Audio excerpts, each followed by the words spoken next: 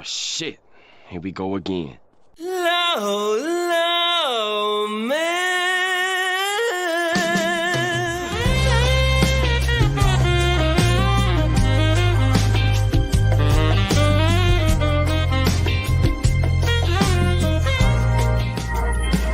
Low, low, man.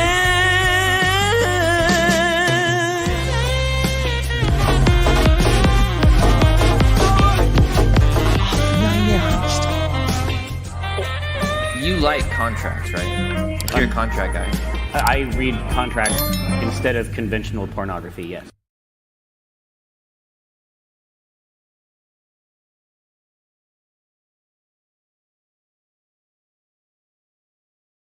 Oh, double boomer! Late and muted. Oh no, it's over, guys. It's over. It's over. Late and muted. It's over, guys. Sorry. I'm retiring. This was my last video. That's it. I'm over like Tim Pool. That's it. Double scuff today. I know. Is it even possible? Is it even possible? Can I recover from this? We will never recover from this level of scuff. Hold on, let me make sure my headphones are nice up at the right level. Immediate scuff. Yeah, exactly how you like it. That's it. It's over. We're packing it in, boys. Going home. Even my collar wasn't perfect. Man, triple scuff today. Whose bingo card was that on? Good to see everybody here. We're going to be starting here in 1 second and getting into it. They're into it today with the Sarah Boone day 4 of the trial. Got that pulled up right there. And one reason I know this judge, I now may not like this judge. And the reason why I may not like this judge is not because of his rulings, but I just noticed that he's drinking from an FSU cup. And anybody who knows anything about me knows that I am not just a fan of Gators, I am also a Florida Gator. So definitely have to stand in opposition to this judge and cancel him right away. A Legal Mindset graduation stream, that I would be the first VTuber to graduate before I even start. It'd be great. King Lugia, thanks for the 1 Legal Mindset membership. Yes. Also, Dr. Stein, welcome to the BLM, the Basic Legal Mindset. Appreciate you. All right, so we're going to start here today and just get into this. I've invited some guests, so I expect Eva, a couple others will join as we go. And yes, FSU is a party college. So wait, is it muted? Is this muted on their side? Hold on. Was this muted on their side? Hold on 1 second. Yeah, that's Tony Henderson. Oh yeah, they were muted for a while. Okay, so let me get to when they unmute and they let the jury in. Okay, there you go. The mute was on their side. Also, JP Ravenfire for 5 Legal Mindset memberships. Thank you so much, JP. Very based of you guys. Thank you to JP. And also King Lugia. My filter is on the late and gay setting. Thank you, Bob A. Thank you. Appreciate that. There have not been any Gators in this trial. Not yet. Just wait. Okay, they're like sitting here. Hold on, I'll fast forward this a little bit. The jury is taking their fucking sweet ass time. All right, everyone can be seated. There you go. Members of the jury, good morning. Welcome back to 12 Alpha of the Orange County Courthouse. I hope you had a great evening. If you could, again, just by a show of hands, you complied with the court's instructions for the overnight break. Record reflect all hands have been raised. Members of the jury, at this point in time, the defense is going to continue with their evidence and testimony presentation. And I'm going to ask them to call their first witness at this time. Mr. Owens, you may proceed, sir. At this time, the defense calls Deputy Ramirez, Aldan. Okay, before I start this, I got to get a hilarious super chat. So Feet Sniffer for 20 says, Mr. Mindset, Do you have any comment on a possible Brady violation from yesterday? I saw you had a VTuber on stream, but no feet or boba evidence was turned over to chat. Comment. This is the most this comment is Degenerates. You guys degenerates. but at the same time, it's also fucking genius because clearly this person knows what a Brady violation is, which is when a prosecutor fails to turn over evidence that would be favorable to the defendant, and the defendant being chat, because chat is always on trial. This is very true. My comment on this will be that on a future stream, there may be we may proffer we exercise the right to proffer said feet or boba evidence to the chat. We may proffer that to the chat. So just hold on. Wait for that evidence. It may come. It may come later. Tech the Blooded said the clip of Game Changer about a bad trial feels like the vibe everyone is getting from the trial so far. Yeah. It's been an interesting trial. This is not going the way I thought it was going to go, especially day 3. And then last Jenny Nickel 07 for 5 said, question. In my experience as a lawyer in North Kakalaki in South Carolina, double Carolina, the prosecutors sit closest to the juror, not the defense. The prosecutor sit closer to the defense always sit there in front of. No, it depends on the position of the courtroom. So in this same courtroom, I've been in multiple courtrooms in this same courthouse. It depends on which courtroom. So this one happens to be closer to the defense. There's other ones where the jury is closer to the prosecution. So it actually depends on the side. There's no real law about that in the same courtroom. So good question though. Good question.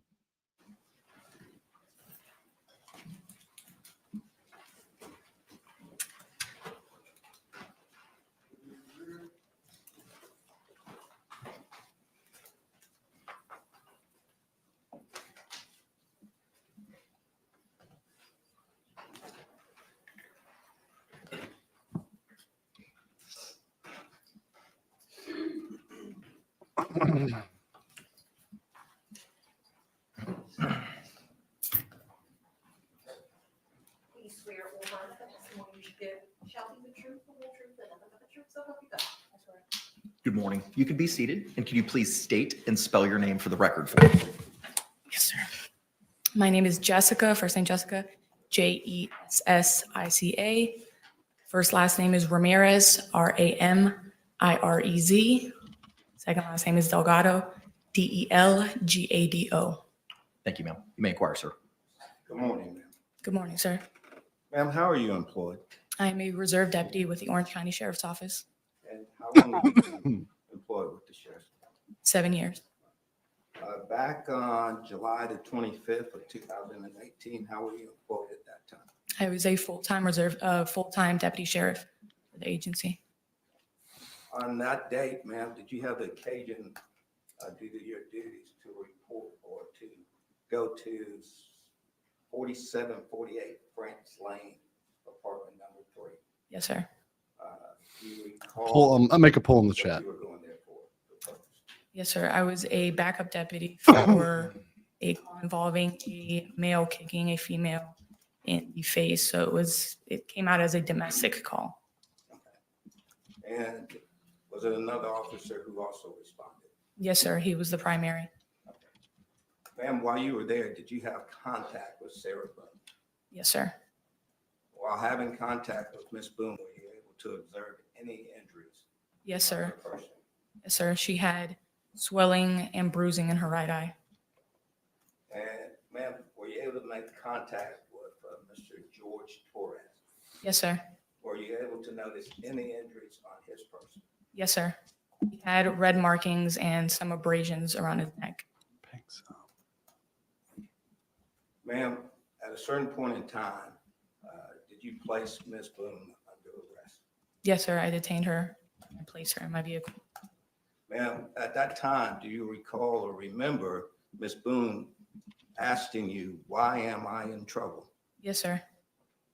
And without saying what you said, but did you respond to her? Yes, sir. After that, ma'am, do you remember Miss Boone asking you why? Because I fucking fought back. Yes, sir.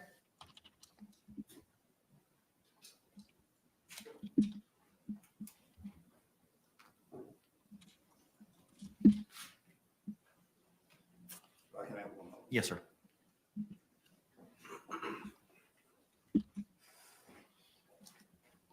No further questions. Thank you.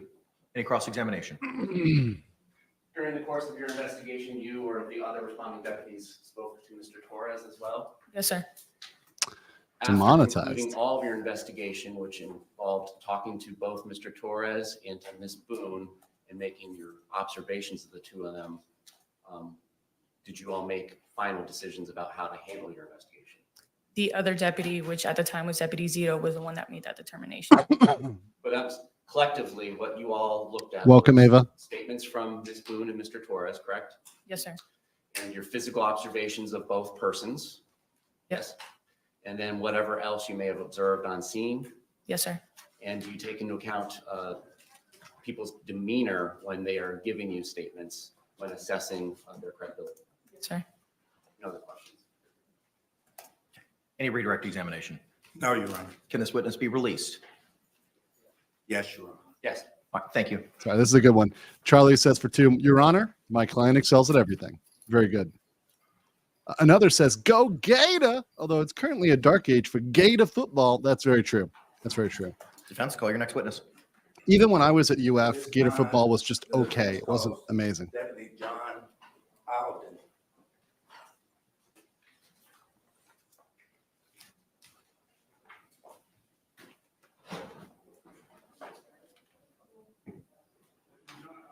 Oh, what the fuck?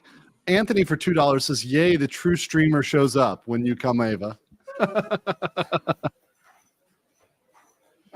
Called the fuck out. Chat, I am going to boot you, chat.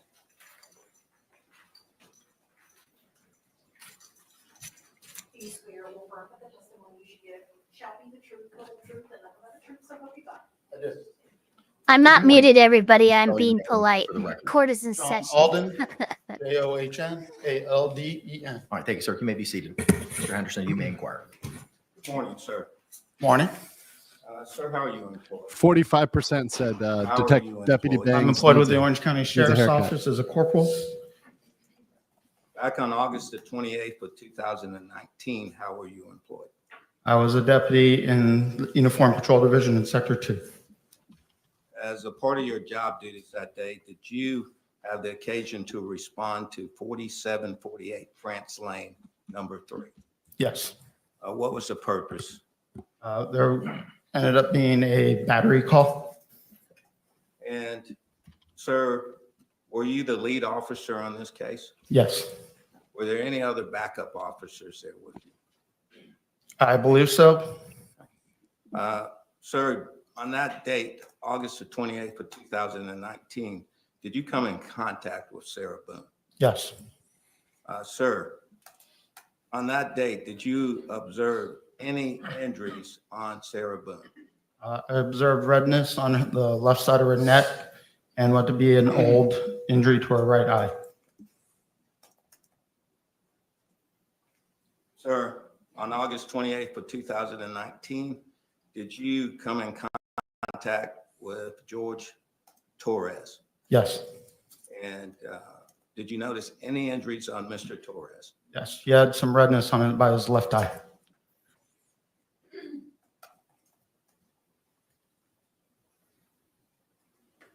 Sir, on that day, was Mr. Torres placed under arrest?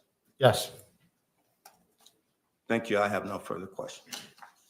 I wonder if we're Any going to hear about when cross-examination? Sarah was arrested. Yes. Is it fair to say that Mr. Torres had quite a few marks on him? From my report, I remember marking the left by redness by his left eye. And did you have your body worn camera activated when you responded to this call? I believe so. And so that would be the best evidence of both video and audio as to what occurred while you were on scene. It would, especially since this happened 4 years or 5 years ago now. And did Mr. Torres refuse to say what happened that day? He did. Based on the conclusion of your investigation, which involved talking to Ms. Boone and attempting to talk to Mr. Torres, as well as your visual observations of both them and the scene, is that how you all reach your conclusions? Yes. No other questions? Any redirect? No, Your Honor. Can this witness be released? Yes, Your Honor. Mr. Jay? Yes, sir. Thank you, sir. Thank you.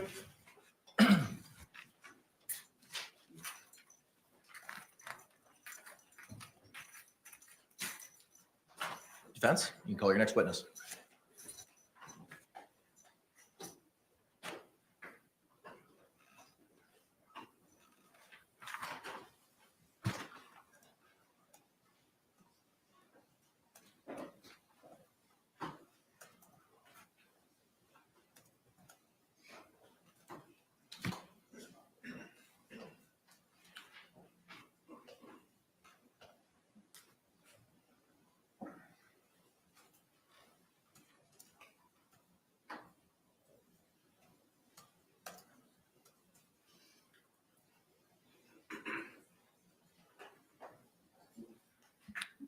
Judge, may we approach him? Yes. All right. Charlie Spur for 2 says not enough horseplay involved. Well, Rima may show up later, so who knows? King Lugia said for 6 Malaysian ringgit says we has Ping Esquire's feet in boba soon. Listen, you fucking degenerates. It's rule 34. It always exists, right? Charlie for another 2 says they have laid into Sarah harder on Degenerates. cross. You guys should've. are degenerates. Indeed. I mean, chat is just Disgusting. I mean, that's just chat. But yes, they should have definitely done more on cross. But I feel like they were so close to getting her to rage. Defense, you can call your next And witness. other lawyers I talked to say the same thing. Utsuhiya says, how many times did Boone use the 5th yesterday? Not really. She didn't really exercise it that much. Gemma for 5 legal minds memberships. Thank you so much, Gemma. Deputy Constable. Or detective, excuse me. And I know you asked in the chat that you asked. But we've all seen her interview. She's not familiar with the 5th or 6th Amendment.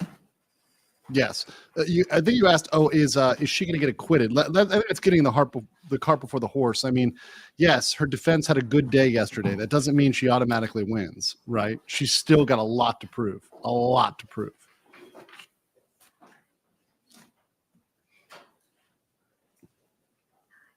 And remember, with an affirmative defense, the burden shifts back to her to prove the affirmative defense. She's saying, "I did it." So, in order to say, "Hey, I did it," right? Admitting, say, "I did it," right? I am guilty of the crime. That is a necessary element for an affirmative defense. So now she's got to come out and say, "Okay, I should not be convicted despite doing it because X, Y, Z." So she's essentially already done the prosecution's job.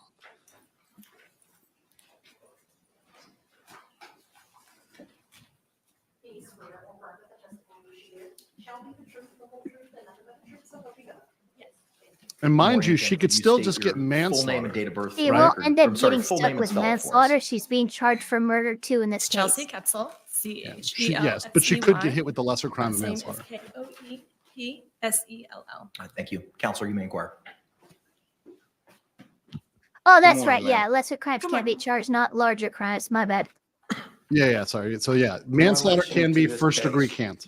On February the 26th of 2020, did you have the occasion to interview Abraham Marino? Yes, it is. Was that interview recorded, ma'am? Yes, it was. You remember as part of that Called you out. interview Called you that out. Mr. Marino Takes one to know one, Eva. um, Meaning degenerates. tell you that he had contact with Sarah Boone on Game February recognized the game. 24th of 2020. Are you asking the night of the incident when police were called out? Yes, the next morning The day that we were called. that you were called out. Okay. The 24th. So yes, he did have contact with her, but it wasn't in the morning. It was while we were there. Yes. What time did you get? This is not my ex. Whoever said that in the chat. I got there around 14-20 hours, which would be 2:20. I was just gonna say you can't beat the allegations. So the Andrew. afternoon on the 24th. I said it's No, not it my was ex. later. I didn't say who else it might be. I recall, I believe I was doing paperwork in my vehicle. So it would have been at some point during the investigation, but it wasn't, I didn't notice him until, I'm not sure if I noticed him until before or after Sarah was interviewed. All right. But to his interview part, the interview, did he tell you in the interview that he had contact with Miss Boone on that day? Yes, he did. Did he tell you at that time that Miss Boone had made a statement to him? Yes, he did. Do you remember what that statement was? I don't wish to quote what he stated. So They called her back on I don't know the send, exact Rogue verbiage, Pigeon. but he basically replayed what, I'm not sure if he replayed what exactly occurred that day, but I do know he mentioned something about, she mentioned being dragged down the stairs a couple days prior.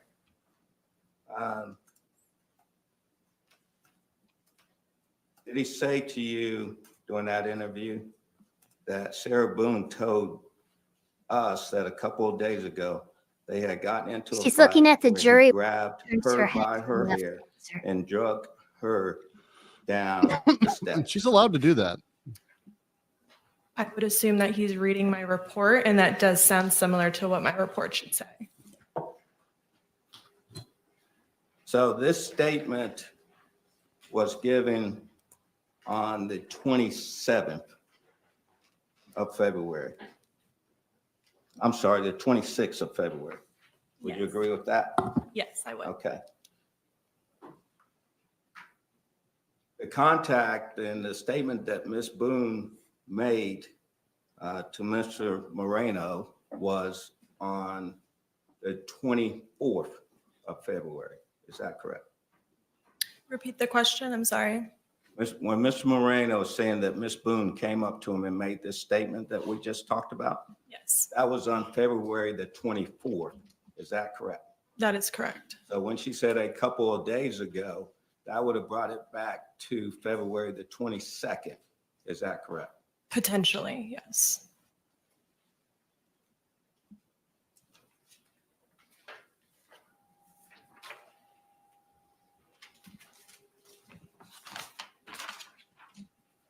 Ma'am, during that interview with you, did Mr. Moreno ever indicate to you that when he had contact with Ms. Boone on the 24th, that Sarah Boone told him what happened was an accident? Did he say that Sarah Boone stated that she was teaching him a lesson and things got out of hand and that she fell asleep? I don't recall the entirety of that being accurate. Yeah, I don't recall the entirety of what he just said being accurate. Do you remember him saying that at all? He did say that she had, I believe he said on the recording, passed out. So that's why, like, part of the statements might be accurate, but. Ma'am, would it refresh your memory? This is so if you true. see the recorded statement? His recorded statement, Yes. the transcription? Yes. Sure, yeah, great. May I approach the witness? You may. This is called a refreshing recollection. You can, freely do that. Obviously, this happened like 5 years ago, so it's very expected for this to happen. By the way, I love chat here. Sigrun for 5 says, I don't recall so sees all your the current statements that you asked. BRB making Will you exposed ask it? video about mindset and canceling him for not being single. Would it help if I repeat it? Sure, yeah. Okay. You asked, like, you said multiple statements, so Yes, ma'am. this was a 11-minute interview. All right. The statement would be Your mechanical arc begins now. Can you fix him, Sarah chat? Boone stated to Mr. Marino You can't fix mindset. that she was teaching him a lesson and things got out of hand and that she fell asleep. And I'm wanting to know. Did you say, okay, I thought I heard you say passed out the first time. I'm not sure if you said passed out or fell asleep. Fell asleep. Fell asleep, okay. And what I'm asking is there any indication that he told you that statement on the date of that interview on the 26th?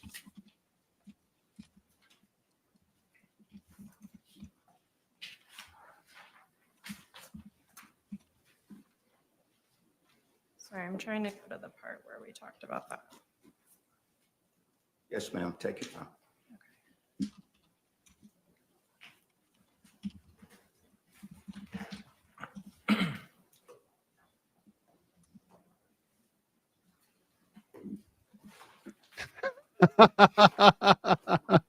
Which goes along well with Beer Bear Beard, who said there's no such thing as a mentally healthy VTuber. That is so true for €2. So true.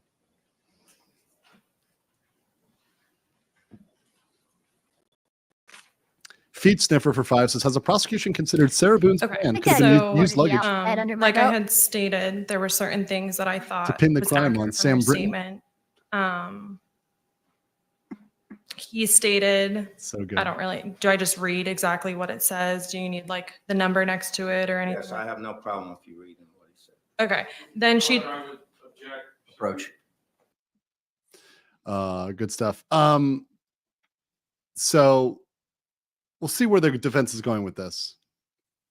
Yeah, it was.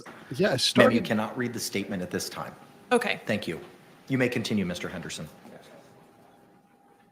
He described, Hang on. No. Just wait for a question, so okay? sorry. It's okay. Yes, sorry. Ma'am, anywhere in that interview, you see They're not going to be able to reference prove this that they statement lied. that Sarah stated that she was teaching him a lesson and things got out of hand and that she fell asleep. No to the two parts, the first two parts of your question. I Uncivil heard passed apparently had out the to first tell time it you this asked me this question, and that's why I said that Excuse part me? of it was accurate because he did say that she passed out in his statement. That was what Sarah told him. Uncivil had a Okay, did cow she at say this she was point, teaching according to him a Chet. lesson? Is that in there? No, And things got out of hand. Is He that does in get there? no, frazzled don't recall sometimes. that. May I approach the witness? Maybe he had a lol cow. I'll be here all week. Yeah, it's a really compounded question. And But once ma'am, again, this interview was on February the 26th of 2020. Is that Sarah's correct? the one that's making shit up, Thank you. I have no further questions. and she's inventing stuff about cross-examination? this attorney.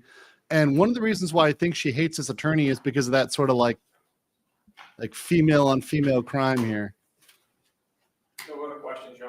All right, thank you. Can this witness be released? Because remember, Sarah, I'll pause real quick. Remember, Sarah accused this specific detective of lying to her, and not just that, but also of saying she was sick.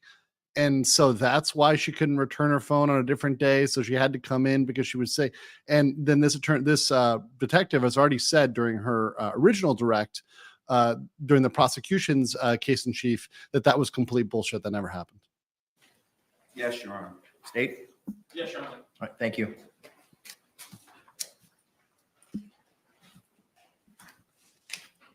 Yeah, they're trying to use Sarah's recollection against the actual record, and that's not going to work out well. Detective Mommy is not going to be impeached here. By the way, impeach means to show that they are Yes. lying. Go In next case you don't witness. know.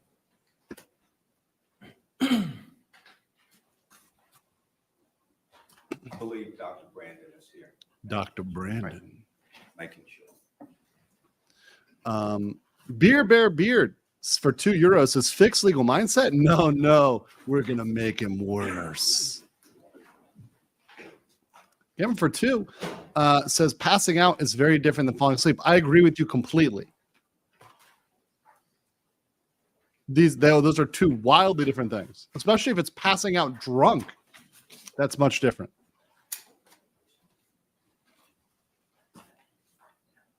And Sarah was trying to make it sound like she was tired, not she was piss drunk. And the reality was she was piss blackout drunk. She drank, almost 3 liters of wine, and she's 100 pounds.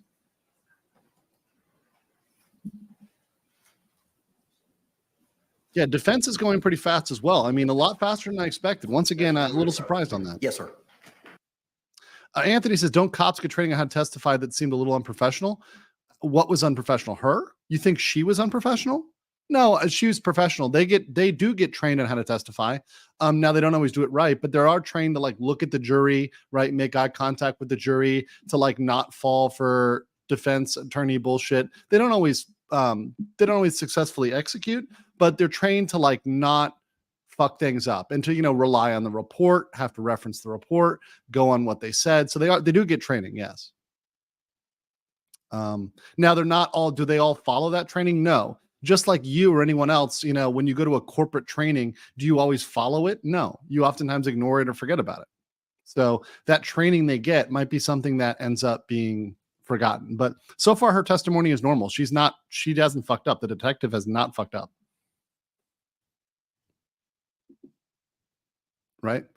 Speaking of sub, because some people mention that, guys, make sure you are subscribed to Eva. She's been really kind to come on during this, and she currently is at 473 subscribers. We've almost got her to 500. Members of the jury, we're just before she's even really started. They are using the facilities outside, so as soon as they're done, we'll bring in our next witness. Thank you for your patience.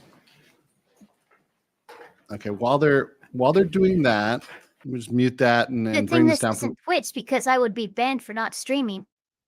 Yeah, seriously, you would be banned for not streaming. But yeah, Ava's doing really well. She was at like 200 the other day. Now she's almost at 500. So thank you guys for supporting her.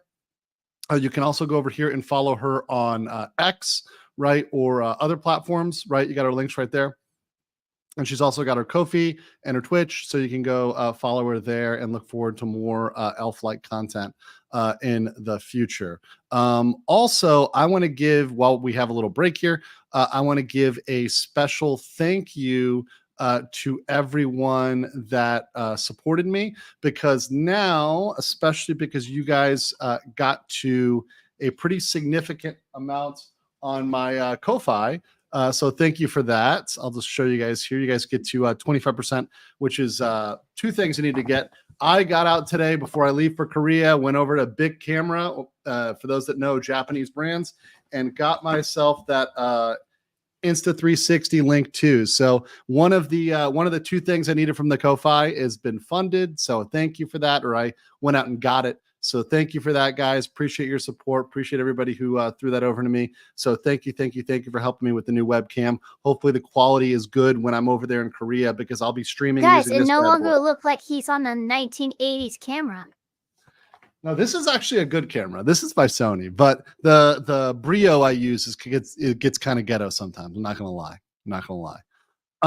Can I put the link in the description? Yes, her link will go in the description right now.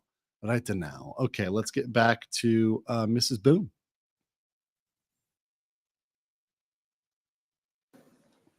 And I'm just going to fast forward this until we get back into the action. Here we go. Okay, Charlie Spurt, we can fix legal mindset with mating press correction. Go to Horny Michael Jim. Brannon. Brannon. Thank you. Counselor, you may inquire. Dr. Brannon, good morning. Good morning. Spry, having just traveled from Miami to Orlando. Yes. Is that not correct? Okay. It was a good drive. He drove. What poverty. The real way to go now is take the Bright Line. The Bright Line's actually nice from Miami to Orlando. I took it when I was last back there. Quite nice. Would you please describe for the jury your background, training, and experience, both in forensic psychology as well as battered women syndrome? Sure. So I'm a psychologist licensed in the state of Florida. I have a bachelor's degree in psychology. That's from a university called Nova University. I also have a master's degree in psychology. I received that in 1980, also in psychology. And I received my doctoral degree in psychology after a year internship where I worked with severely mentally ill individuals 22 to life. Florida. In 1988, I finished my degree requirements for my doctorate in psychology. And in 1990, I was licensed as a psychologist. I've been operating as a psychologist since then, since 1990. Originally, I started off doing the work that most people kind of think about when they think about psychologists, doing therapy, counseling with people, helping them through with their problems, things like that. In 1994, I began on a career almost quite accidentally as a forensic psychologist when I testified in my first case in front of a jury. And from that time on, I've been doing mostly forensic psychology. My practice very quickly changed from that time on. I'm currently the co-director of the Institute for Behavioral Sciences and the Law, and anywhere between 80 and 90% of all my work now is related to some legal or court-related matter in the ways in which mental health interfaces or impacts or helps to give opinions about various legal issues. I've taught rather extensively in the area of forensic psychology. I teach to mostly legal audiences, but oftentimes too, I speak to groups of psychology students wanting to sit up here and do what I'm doing as well. I make long drives and then come up here and talk to people about cases. I also currently what's the nickname? Staff, the adjunct faculty staff. What's the nickname for this guy? At Florida Atlantic University. I help to train their forensic psychiatrists, so not just psychologists, but psychiatrists in terms of doing this work as a psychologist or as a psychiatrist, a mental health professional who gives opinions in the courtroom. And are you also required to update your educational background and knowledge? Dr. Schmiegel too, Electric Boogaloo. Yes, sir. So sure. So every 2 years, we're required to get 40 continuing education credits to maintain our license. And part of that is Incorporated. Work in domestic violence or battered women's syndrome. So we have to take those courses. We're all required, whether you're a forensic psychologist or not, to take that coursework. So as part of our requirements, we also have to take separate coursework in regards to domestic violence as a general term, or intimate partner violence. But along with that comes discussion as well with battered spouse. This is Bilbo when he got on in age and he had a little bit of the smiggle in him, but not a whole lot. Around here, Doctor, I apologize again. For the uninitiated, just exactly what do you mean by forensic psychology? So forensic psychology is a division of psychology. Most people don't think about that as often when they think about psychologists. But forensic psychologists are individuals who have degrees in psychology who are working to help to answer questions that come up in the legal system. It could be in criminal cases like we're here for today, answering various criminal questions, giving opinions about those questions. Or it could be in other settings like family settings, divorce proceedings, or sometimes civil settings like personal injury. Someone's claiming some emotional damage or something has happened to them. So forensic psychology is really the way that we use the science of psychology to ears? to give opinions To about hear various your people. lies. Now, Oh, God. what is the DSM or the DSM-5? So the DSM it stands for Diagnostic and Statistical Manual. It's kind of our code book, if you will, to help us to know what the different symptoms are for different mental health disorders, whether it's major depression or schizophrenia or anxiety. So it gives us a code book of here's the criteria you have to meet in order to have that diagnosis. And then we're able to utilize that in terms of either treatment, so even insurance billing, but being able to inform patients too about what condition we think that they're suffering from. It's been updated many times over the years. It started at just DSM, and now it's at the Diagnostic and Statistical Manual 5th edition, text revised. So we've gone through a lot of revisions over the years to try to fine tune in an empirical or scientific way what the elements are, if you will, of various mental health conditions. Now, you've been asked to testify today in regards to battered women's syndrome. Holy shit. Is the battered women's syndrome identified or located within the DSM-5? So it is not. It is not a diagnostic category in the DSM-5 or other coding books as well. There's others besides the DSM. That's just the most popular one. But it's not a formal diagnosis that it is contained within that book, that classification manual that I just told you about. And it shouldn't be. In your field of forensic psychology, however, is there a subcategory that is located within the DSM-5 that experts would recognize as a DSM diagnosis? Yes, sir. And what is that, sir? So that category would be in the trauma section of the DSM-5 TR. There's a whole category on trauma disorders, and it's most closely related to something that we call post-traumatic stress disorder. That isn't the only trauma disorder, but that's the one that what used to call battered women's syndrome. Now I refer to it as battered person syndrome, but all of it really is more connected to a trauma disorder like post-traumatic stress disorder. Now, testify on criminal matters, do you also testify? You indicated also on personal injury cases and emotional. That would be civil, correct? Yes, sir. Okay. In your experience, you've testified as an expert, as a forensic psychologist. You testified for, and today you're testifying for the defense or were called by the defense. Do you also testify for the state of Florida or other states within this country? Yes to both of those. I've testified in other states. I also testify for both the prosecution, the state or government, depending if it's federal or if it's a state case, and also for the defense. So I really get appointments and hired by both sides. About how many times have you testified? Wow. At last count, it was about 1,500 times. It's over that, way over that now. That was from a few years ago. I testify in a lot of different kinds of hearings and trials over the course of mostly in Florida, but in other states as well. Now, you're familiar with the fact that there is a special jury instruction that's been recognized by the Florida Supreme Court. Approach.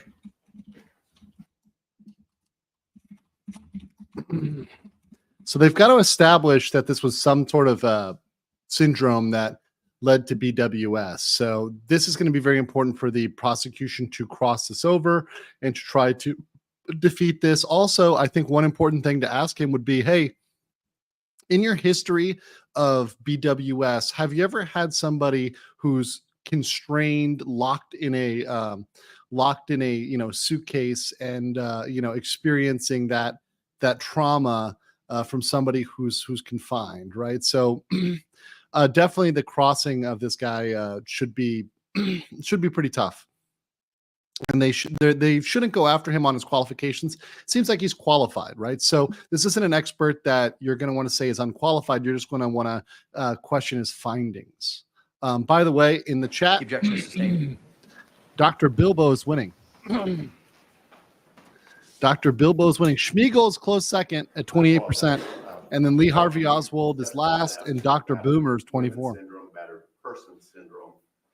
Are there other synonyms or All this similar talking is killing my throat. names for what you're describing, in particular battered spouse syndrome? Also, welcome, Cypher. Well, we talk about it in terms of trauma disorders like post-traumatic stress disorder, but the way when it's Turn your applied mic to up. the legal system is called battered wife, or that was the original terminology for it, battered wife syndrome or battered person syndrome.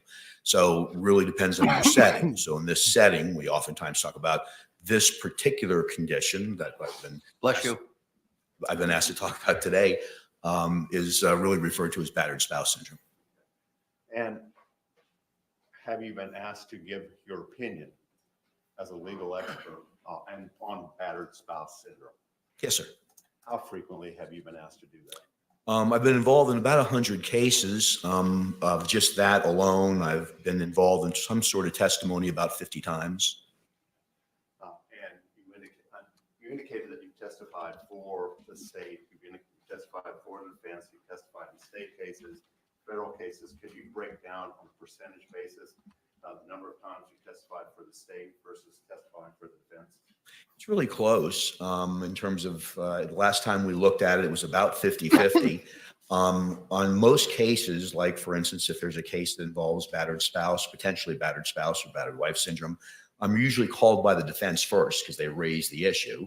If you're called by the prosecution, whether it be federal or state, what oftentimes happens is it's in response to a defense expert that's been called. So do I agree or disagree with that other expert?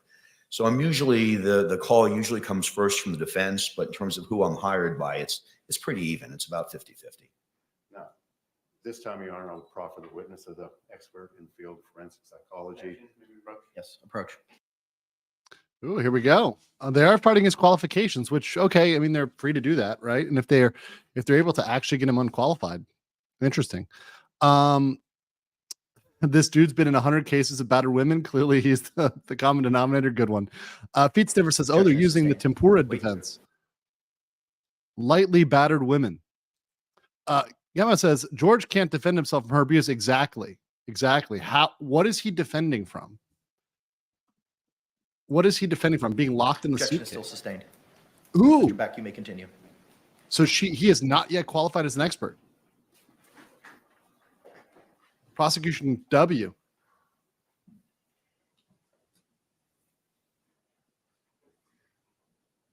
battered spouse syndrome been accepted, to your knowledge? Yeah, I'm surprised they Yes, got sir. that objection. Sustained. Can you describe the classic system or systemology wherein an individual might necessarily suffer and then exhibit symptoms of battered women syndrome? Yes. So battered spouse syndrome is a woman, usually a woman's response. Doesn't have to be, but that's a classic historical research went into how women respond in situations in which there's intimate partner violence when they've been the victim of violence. Now we know, of course, in other kinds of relationships, men can be a victim of it as well, or as whether it's a heterosexual or homosexual relationship, that both men and women can be victims. But we still know the majority of those individuals that are diagnosed with that condition or given that condition, classified with that condition, are women. We do know that it's a reaction, a strategy that's developed by the person who's being abused to someone who's abusing them in an intimate partner situation. And essentially what they're doing is they've made a determination that they can't effectively escape from the abuse. They can't just leave for some reason. They feel in danger or they've been threatened if they leave that something bad will happen to them. So it's a cognitive or thinking strategy on the part of the person being abused that I have to develop some coping skills or ways of protecting myself or maybe even loved ones as well from some form of imminent violence or danger or lethality. Something bad will happen to me if I don't develop a way of handling this abuse, this constant abuse that's coming towards me. So the battered wife syndrome is really a way of thinking. It's a psychological change that happens with a victim in terms of the way they cope and strategize to stay safe for themselves and other loved ones as well, oftentimes. I'm going to ask a really Someone in locals mentioned the Duluth model. If you guys haven't ever studied that, that model is inherently biased. The bridge of my nose this morning.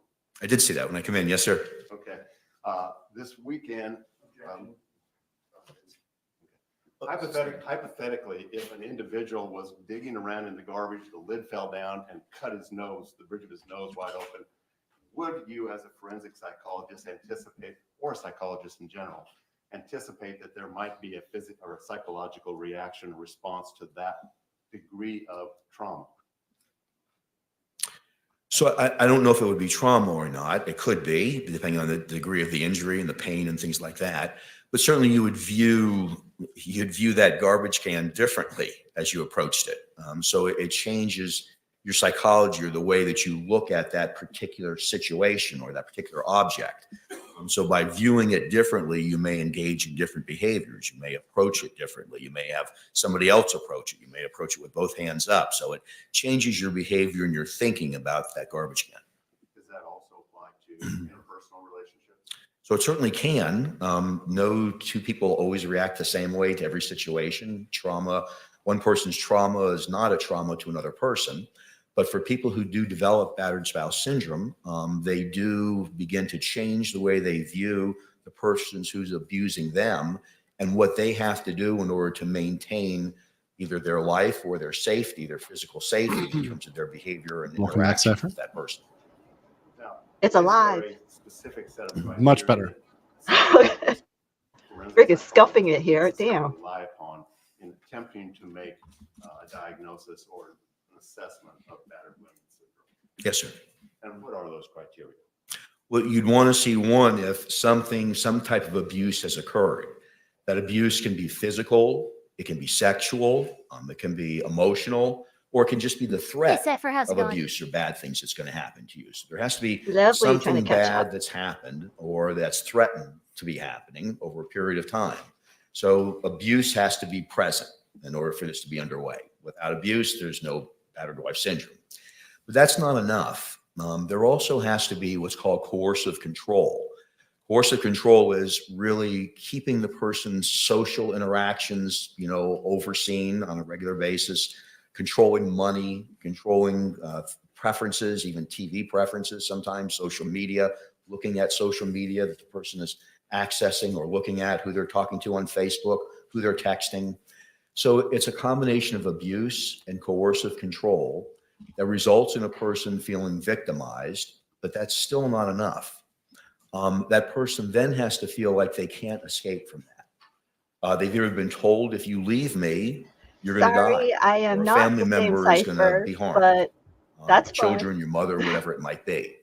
And as a result of that, they develop strategies to cope with that, acquiescing, pleasing, doing anything they're asked to do, demeaning themselves, allowing themselves to be controlled.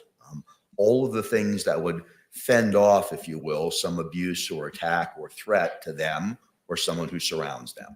So those would be the components that you would need to have. And that dance continues to go on usually repeatedly throughout the course of that relationship. So I think what you're describing is, in a sense, a subjective nature to the syndrome that's being described. It's both objective and subjective. So objective in terms of the facts, like what's really happening. A person's being abused, they're being told certain things, there's control over them. But then a subjective part is the person's interpretation of that, their perception of that. So there's really both going on, and they have to kind of work together in order for this syndrome to be formalized and properly diagnosed. You indicated that there sometimes may be some defense mechanisms that are, or strategies that are devised by the battered individual, the abused individual. Yes, sir. In your experience and your training, do controlled substances, alcohol, drugs frequently appear in your analysis or assessment? Yes. And the way they appear is they can appear either from the abuser or the abused or both. What can happen from the abuser standpoint is they may only be abusive, or the abuse may become worse if they abuse substances. From the abused standpoint, it may be self-medication. It may be a way of coping with the anxiety that there's going to be something bad that potentially could happen to them or somebody else. It's kind of a way of dealing with walking on the eggshells. So if I use substances, that can deaden the pain, if you will, for me, or help me to forget about it. So it's oftentimes, not always, but oftentimes part of either the abuser's behavior or the abused behavior.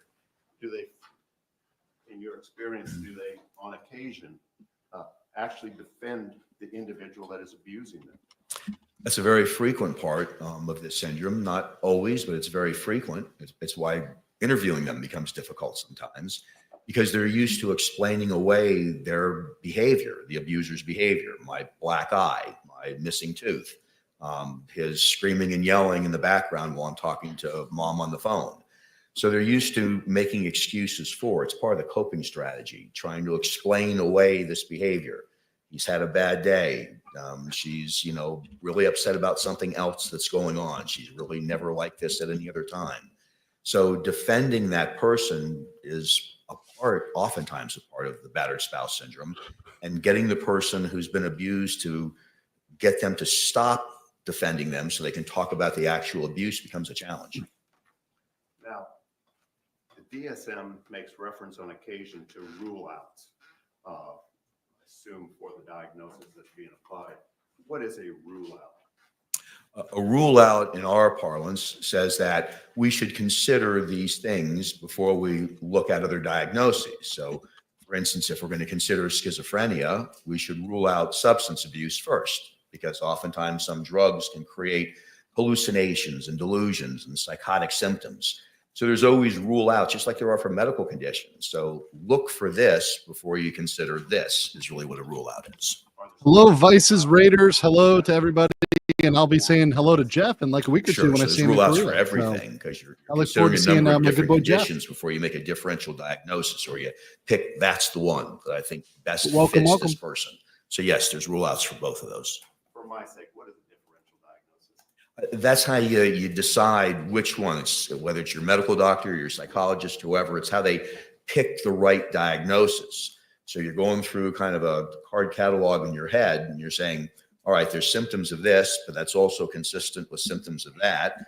So is it schizophrenia? Is it bipolar disorder? Now I have to ask more questions. It's a decision tree. And that decision tree helps you to inform the person and either make a diagnosis in a legal setting or help to treat them clinically. Now, if the individual, the psychologist who's doing the evaluation, identifies the presence of certain rule outs, what is their response professionally to those rule outs in establishing or assessing the patient? You have to go down a decision tree. I mean, we all kind of do decision trees in our mind every day about what we should do or shouldn't do in certain situations. It happens automatically. To goon It's or more not to structured goon? when That you're is the doing it question. professionally. So if you have a concern about substances, then you would kind of take that track and you'd have to ask a lot of questions in that area. What are the So you times he want to know puts what his kind of hands down? substances, They're how going to come often up are with they salt and using pepper, those I swear. substances, what kind of effect have those substances had on them before. I just picked one of many possible rule outs there. But every one of them you'd have to explore or ask additional questions because, of course, you don't want to come up with a wrong diagnosis because in a legal setting, that leads you to a bad opinion. In a clinical setting, it leads to bad treatment. Now, I want to go back By the way, just the a poll is second to tied. talk about the subjective Yes, nature no of for the, do you like the hands? But Fingers is running away with it. Understanding of what's happening. Is this subjective, or does the Wolf's Pain says the answer is yes. He should have added just the tips, all 10 of them. Well, the tips are part of the fingers. Anticipating or assuming or imagining a threat that others may not? Yes, sir. Yes. Now they're making shit. So now their argument is there was an imagined action that others wouldn't perceive. So that's well, now we're getting into imaginary land. But anyways, I want to give a quick shout out to our new guest Cypher, who's joining the channel. Thanks so much, and thanks for joining. I've got her information in the description for her podcast, which you would describe Cypher as a sci-fi crime. So that one is a mix. horror supernatural podcast based on the Vietnam War. And then there's a second talkie podcast where I get to talk about what transpired that it inspired the actual podcast itself. So you have an audio fiction and then you have a talkie.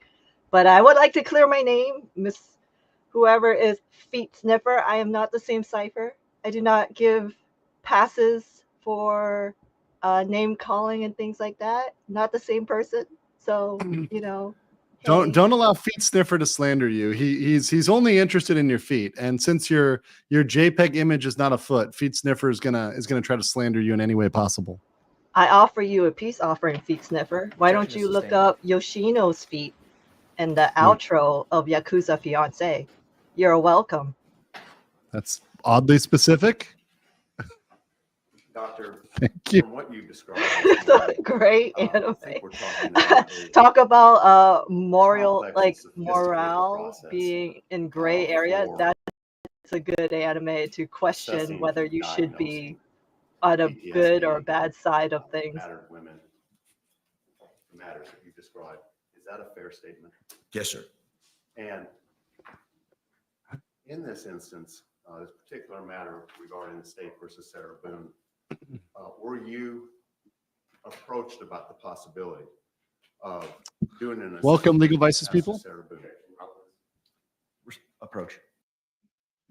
Real quick, thank you, Boomer, for the membership, and welcome Joanne Hendricks as a new member as well. Also, Charlie Spur for 5 says, "Oh, Legal Mindset armchair expert recognized me as a Rima simp last night." Well, Charlie, that's 100% true. You're clopping all the way to the bank with Rima, so I mean, you just got exposed for reality. That's just reality. Anthony for 5 says, "Control like infantilizing someone or making them do puzzles." And that's the whole thing. When we're looking at this image of George, what she is describing is an aggressive, crazy person. And maybe he did, do some bad acts in the past. But looking at the police reports, some of the police reports, as well as some of the video, it looks like, in fact, she might have been also controlling him and managing him and yelling at him as well. So this looks like this may have been one of those relationships that was mutually abusive, right? Beer Bear Beard says, over here in Latvia, all crimes done in the influence of alcohol or other substances make the crime worse. Is it the same in the US? No, it is not. Just because you're intoxicated does not. It actually could mitigate intent on certain crimes, although it won't get you out of criminal liability. So it could, for example, being intoxicated could get you out of premeditation, perhaps, but it's not going to get you out of manslaughter or criminal negligence, right? So there are ways in which it might make proving certain crimes more difficult. However, it doesn't get you out of responsibility. So that's the answer there. Scorpio Black Dragon says, have you heard of Roman hands and Russian fingers? What? If I Google this, is it going to be porn? Have you guys heard of this? Roman hands and Russian fingers? The fuck? It's a wedding game where the wife is Charlie, blind. I'm sorry to say, but as for your Remus simping, we found the leather gimp suit. It's in the shape of a horse, and it has Remus Oshi mark. Bruh. Exposed by Eva. Charlie has a horse Oshi mark like tattooed on his ass cheek. It's true. It's true. Objection sustained.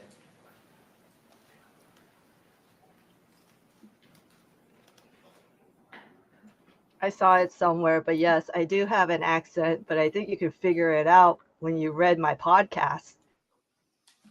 Men need to sleep to boost up testosterone. That's true.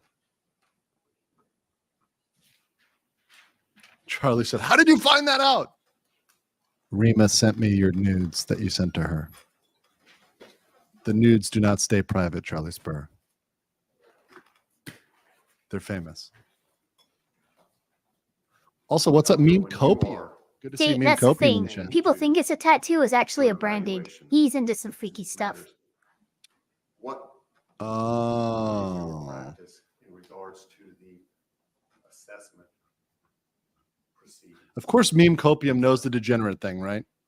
efforts? Just going to leave that. Well, I'd first want to know Leave what that type out of there. an assessment that it is, because there's different methods of approach that you'd use to analyze and be able to give an opinion on whatever question's being asked of you.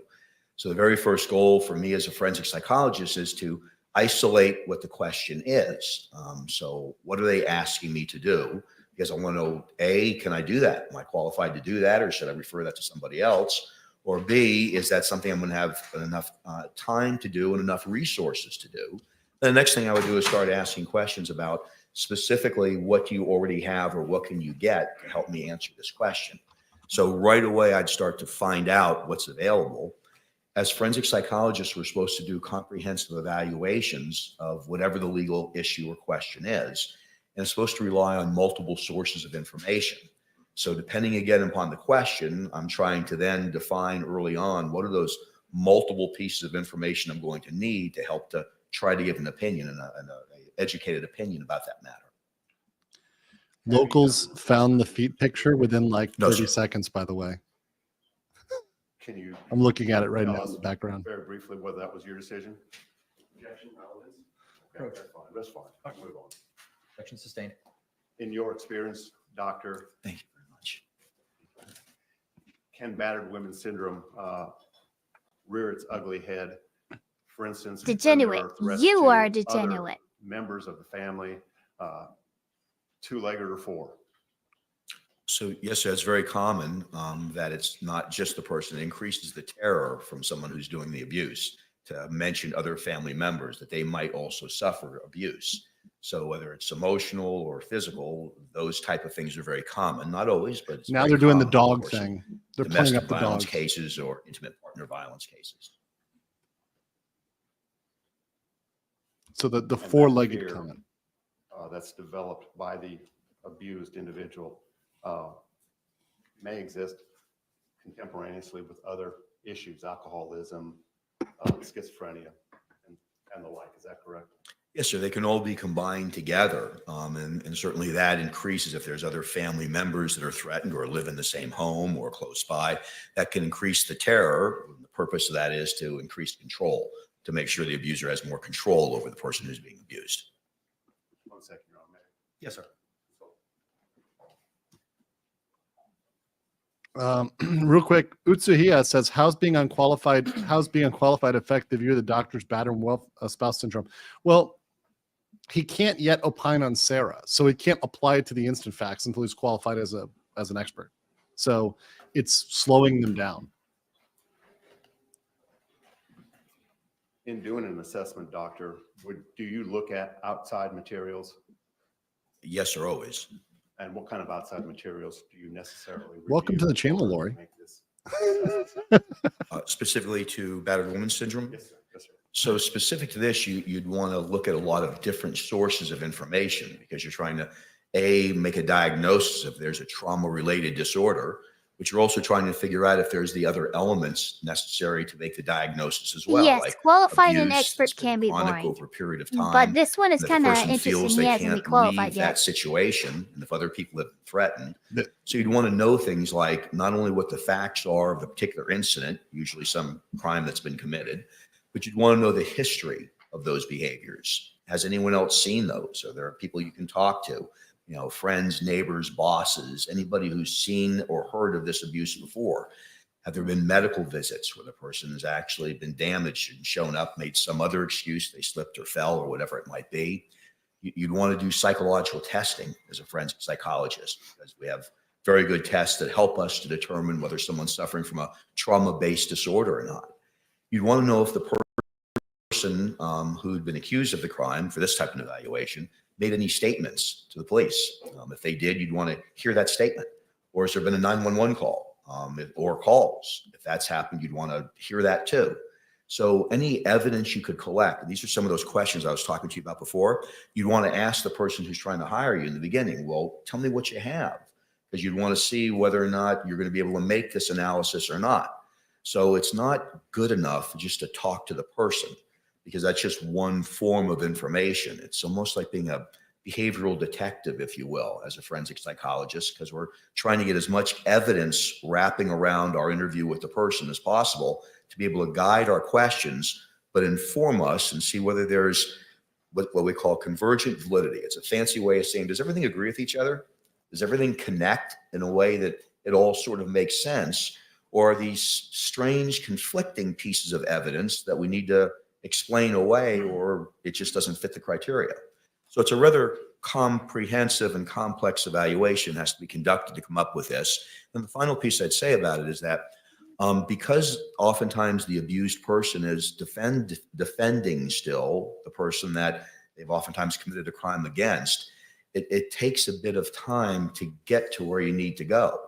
With all victims of trauma, whether you're talking about situations where you're doing therapy or you're doing an analysis in this type of setting, a criminal setting, it usually takes some time to break through that and get them to trust you to talk about the trauma, but to stop defending the person and talk about the abuse and how they felt about the abuse. Your goal, if you will, is to be able to see what's happening in that situation through the abused person's eyes. If you look at it through your eyes, often it doesn't seem to make sense. But if you look at it through their eyes, if it meets the criteria for a battered spouse, then you can better understand their world and what they're dealing with. And real briefly, some of the things that you are evaluating when you examine, particularly the individual themselves, you're looking for anxiety and or fear. Yes. Low self-esteem. Yes. Are you looking for depression? Yes. Are you looking for any form of social or interpersonal withdrawal? Withdrawal, especially if it's forced withdrawal, controlled withdrawal, if there's consequences to socializing with my family, my friends, calling them on the phone, texting them. So especially in that context. Stockholm syndrome. Sure. Andrew passed out. No, I'm awake. What is Stockholm syndrome? Real briefly. So it's really adapting to someone who's captive or taking over a person, controlling their life, sort of adapting to that situation. The famous model of that would be many decades ago, a woman called Patty Hearst, who was kidnapped. But it's taking on. This is the problem with beliefs expert and opinions. taking This on can an just as acceptance, easily if you be will, applied of to Sarah kind of a herself. captive situation. Exactly. In these situations with women who have been abused, who meet the criteria. And if they turn that for around, battered it'll be spouse syndrome, beautiful. they oftentimes adapt. If they make it so defend, that and take George on was actually the in an battered one, acquiescent that'll way be that this is perfect. okay, and I'm part of this situation as opposed to the situation. Will this syndrome exhibit itself in At this point, regarding this guy's impeachment, And, that's exactly at what I'd be times, even doing. physical illness at times. inability to sleep, inability to keep food down, and those type of things? Sure. Yes, sir. Would that individual potentially experience hypervigilance? Well, that's a large part of it. Of any trauma-based disorder is hypervigilance. What changes when you've been traumatized, any kind of trauma, not just abuse, but what changes is your perception of danger. So whether it's the lid of the garbage can hitting you on your nose, or whether it's someone being abusive towards you, those situations change your perception of danger. So you no longer see that object or that person in the same way. You have a foreboding sense of danger could occur. So other people may not perceive it with that person. He's so nice at work, or he's nice in these other settings, or he's so great on the softball field, but at home he's different. So that person who's being abused, their perception changes. Does that include denial? It could include denial, and oftentimes that's part of the explanation. The defensiveness of that person is the denial of how bad things are that are going on.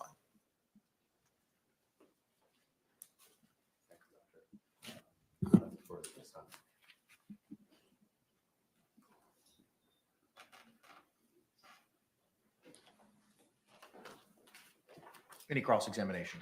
Yes, sir. Morning, doctor. Good morning. Spider Bro says 50 Shades See of you Purple. again. So there's a subjective component. Also, welcome LJ for 5. Who says, so I was walking out of a dentist's office and Always. remembered Yes, the sir. trial. So hypothetically, a couple could be in a 3.5-year relationship with physical violence, emotional violence, even sexual violence. But either or both of those partners may or may not believe that is a traumatic experience for him or herself, correct? Yes, sir. People mistake the stimulus about what happens as the trauma. The trauma is really the reaction to it. So bad things that happen, people don't always react in the same way to them. So yes, sir, that's correct. So for instance, a homicide detective or a homicide prosecutor may go out to a scene and see a freshly dead body, and their perception of that environmental stimulus may be very different from somebody who works at Dunkin' Donuts and just gives us muffins in the morning coming across a dead body. Is that fair? Yes, sir. That homicide detective may be able to go eat lunch right after it, and the other person who works at the donut restaurant may not be able to eat for a couple of days. Actually, one of the reasons why I'm going to pause this, because actually I've taken a couple classes on this, especially when doing law enforcement. That's one of the reasons why law enforcement has a lot of psychological issues and other stuff like that, particularly those that deal with accidents, like, you know, highway officers and people who have responded to a lot of scenes, seeing death and murder, etc. They respond differently, but that can end up with deep impacts on those people because they've seen such fucked up shit during their professional lives, right? Those that have dealt with death as a regular basis, right? That can lead to effects on them too. So it doesn't mean that those people are immune from psychological effects. And I think he's not adding that nuance, but you know, that's an important caveat there. They've seen some shit. Just because they don't break down and cry or react to it in the desensitized is not the same as immune. Yes, correct. Desensitized does not mean it has no effect on them. That's a very good distinction. As a result. So yes, perception is a big part of how trauma occurs. And I understand your answers today, and I'm not saying that they were different the other day, but I understand you to say that it's very important to do a comprehensive evaluation. Yes, CPTSD, to get a full picture of what is going on in the perceived same for medical, spouse mind, correct? Yes. Real quick, Feet Sniffer I got said a little bit of PTSD when I was working as a lifeguard.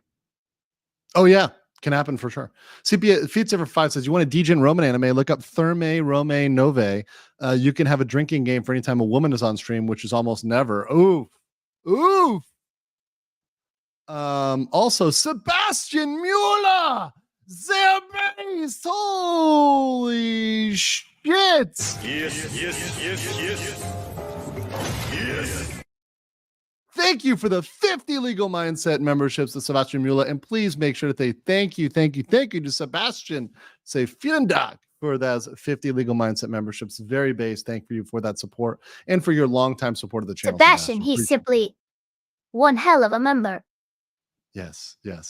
Definitely up there in the BLM rankings. Let's see. Yes. So it's crazy that they still have not qualified this person as an expert yet.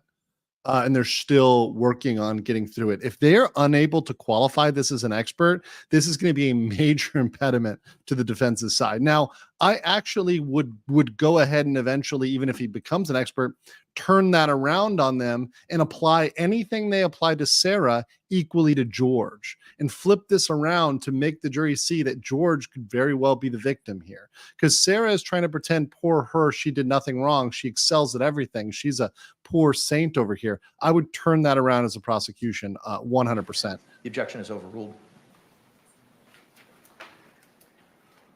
I say she excels at everything. She excels at abusing too. Evaluation with as many Yep. collateral sources as one could possibly have when making an assessment about the battered spouse syndrome, correct? Yes, sir. Relevant piece of information. Yes, sir. And would you agree that obviously the person who is accused of committing a crime, there are credibility issues that you do need to care for when relying upon that person's history provided about the events leading to that and the past events describing the relationship with the intimate partner? Yes, sir. In every forensic evaluation, that's the case. Is this particularly important if there's a comorbidity with an alcohol abuse disorder? Yes. And can you tell the jury what alcohol abuse disorder means in the DSM-5 TR? Sure. It's the biggest part of it is it's not just the use of alcohol, it's impairment that happens as a result. So it's the excessive use of alcohol, but that could mean something different, just like the excessive use of marijuana might mean. Yep. But it's the use of alcohol to the degree that it impairs or infects a person's life. And with that may come a lot of other things like deceitfulness or aggression or unreliability, sleep or somatic problems, difficulties. So I'm going to pause this. Remember there is that it's all of that they just said about drunk people can apply to Sarah, right? Including unreliability. the use of a substance that impairs or affects a person's life. I'm getting flashbacks to the Johnny Depp trial because this is exactly what happened with their medical expert. Being given about either the event in question or any preceding events, must the evaluator take Definitely that into Schmiegel account vibes, when right? evaluating the memories and perceptions. Of the Who in the person chat said Ricada? Yes, so in introducing a bad new or best topic no? about Bad. memory, we know that substances can interfere and impair memory. So as a result of that, you want to know what they were using, how close it was. If you're talking about a particular event, like a crime, you'd want to know if there was substance usage, and if so, what the person's memory functioning was, and does that match up with other sources of information about what those events were. Are you familiar with the narcissistic personality disorder? Yes, sir, of course. Is that something recognized in the DSM-5 TR? Yes, sir. And can you tell us whether or not a person who is giving a history, whether it's the patient/client or whatnot, Oh, has they need to traits, stay far, not a far away diagnosis, from but even just narcissistic traits of personality the disorder. Narcissistic personality disorder. Is that They're something mentioning the it. evaluator should account for in They're bringing it up. Sorry, but this is such a fun, like, wow. evaluating the credibility of Holy the shit. given? Yes. Why is that? Well, because all forms of disorders or conditions or just traits may lead to inaccurate information, either not purposely or purposely. They may be deceptive. So certain personality disorders or traits can lead to deception or inappropriate. I can't believe defense just asked That's why that. you need I more than just one told them source of not to. information. Does what this person's saying to me check out with other sources Bro. of information? And I don't mean to quiz you on it. Doors open Tell now. us some of the criteria for the narcissistic Oh, wait, no, personality is this the disorder? state? It's Again, been the state. yes, sir. Sorry. So it is a grandiose sense of self-worth. It's the consideration of This is the yourself state. Yeah, sorry, this is over the state. anybody But else. still, it's great. It's kind of operating in your own world. So Yeah, it's sorry, an sorry, I got inflated it now. sense of who you are. Oh, It's this a is the state. My bad. misperception of how Yeah, important it's you a are good, to good other question to people, bring up meaning regardless. to other people. It's a It's sense still of good. specialness that you stand out from other people in terms of special skill The or W is a skills, W. and that other people, if they don't recognize that, they should recognize that. So the biggest heading there is an inflated sense of self-esteem and grandiosity. Are you familiar with an adjustment disorder diagnosis? Yes, sir. And is that in the DSM-5 TR? Yes, sir. Correct. Can you tell us about that? Adjustment disorder is a person's reaction, and it could be emotional, it can be behavioral, or it can be both, to a situation that occurs. You broke up with your boyfriend or girlfriend, so you're upset about that. And so as a result, you're tearful, you're anxious or nervous or worried about what may happen to you as a result of breaking up with them, or you behaviorally may start not going to work, or get into more arguments or fights with your children as a result. So it's a temporary reaction to a stressful situation that occurs in some individuals. And hypothetically, if a person who is giving a history for criteria of diagnosis, let me strike that. If somebody is giving a history and that is being used to come to an evaluation conclusion of battered spouse syndrome, if that person has been diagnosed with adjustment disorder predating the traumatic relationship, is that something the evaluator should take into account? You'd want to know any prior diagnosis because it may not necessarily be exclusionary, but it could. So adjustment disorder is a temporary reaction. You're upset in a temporary period, and most of them just go away in their own. Whereas something else like the a state is traumatic much more on stress their game disorder with is these long term. questions. It's something that a person's stuck with for a period of time that usually doesn't just go away on its own. So yes, you'd want to know that for that term I used before, that differential diagnosis. You'd want to know those things to compare and contrast them and hold them up against each other. Now, hypothetically, if somebody says things like, I'm the best thing that has ever happened to you, and I'm the best you'll ever do, are those Door is indications open. of the narcissistic personality disorder? Well, they could Holy be. You wouldn't shit, want just he that went alone. there. You want to see if that was He happening in other fucking settings. went Is it there. happening on the job, with friends, with family members? Is it showing up on psychological testing? But certainly that would be a red flag. You'd go, I want to pay more attention to that. I want to investigate that further. And is it important when evaluating trauma-based disorders, because they're based on emotional reactions, to do that rule out on alcohol or drug use? Certainly you'd want to do that. It's not usually disguised as a trauma-based disorder. Alcohol and trauma aren't usually rule outs for each other, but it could exacerbate a condition. It could make you diagnose a trauma condition when it's just an adjustment disorder. I say just, I don't mean to minimize it, but it's not as serious as a trauma-based disorder. Is it important to consider whether the abuser and or the abused behave differently in the absence of alcohol or drugs? Yes. This is cross-examination, Well, so because this is you're the trying state to analyze asking a the questions. psychological condition. If as a result of drug or alcohol abuse, their behavior changes or their perceptions change, that's not a psychological condition, that's a substance abuse disorder. So that's why you'd want to know that. So if their condition remains the same, maybe it's a little worse when they're using drugs or alcohol, but it's the same perception of threat or danger, then you're going to diagnose a trauma-based disorder. If not, then you're going to diagnose a substance abuse disorder. You can have both, but you'd want to rule one out as opposed to the other. And are you familiar with the classic three-step cycle of battered spouse syndrome or domestic violence? Yes, sir. Can you explain that to the jury? Sure. So there's a cycle of violence that was first developed by a woman in the 70s called Lenore Walker, Dr. Lenore Walker. She's a psychologist who's usually credited with developing the whole theory of battered spouse syndrome. And in the classic model, which we know oftentimes happens, not every time, but in the classic model, there's a period of tension buildup where things are happening, little arguments are happening, there's bickering back and forth, there may be some threats or some loud voices back and forth, but it's all things that are leading up to a possible violent episode. Then there's the episode that happens itself, the violent episode. Could be verbal, sexual, physical, but there's the violent incident that occurs. And then after that violent episode occurs, there's a honeymoon phase where the person who's done the abuse, they're apologizing, taking that person who was abused out to dinner, buying them things, saying nice things to them, complimenting them to sort of make up for the abuse. And it's kind of it's called the cycle of violence. And the reason why is it tends to repeat itself in a lot of these situations of battered spouse syndrome, where you see this repeating itself over and over and over again. So people are kind of stuck in these revolving doors in their relationship. And can one cycle be enough to traumatize a person? Yes. Does this trauma necessarily have to be coming from a man to a woman? No. And in fact, as times have changed, language has changed. And so when we keep referring to it as battered woman syndrome in the courtroom today, what we're actually talking about now is battered spouse syndrome or even intimate partner violence. Yes, I mean, interpartner violence can happen outside of legal settings, but it's really a kind of the large over grouping, if you will, to be able to talk about all of these other things that can happen as a result, like trauma-based disorders and battered spouse syndrome. And you're right. The later research has kind of pulled us away from thinking this only happens to women in heterosexual relationships. We know now there's all sorts of derivations, and that men can suffer also from battered spouse syndrome, battered person syndrome. homosexual couples. So we know it goes around to everybody, but still, women are more often diagnosed with battered spouse syndrome than anybody else. The reason why it feels like that, Captain Spire, is because it was underreported before then.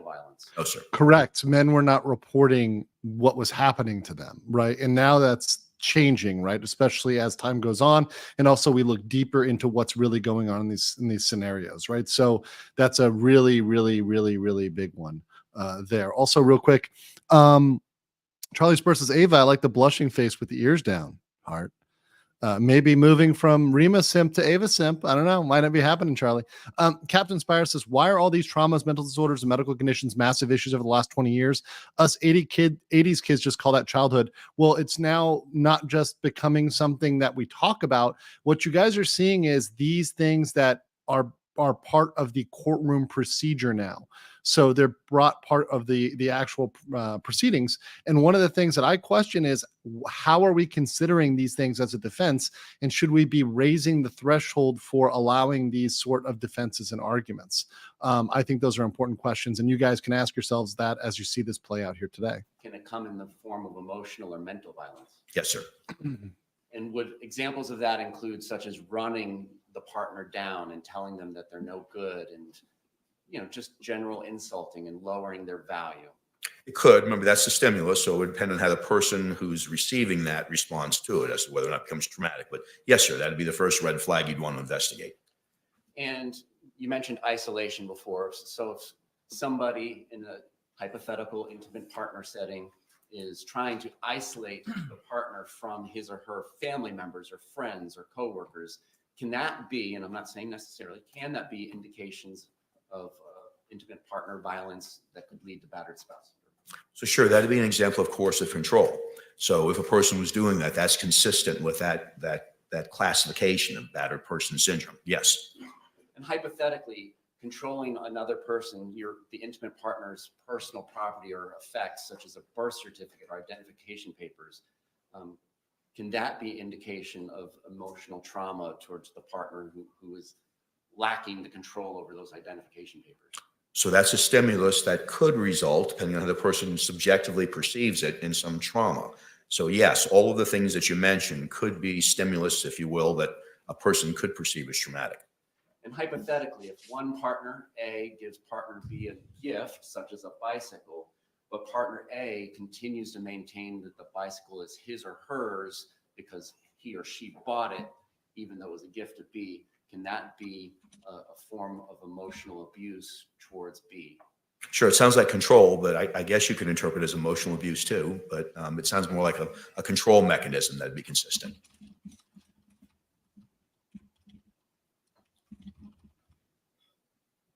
I'm not suggesting that it's legally or morally okay, but when one intimate partner does these hypothetical emotional things, non-physical violent things to partner B, if partner B has poor personal skills and coping skills and maybe consuming alcohol, is it unreasonable or unfathomable to hear that partner B responded with physical violence to partner A? Objection, assuming facts not in evidence.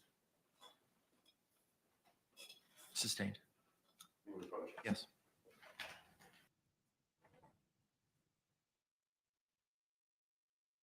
Yeah, that was a proper objection. Yep. And we'll see what they rule on that one. Let's see. Captain Spire says, so then the mass observations and recognition of these conditions actually making people believe their bad actions or they're not their fault. Yes. And it's not just that, it's actually leading to people being ruled as innocent when otherwise without these defenses, they would be guilty. Right. So there are people that are getting off from crimes because of testimony like this, right? This is not the first case where this has been brought up. This is not. It is disproportionately women who are getting off from crimes, right? Disproportionately. I just wanted to add, because I did put that comment in there too, but some of these disorders does involve the After brain, hearing and argument of counsel, the they objection do is not overruled. process certain events like respond to a neurotypical person Please would. go ahead. So like even like, So for it example, increased the ADHD, people probability can't of physical read violence. like So blocks if of those text. things in fact So were if you were perceived to as present them with an threatening event, or they might not abusive in any even way know or that it insulting to had the happened. person who they were directed towards, Correct. it would increase the probability of physical violence. And then again, the perceptions are all in the eye of the beholder, whether emotional things that are said to one another or physical things are done to one another, whether the recipient of that behavior views it as trauma is a subjective decision by that person, right? Yes, the perception is the impact. So that's how you would know that. It's just, water off a duck's back, or is it something that kind of sticks with me and I think about it all the time? Now, you mentioned earlier, anxiety, low self-esteem, and depression can all be components of battered spouse syndrome, correct? Correct. Is it important as the evaluator to rule out whether or not these conditions predated the violent or abusive relationship? Yes. And why is that? Well, because where things start is important diagnostically. So if all of those things were in place, all of the symptoms that were just mentioned are in place, then you wouldn't attribute those to the abuse. You'd say those things were pre-existing. Now, abuse could make it worse, but in terms of your diagnosis, you'd need to know where things started. So if those symptoms didn't start at the time where there was abuse that was alleged to have occurred, then it's unlikely that it's attributed to that abuse. And independent of any narcissistic personality disorder traits, would you agree that anybody in a certain legal setting has a motivation to present themselves in a certain way? Yes, to do impression management, either depending on the outcome. So if there's punitive sanctions, they may lie to make themselves look worse, or as a result, if they're in other settings like divorce settings, they may lie to make themselves look better. So there's always some impression management you have to kind of look through in your evaluation. And that's important for an evaluator. It should be looked at in every evaluation. Thank you. Yes, sir. Any redirect examination?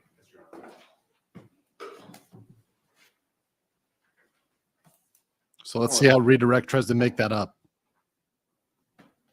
Because One more time, in response to the state's questioning, you indicated that where an individual's credibility may be in question, there is a necessity that the individual who's making the assessment corroborate whatever they're being told. Is that correct? Yes, sir. In a number of different ways. We have psychological tests that assess for things called malingering or faking mental health problems or difficulties. So you'd want to do that. You'd want to look at other evidence to see if it's all consistent. So it's very important you don't just rely on self-report. Is it possible that an individual may exhibit one or two attributes of a particular DSM diagnosis, but not actually qualified because... Are they going to try to say she's not a full-blown narcissist? Right. Sure. So sometimes like social isolation can be because we're introverted, or it could be part of depression. So you need to kind of follow it out and see how many of the symptoms are there to see whether or not it meets the criteria. So I may...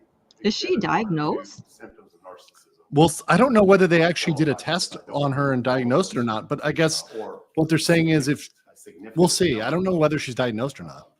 Indicators that you would rely upon to make that diagnosis. Yes, sir. Or it can be situationally based, like we may display narcissistic features here in a courtroom, but may not do that in any other part of our life. Now, in your experience, have you determined, learned, either through your studies, experience, and so on, whether or not the abusive behavior may begin based upon an individual's perception of things occurring to him as a child or her as a child? In other words, if they grow up in an abusive household, okay, I understand. Sustained. You've indicated that there are things that, I think in response to the state's cross-examination, that there are things that may add to or may contribute to a particular psychosis or symptom. Would an individual's background as a child include those type of criteria? Yes, sir. You're more vulnerable to certain psychological conditions based on your history. So if you've been traumatized before, or bad situations have happened to you before, if you've suffered from depression before, it makes you more vulnerable to those conditions or other conditions later on. Finally, one question or one symptom that we haven't discussed, I don't think, or maybe it was discussed by the state, was learned helplessness. What is that? Learned helplessness, I've really spoken about it a little bit, but now we have the fancy term for it. Learned helplessness was really researched by someone named Seligson, a doctor named Seligson, a psychologist, research psychologist. And just real briefly, what it is, it's when someone kind of gives up and feels like there's nothing that they can do to change their situation. It was originally done with laboratory animals. But where a person really feels that no matter what strategy they've taken, like leave, stay, fight, whatever it might be, it won't work. It usually leads to depression or developments of other strategies, like I have to appease or please or make sure I do everything correctly or apologize. So it's really believing that no matter what you do, it won't be effective. Doctor, thank you for your testimony. Thank you for Sure. traveling up here from Miami so early in the morning. No problem at all. Thanks for the rest. Thank you, sir. You can be excused. Thank you, Your Honor. Get the parties approach for a moment. All right. So that's their expert. Now remember, they're going to be able to bring on a counter expert. Has he not been qualified? Is he going to be qualified? They just dismissed him, didn't they? I mean, so maybe he was not even ever qualified. They dismissed him. I didn't hear any motion to admit him as an expert. No. There was a motion to qualify, and it was constantly he was constantly not qualified. I don't think they ever qualified him. I didn't hear a qualification. So this is insane. So I think he was just dismissed. That's like the first time I've seen that happen. Yeah, chat's confirming he wasn't qualified. I didn't hear it either. So I've never seen that happen in trial. That's fucking insane that the defense brought up a trial. I cannot believe that happened. Right. And I'm like, look, he has the qualifications, he has the background history, but I guess they never laid the precedent to allow that to happen. And maybe that's because they were trying to remember, guys, they qualified Schmiegel. Yeah, Schmiegel. But Schmiegel too was not good enough. Like Lee Harvey, expert over here, right? Was not enough. You know, Dr. Bilbo did not make it to Mount Doom or to fucking Erebor, right? This was the defense's presented expert, and he was not qualified. So Sarah is not winning right now.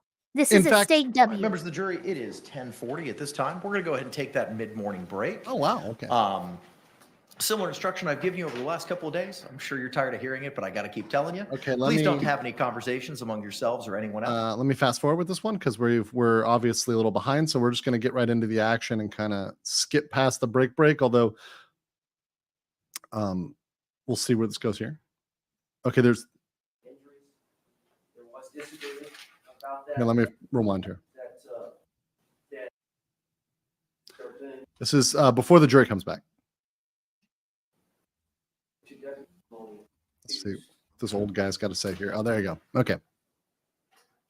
We've excused Detective Scott Lowen based on the testimony of Detective Koepsell. We've excused Abraham Marino. Oh, they're excusing their witnesses. Based on the testimony of Detective Koepsell. This may go really fast. You've heard from the two deputies, you've heard from Dr. Brannon. Maria Gallup-Holy is a young lady that's outside. She was a witness as a neighbor in that complex, and she would testify about observing physical injuries to Sarah Boone. We've spoken with her over the break that, in our opinions, collectively, Tony Anderson and myself, that it's not necessary to call Ms. Gallup-Holy because we have other evidence of injuries. There was disagreement about that, but I believe that Ms. Boone is now in agreement that we're not going to call Ms. Gallup-Holy. So that leaves now calling the Orange County Sheriff's Department, phone extraction expert. Ms. Uwadden.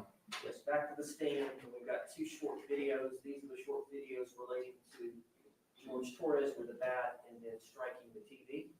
They're less than a minute apiece. The problem with that is because we've excused so many witnesses, that's our last witness. So we're going to be done here in probably 11:15. Did you just hear that, guys? They're going to be fucking done at 11:15. What the fuck? And then, But Miss Walker is supposed to be here at 1 o'clock? that's correct. Okay, all right. And then I haven't had a chance to meet with Dr. Harper, but I'm going to meet with her at lunch over next door. We may finish this trial before Friday. This afternoon, What the fuck? and we may be really close to ending the defense's case. Okay, great. Thank you for letting me know that. But we're going to have I think we're going to finish before Okay, Friday. so- early lunch. Well, a yeah. long lunch. That may, well, if you're saying that your presentation with Ms. Uwadden is 15 minutes, I don't know what the cross is going to be. It may be de minimis, or you may be saving her for rebuttal. I don't know. Mr. J or Mr. Cacciatore? As it relates to Ms. Uwadden, CSI Tech, you're not calling her in She already rebuttal? made a predicate during her trial testimony during our case in chief. Yeah, Okay, we finish awesome. tomorrow. Like the So case is over what we tomorrow. can do is we can proceed with Ms. Uwadden, and we could just take an early lunch and ask them to be back here maybe 12:50. So that way, if we have any issues, we can address them before we start at 1 o'clock. It's a Ms. very Boone, you efficient were case. Sworn this morning. I just got a couple of things to go What's, over wait, with what's you. going on? I was gone for like There was a 2 list of minutes. Hold on, witnesses I'll that was explain provided in a to the second. court last night and again this morning as potential witnesses that may Defense be just called in your dismissed almost all of defense. their One of those witnesses was Maria Gallipoli. Your lawyers have advised that they may not be calling that person as a witness in this case. Do you understand that? I do. And again, similar to other conversations we've had, I don't want to go into any specifics of any conversations that you've had with any of your lawyers, just whether or not you've had them. Have you had conversations with your lawyers about calling Miss Gallipoli as a witness? Yes. Have you had conversations with your attorneys about why they are deciding not to call her as a witness? And similar to what we discussed yesterday, do you understand that your attorneys make the trial strategy decisions, including what witnesses to call or not to call? Yes. Okay.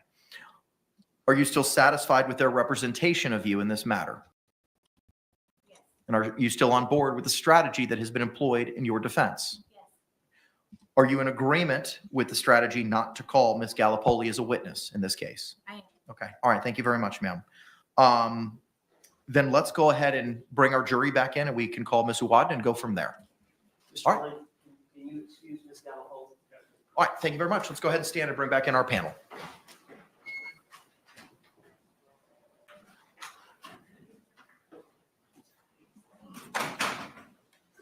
Mr. Owens, how do you? So they Is just the like defense- dismissed the witnesses they were going to call? Defense did? Yeah. Yeah. I don't think they're throwing the case. I think they got fucked by that objection to the expert, and I think that completely threw a lot of their case.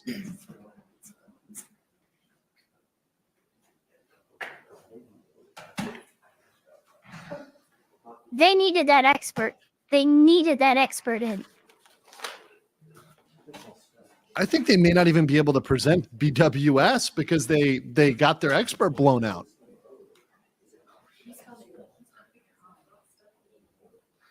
I mean, if yesterday was a prosecution L, today is a defense L.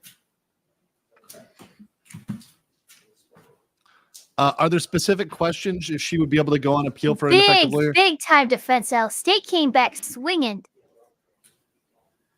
Yeah, the thing about this is,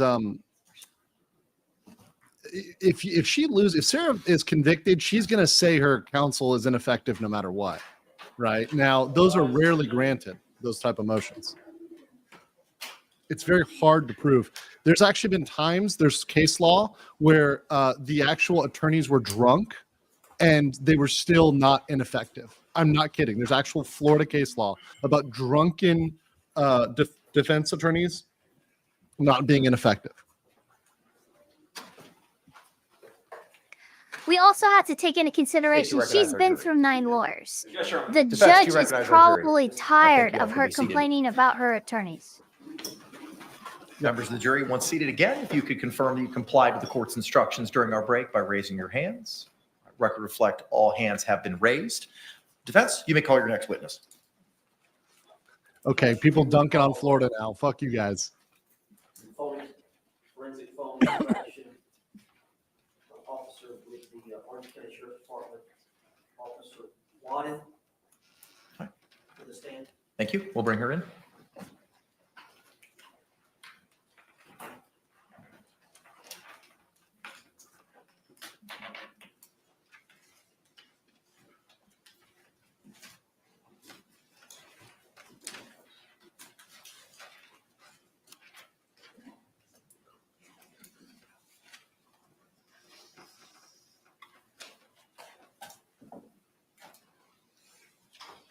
Okay, someone also just sent me the textbook definition of Roman hands and Russian fingers means a tendency towards unwanted sexual touching. Okay, poor Dr. Schmiegel getting slandered for unwanted touching.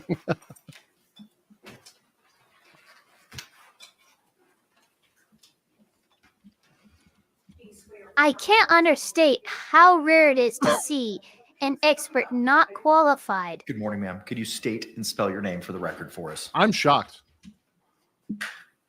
I was thinking I missed it. First name is Janella, Junella.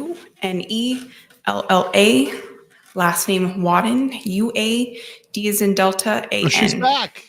She's back. Counselor, you may inquire. So again, your official title, Digital Forensics Examiner. and are you referred to as a detective? What is your? Just an examiner. Ma'am, Judge, can I approach the witness? Yes, of course. Ma'am, I'm going to show you what has been marked as identification since Exhibit 8A. And you recognize that video or that CD of the video? Yes. Well, I think we kind of prepped you on it ahead of time. Thank you, LJ O'Rourke. Very based with the 10 legal mindset memberships. Thank you. Yes, thank you. one of the media files, yes. Okay, and is that video a fair and accurate depiction of one of the videos that was extracted from Sarah Boone's phone? Yes. And then identification, Steve, if that's identification, same type question. You've had a chance to use that video, and is that one of the videos that was extracted from Sarah Boone's phone? Eagle, you're a fucking degenerate. Judge, this time I'd like to have these introduced in evidence. The cutie is Any objections? back. No, Judge. All right, what was pre-marked as AA will be received into evidence without objection as defendant 17.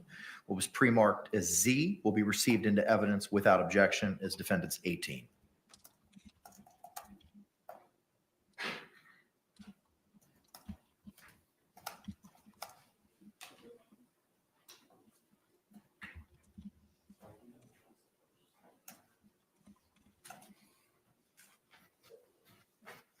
Judge, we're going to play Exhibit 17 first. New poll in the chat.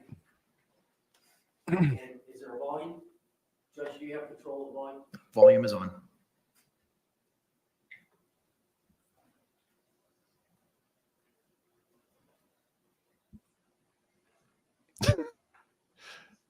Trash fire. First time in the You're gonna chat. help me take this shit out.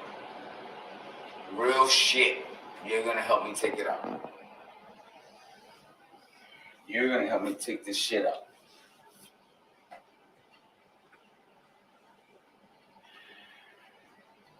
That's how I want to.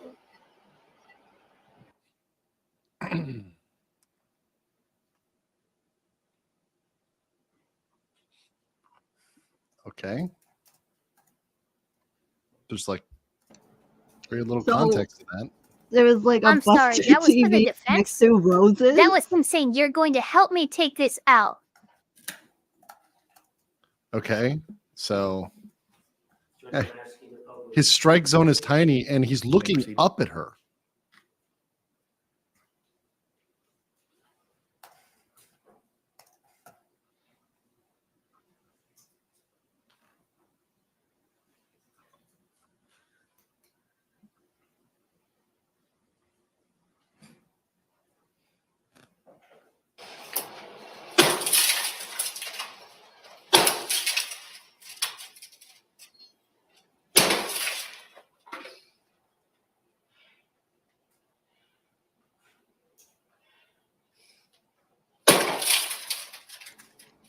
Can I point out that he's getting winded just Yes. trying to swing the bat?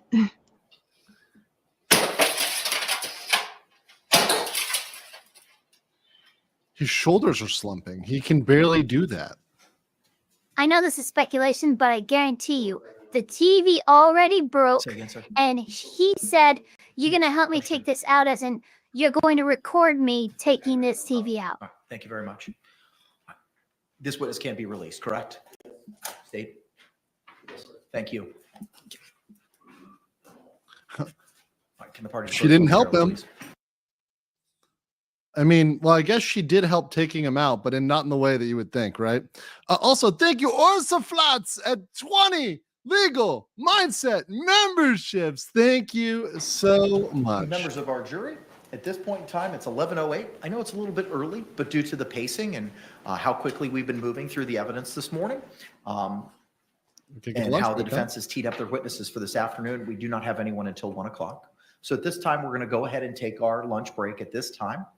I am so glad I'm going to give you a similar instruction that I've given you over the last couple It worked of out days. perfectly. Jurors, I'm you must mad. not This conduct is any investigation flying. on your own. This includes reading newspapers, watching television, or using a computer, cell phone, the internet, any electronic device, or any other means at all to get information related to this case or the people and places involved in this case. This applies whether you are in the courthouse, at home, or anywhere else. You must not visit places mentioned in the trial or use the internet to look at maps or pictures. This stuff remind to me see of any the place video of discussed Johnny Depp, during the like, trial. like slamming Jurors do open not and watch shut local the news cupboards, or like read local not really newspapers. doing anything violent to Jurors the must not have person, discussions of any but sort just the with environment. friends, family members, or even your fellow jurors about the case or the people and places involved. So do not let anyone make comments to you or ask questions about the trial. I want to stress again that just as you must not talk about this case face-to-face, you must not talk about this case by using an electronic device. You must not use phones, computers, or other electronic devices to communicate. Do not send or accept any messages related to this case or your jury service. Do not discuss this case or ask for advice by any means at all. Yeah, this is Amber including Heard posting levels information on of an bullshit. internet I agree. website, chat room, or blog. This, With that, the members of the jury, parallels with I'm Amber gonna ask Heard you are to return striking. here to 12 Alpha at 12:50, and we'll pick up shortly thereafter. Thank you so much for your service. And hopefully you guys can see, and hopefully the world does see, this is a problem with both genders, right? It's an equal problem. There are people that are narcissists and liars that are both women and men, right? Equally, right? So, the system needs to guard against all bad faith and bad intended parties, period, regardless of gender, right? Gender neutral, gender blind, right? In a true way. And say, hey, look, there are narcissists that will lie about abuse, that will lie about what happened, that will paint an entirely different story. State, anything we need to And address? they may even believe it. Defense. All right, we'll see you all at 12:50. Thank you very much. Court's in recess. So this is actually beautiful because look, when I go and look how much we're going to skip here, guys. So see, we're like right here. We're at, an hour and 30 minutes left. I'm going to hit the live button. So we're going to catch up. Watch this. It's still not started yet.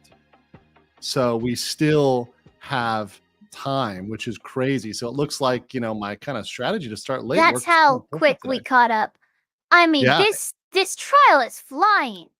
So Ava, what you missed is they just dismissed their, they had a bunch of detectives on recall and other witnesses on recall that had come up previously. They dismissed most of them. And they said, I think that they've got one witness left today, maybe. So we may be even ending early today and then rolling into tomorrow. We may see the end of this trial even tomorrow or the next day at this rate. It's kind of crazy. Cut out all the filler. Yeah, zero filler arc. There's no hot tub arc, of this Sarah Boone anime. No right? flashback. No flashback arc of the Sarah Boone anime. It's not happening. They're just going through it. This is one of the most efficient and well-run cases I've seen in a very long time. By the way, we are getting court is like near back here, but not yet. So I'll put it when it goes back to the jury coming in and it's all good like that. I'll bring it back in, but I'll get these super chats first. Sigrun says, to be deemed ineffective counsel, don't you basically need to be an invalid? Incompetence isn't ineffective to the court IRC. Yes, that is true. It's a very low standard, right? As long as that attorney is like conscious and in there and not making like wildly insane calls and mistakes, it's not going to win that motion for ineffective counsel. It's very, very hard to win those motions. But thank you, by the way, Orsa Flats and LJ O'Rourke and everybody who donated those memberships. I really do appreciate that. Yes, yes. Appreciate that very much. All right. Potato King says, dude is a manlet. Chat, don't forget lifts and cardio. Yeah, that's what happens when you don't do either lifts or cardio and you just do drugs, right? When you're just doing drugs, you end up with I'll call it the Torres Requeta body, right? You know, it's just like you get winded in 2 seconds, you're strung out, you know, it's not a good look. It's not a good look. Winded swinging a kid's bat. Beta! That man burned every calorie in his body with those few swings. Seriously. Nathan C says, who thinks she will get a bat sponsorship and not guilty? Bro, come on. Keep your intimate partner inside the suitcase by Sarah Boone brand bats. Bilson Saban for 5 said, why did the defense not get their expert in? They were never able to qualify him as an expert, right? Because you have to qualify that, number one, he has the experience and the training, that this is a area that's generally acceptable. That is absolutely insane. Well, and also you have to qualify that it applies to the instant case. And it's possible that they did not make all the requirements. So, I mean, which is kind of crazy. So they consider their knowledge, skill, experience, education, training, reliable principles, methods, facts, and data. And the issue that may have been is really coming up here is reliable application. So the expert must have applied the principles and methods to the facts of the case. So what they're saying is that this may not actually apply here. And they may not have actually applied this. They may have just been trying to get him out there to talk generally about BWS without actually applying. Didn't he actually call it battered women syndrome a couple of times, not battered spouse syndrome? And that's why the prosecution came out there and corrected that, because that is a huge misnomer that this just happens to women, and that's extraordinarily outdated. It's also frankly sexist, because it implies that for some reason, you know, women are incapable of being abusers, which is nuts, right? Which is nuts. Let's see here. Fierce Wolf for 5 said the trial is unironically an entertaining and almost efficient use of our tax dollars. I wish all trials ran like this. This is like really good. This judge is good, despite being a Seminole, right? I'll forgive him for that, because he's running a very, very good trial. Let's see. Anthony says, I have seen one murder trial go faster, convicted on day 2. He did it on camera in a bar in front of like 100 people. Well, yeah, I mean, Anthony, bro, that's like, you're dead on arrival on that one, right? Spider Bro says, cute girls with smug faces get me every time. I know. We all love it. Eric H for 5 said this case is almost zipped up tight. Eric, No! you're horrible, Eric. You're horrible. All right, real quick, I want to make sure that I give some love to our guests here. Obviously, Eva is an attorney. She's been joining us from California, and thank you guys for following her. We got her over 500. We're at 527 subscribers on YouTube here, which is awesome. Before she even starts her journey here on YouTube. And for those that didn't see, Cypher over here has her podcast tagged in the description, and also her Instagram, so you can catch all that here. And you can also follow her over on Instagram. So there you go. Let me ask you, Cypher, because you've been a little quiet. What do you think so far of the trial? What are your impressions of what you've seen so far? As a non-lawyer. As a non-lawyer. Well, I heard about her before in the true crime podcast community, but we refused to cover it because it's obviously still going. But I heard a lot about their relationship prior to the trial, and it wasn't a great relationship anyways. So it just sounded like, you know, all the dots would connect and lead to this eventually. But during the trial, I just think that the only thing I was thinking about was if she's self-reporting, I would probably disqualify any of those disorders that she's self-reporting, because generally you would need at least 2 psych experts to confirm a diagnosis.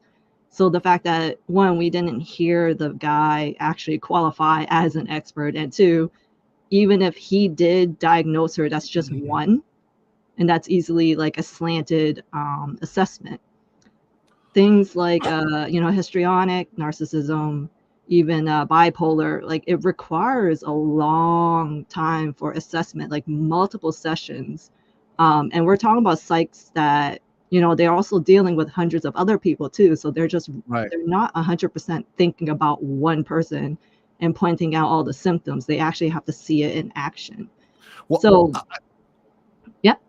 No, and I think the last thing they would want to do is subject Sarah to any sort of assessment that might end up, you know, with no, that would make this she's such a long trial, because you would need at least like a proper 6 months, you know, like nowadays, I mean, nowadays in the West where everyone's self-reporting, right? So you just go to a guy and they're just like, yep, okay, you are, here's like, you know, here's Ritalin. And it's like, okay, well, that's not the case. It tends to be like, here's a symptom of a different disorder, but it just looks similar to this common one that everyone's like popping up with. So that's the only thing I was thinking of, is if they're going to try to push that, you know, her PTSD is that's why you have cluster another... A and cluster B type personality traits, because these are traits that can be applied to multiple diagnoses. Yes. And then a lot of like neurodivergent disorders tend to be clustered because it's always conflicting with one and the other. So it's not as easy as like a physical disability that we could just point out that like, hey, look, like, you know, she's not going to be able to deal with this. But this, in this case, they're just trying to, you know, poke holes in it. As a side, I just think it's a lot of like fluffery. like as they're talking, I'm like, this is, I can understand the point of the question, but then it's also just it's not filler, but it just feels like, yeah, we're running in circles on a situation where it's almost predictable where this line of questioning is coming from, but you're just kind of falling into the trap. But okay, I'm having fun. Well, no, I'm glad you're having fun. Yeah, no, I completely agree with you. And the one thing I think you mentioned in the beginning is the thing is, especially with this sort of stuff and neurological conditions, the problem is everybody, especially in the Twitter age and you know, putting your disabilities in your bio, you know, everybody self-reports as XYZ in their bio, but they've never actually gone to a doctor or had psychological assessment, et cetera, et cetera. So like what, you know, what somebody may think they have, or what you may even self-report that you have may be completely wildly fucking inaccurate.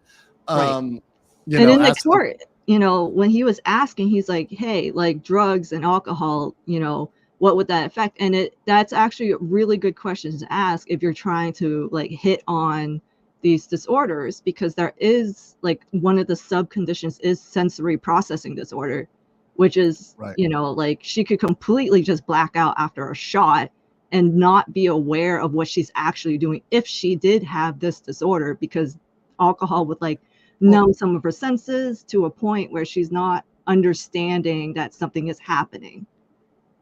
Right. And it also goes with that statement when she says, I can't be drunk. Right. It's like, why do you mean you can't be drunk? Do you mean you can't be drunk because you flip out? Right. But it could also be like, she could also believe genuinely that it's like, hey, like I can't be drunk because I actually don't know what it feels like to be drunk, because if I have this condition, like I don't actually know what it means to be like inebriated. You know, like that's why I was mentioning earlier, I was like, there are certain conditions where like your brain just turns off, like a section of your brain just turns off when you're under certain influences. So I just thought that was a little bit funny, but hey, like no, I agree. By the way, Doug Diaz, thank you for the 5 legal mindset. Yes. Do appreciate that. Feet Sniffer says for 5. Eva's cutting board figure adds to her credibility as a law-themed VTuber. For, as we know, flat is justice. I just saw something today. Can I pull this? So my good friend Espiritu over here on YouTube, or sorry, on Twitter, posted this, right? And I was like, you know, staring at boobs may give a boost to male lifespans. And so, you know, of course, my immediate response to that was eternal life, Dr. Jones. Because I'm gonna live forever. So yeah, no, thank you for that.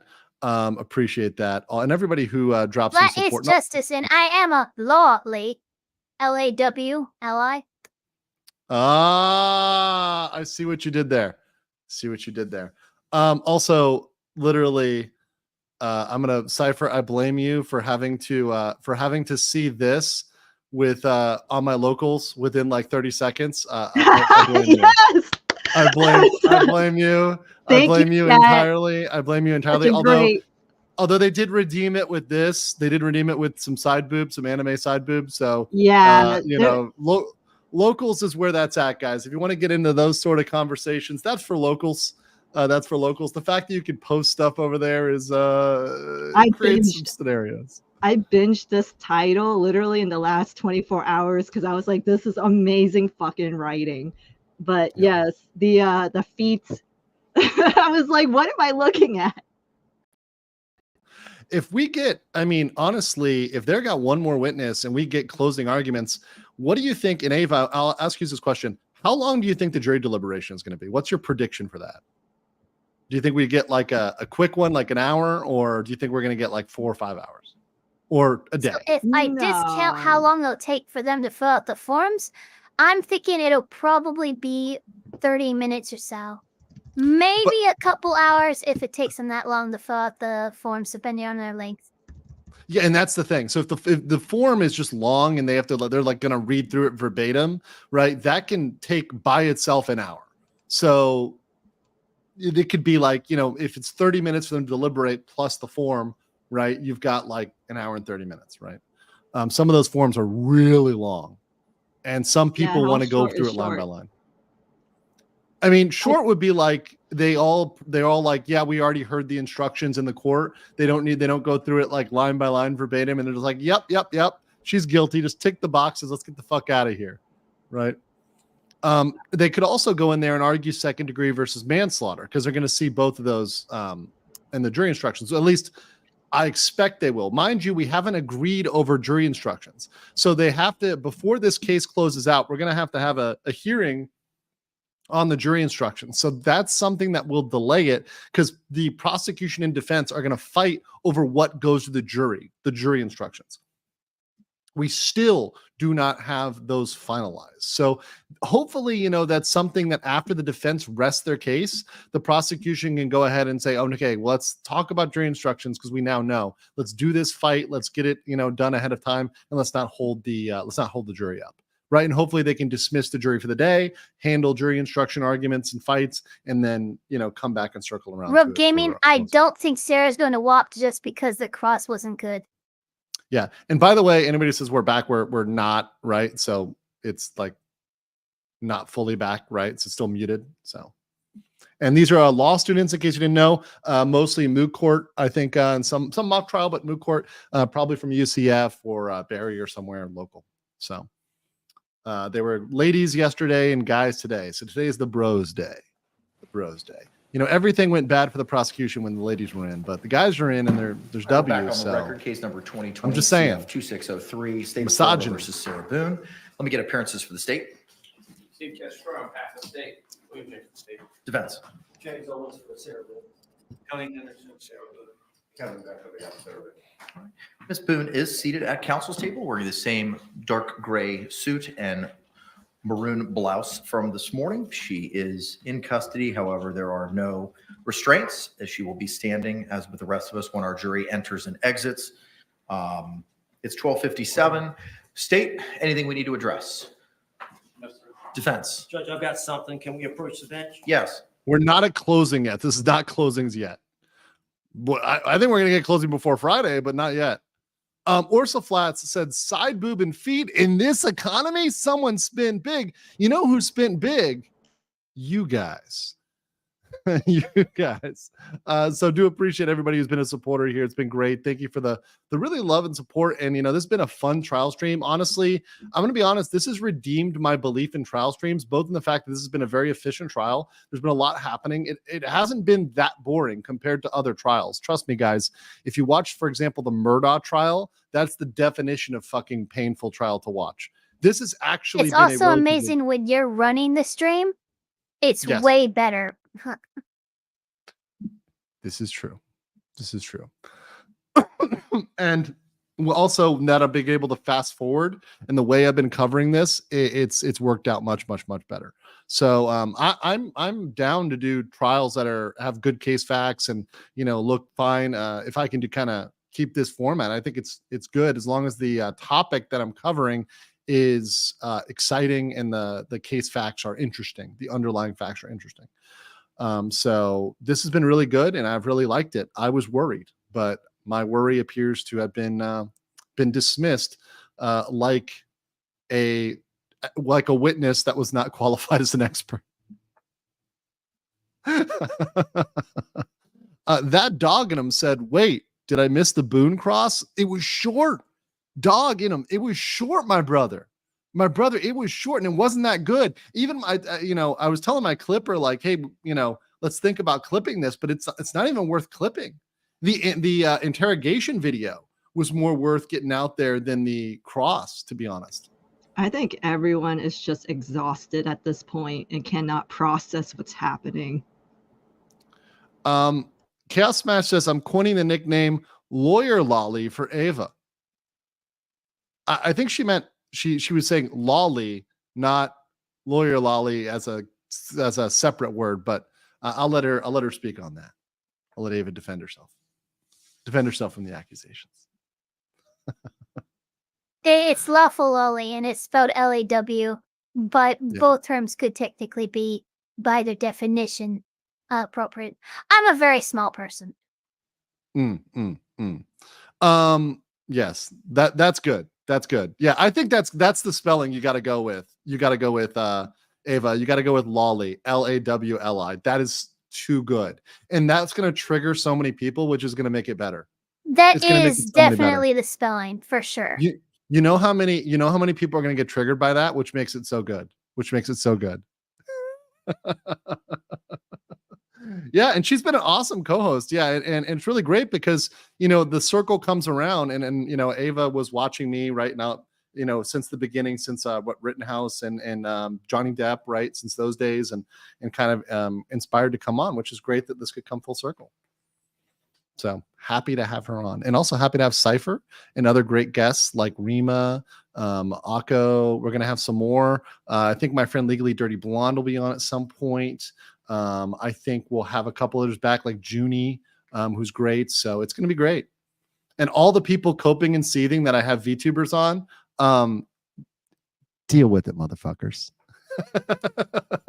Deal with it. Yeah. Like JP says, let the antis be triggered. I fucking love it at this point. Please come at me. I mean, fucking Bernie Sanders was on with a VTuber the other day. So I think we're at that point. We're at that point.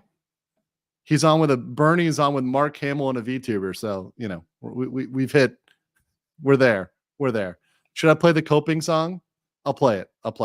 This is everybody who's mad at me being on with VTuber. You are coping and seething.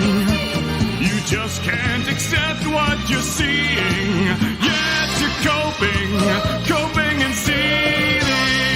The truth is scalding, and now you are molding and coping so hard. Coping and seething. Real quick, are you gonna have Vices on? I have no problem having Vices on, but Vices is usually running its on trial streams. I'll give it a quick shout out. I mean, Vice is my good friend. I got him into trial streaming. I convinced him under YouTube way back in the day, but he does a fantastic job. I have a lot of respect for Jeff. He's my good personal friend as well. So I look forward to seeing him. Look forward to hanging out with him in 10 days in Korea when I'm back there in Seoul. Also should be heading down to Busan a little bit too, so that should be fun. But yeah, he's welcome to come on, but he usually runs his own streams. Same with people like Uncivil and other lawyers. So I think for me, it's easiest to invite people on that are not committed to running their, running something and doing their own sort of show their way. So that said, he is welcome anytime he wants to be on, and he's got my information, got my number. So he's more than welcome to be on. I love Jeff. He's cool. Spider Bro says, now we have an actual legal lolly based. Yes, indeed. All right. Sigrun says the Murdoch trial was so boring. It was so much more fun listening to schizo theories from the panel as to what happened. Well, let me ask you this, Cypher, because you said, you're kind of part of the true crime. You're kind of part of the true crime community. You kind of said something, you kind of hinted that it's kind of unethical to cover something, or maybe you didn't want to. I don't want to say unethical, but no, yeah. So half the community, so there are people who are perfectly, right? It's like, so if you find like coffee house crime or some other YouTubers, they're okay. Like they are okay covering unsolved cases, which in my opinion is not great because you're kind of slanting the opinion of the case with not giving full evidence, including potential jury members, which is crazy. Yeah, because you're basically presenting a lot of information that, in some cases the lawyers may not even like cover because it's not related. But once you start painting like someone's entire like timeline from like childhood to now, it does alter your opinion. So like one of the thank you all very much, Mr. Owens. If you can see to calling Dr. Harper at this time. It's a British to advise her to podcast, and they were unhappy to like cover. Like everyone asked them to cover it, but literally the day that they recorded it, they had new information on Sarah Boone, and they're like, "Look, guys, like we're just gonna tell you like from the pandemic, like how she got arrested to now, but we're not gonna cover this because there's more information that is not coming to light yet, which will alter like what you really think about what's going on." But I think it's unethical. Like, I think you should leave cases alone, especially if there is like murder involved or children, because you can't, you throw the internet into like, internet sleuthing, right? Like the Hotel Cecil is a great example of like ruining lives along the way while trying to solve what happened to this woman. And there's plenty of cases like that too, where it's just the internet or like just people who are following the cases end up, I don't think ruin is the right word, but like you end up throwing the case out because the people who are following it are like contaminating the evidence and everything along the way. So you can't have a fair trial, or you can't even trust the evidence coming in because everyone and anyone is just throwing their 2 cents in. So personally, I wouldn't touch it. Like I don't touch like true crime cases at all. I like to talk to people about it just because I find it fascinating. But I think a lot of this is like, give it like 5 to 10 years and then cover it. We have like rules about historical fiction, for example. So to be qualified as historical fiction, it requires like 40 years. So it like an event needs to be 40 years old in order to be considered historical. So I think we need to have something along the lines for true crime, because if something is like happening, so for example, like Rust, like that got distorted really fast. So like for the chat, like I used to work in entertainment. So when Rust happened, there was so much like misinformation about what actually happened on set that it already like messed up everything from the start. So that's kind of like what I'm referring to. I know that's like a tangent. Yeah, and to be clear, like with Murdoch, because we talked about Murdoch was one of those trials, and the defense to provide any instructions that they are seeking to be provided to the court and to the state in Word format tomorrow, including but not limited to 3.6F or 3.6G. Sorry, I want to get portions thereof that the defense is seeking to utilize for the purposes of jury instructions. This is exactly what I was saying. Court throughout the trial has been redlining the jury instructions that were provided initially by the state. At the end of the evidence and testimony presentation this afternoon, the court will email those to all parties. So they're going to get the jury instructions together. Once good. Mr. Owens comes back in from making, advising witnesses of when to be here, we will bring in our jury and proceed with the evidence presentation this afternoon. State, anything else we need to address? Defense, anything else we need to address? No, you are. All right, very good. As soon as Mr. Owens enters, we'll bring in our jury. Okay, so let's wait for the jury here. So yeah, no, very good explanation. So with Murdaugh, for example, I saw a lot of podcasts that actually cover Murdaugh before the trial. So there was like this huge narrative, right? There's a massive podcast that had millions of views that have covered Murdaugh before, and the stories about Murdaugh and the family, etc., were the Murdaugh lore was like way deeper than what came out at trial. Much crazier. So people were in that chat like talking about this lore that just wasn't going to come up at trial, was really irrelevant. Also, Beer Bear Beard says Bratty lawyer lolly requires correct. We know. Hey, Bear, you degenerate. I know what you mean. So degenerate. Sparky's Tech Corner. So shout out to Divinity. She clipped your segment yesterday in a montage. Which segment? The Nick segment or the trial segment? So I'll need to check that out from Divinity. I haven't seen it, but shout out to the clippers. I'll say this: you're always allowed to clip my channels, whichever way you want to clip it. The only thing I say is don't clip the entire stream, because that's not clipping. That's just downloading and uploading, right? So if you do that, that's not clipping, right? But clips are always welcome. Shorts, clips, cool beans. So yeah, never gonna have a problem with that, as long as it's an actual clip. But do shout out to that. And yeah, no, I agree with you. I think there is like ethical considerations when it comes to Cypher, when it comes to doing podcasts. And I do think, and I kind of have a problem with folks that are spinning widespread narratives before the trial, particularly of stuff that's irrelevant to the trial. I don't want to, like, for example, with the Diddy case, there's going to be so much, and there already is so much that's coming out that will never see that case so much. The facts are fascinating, but it's not going to be brought up at trial. Most of this Members of the jury, relationships and gossip, I hope you enjoyed. It's not your going to lunch. happen in the trial. I see juror number 4 from the 5th from the right to left, second row. His hand's already out. He knows what's coming. If you can, just raise those hands. Confirm you complied to the court's instructions. Record reflect all hands have been raised. All right, members of the jury, the defense is going to continue with their evidence and testimony presentation this afternoon. Thank you. Mr. Owens, you may call your next witness, sir. Your Honor, the defense calls Mr. Pearl Walker.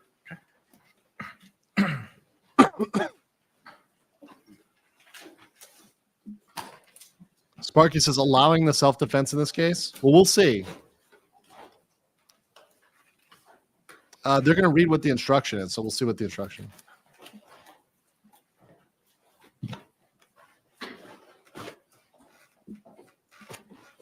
I don't see her getting acquitted, making law simple. Yeah, I mean, whatever. You're entitled to have your opinion. We'll see what the jury says. It only takes one, so there's always a possibility of somebody out there, being they said there's one DV victim on the jury panel. It's possible that person is A extremely hung activated. jury could very well be possible. Sure, hung jury, right? Very possible.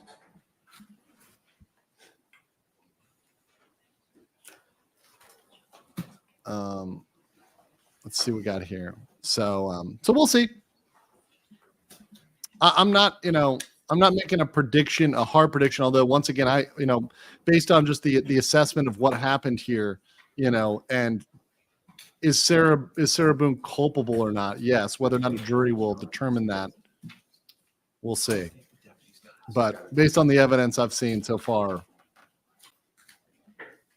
Sarah Boone's pretty fucking culpable here.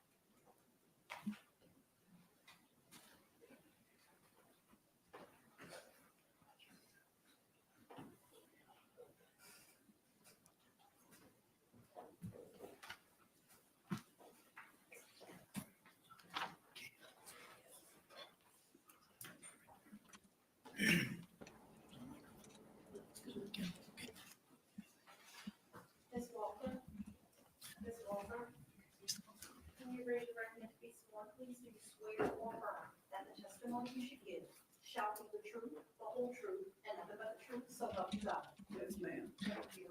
Ma'am, good afternoon. Could you state and spell your name for the record for us? What did you say? Can you state and spell your name for the record Pearl for us? Walker. Pearl Walker, Walker. Thank you very much, ma'am. Mr. Beck, you may proceed. Good afternoon, Ms. Walker. Ms. Walker, do you know the defendant, Sarah Boone? Yes. How do you know her, ma'am? How do you know Ms. Boone? If you can't hear me, just ask me to repeat myself. And I will Okay, do so. okay. How do you know Ms. Boone? She lives in the same apartment building that I lived in. And can you tell us how long the two of you shared the same apartment complex, apartment buildings? About 4 years. And how is it that you became familiar with Ms. Boone? No, Husband I'm and not I putting was a sitting poll up, you out sick on the fucks. porch, and we see her coming with her 2 dogs. And what happened then? Even I have limits. Then I will call her over with with her dogs. And what do you mean by call her over? When I see her walking with a dog, and I see her and I look at her, and I say, "Hey, Sarah, how you doing?" And that's it. And would she generally respond to you?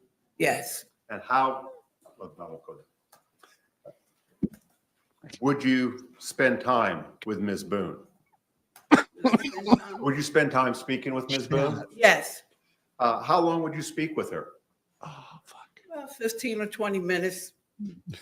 That's all. And was your husband sometimes involved in those conversations as well? You just say hi. So It takes her you and Ms. 15 or Boone were 20 the to two get primary home. communicators? Yes, sir. What the fuck is wrong with Chet? In the time that you knew Ms. Boone, did you witness anything about her person or her body that gave you cause for concern? Sometimes I would see it like she had been choked around her neck or her arm be hurt. Have a mark on her arm. And I just asked her. And would she describe how that happened?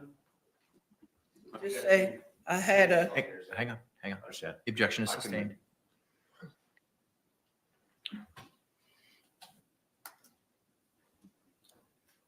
When you would ask her that, how did she appear to you to respond emotionally to your questions about her injuries? She just say. That's One of objective them days or hearsay. something. Objection sustained. Just for the record, instead of telling us what she would say, would she demonstrate any emotion on her face? Well, I would see the emotion that she was upset about something. And did you ask about her That was another objection I caught, by the way. obvious upset persona? Her upset, the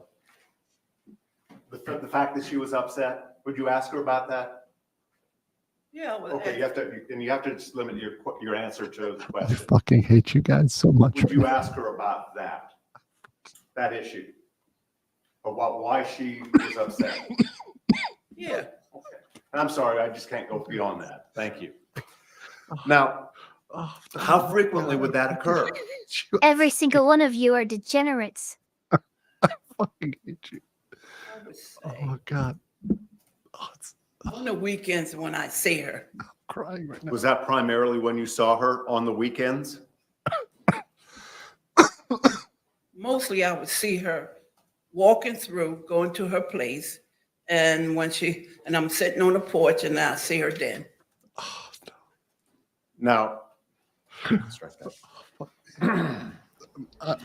I'm gonna quit while after you this. were It's there even- in that apartment complex, and Chat, listen, I love you very much. excuse me for getting ahead of myself. Do you still live in that apartment Beat the complex? chat. They probably like that.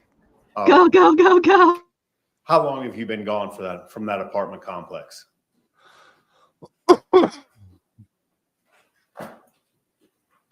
If you don't know, that's fine. I support chaos. Go, chat, go. Thank you, ma'am. During the occasions that you had to interact with Ms. Boone, how did she treat you? She was a nice lady. Overruled. Nice to me. Nice lady. Did she ever act uppity? Uppity. What the fuck is uppity? Oh, Overruled. Did she ever treat you in an uppity manner? What you mean, sir? Did she ever look down on you as a person? Oh, no. Did she ever treat you with disrespect? No. Do you ever get uppity? Sustained. May I approach on this, Your Honor? Yes.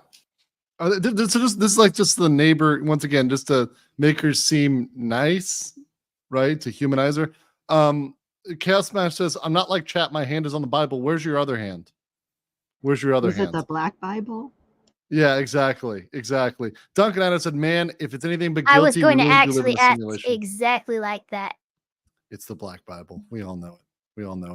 Duncan, I think a lot of people will be shocked, and this may change law in Florida. If this goes a certain way, it's very interesting how this case has progressed, and especially regarding with BWL self-defense. Very interesting. Chaos Smash 64 said, "My other hand is picking my nose." Okay, that's probably about right. And by the way, in the new poll, how degenerate is chat right now, which is dehydrated, thirsty, like the Sahara, and straight to horny jail. Horny jail is winning with 60% because chat is absolutely You know what? Y'all absolutely got to go bored. to extra church. Yeah. One hand in your pocket. Yeah, that's more about right. Nisantic says it'll be suitcase law, setting the standard for suitcase law. I am shocked that it was allowed yesterday, but I mean, today is the redeem team, so we got the redemption today, which is good. Beer Bear Beard said, "Andrew, you should know by now that Chuba fans like older women." But I didn't know how old.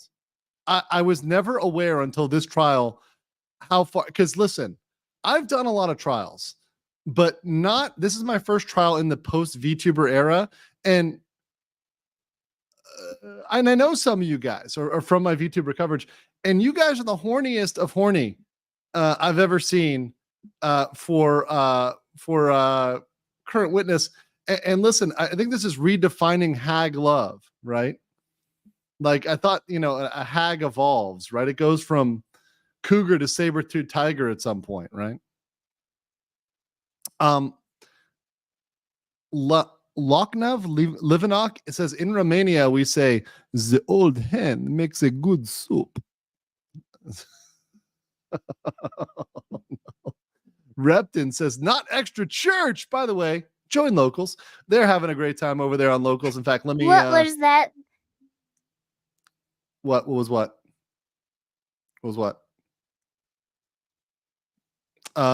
But let me show you. Sorry, my delay again. The Romanian accent was absolutely divine. Thank you. I'll show this while we're waiting on pause here right now. This is what's going on over here in the Locals. Consider yourself boned, right? Also, we've got a comment right there from Repton that says he's rattled down to his core because he's down bad to the bone. Right. Thank you over there on Locals, and appreciate everybody who supports me over there. And thank you for posting based memes and funny stuff and not wine moms. Appreciate that.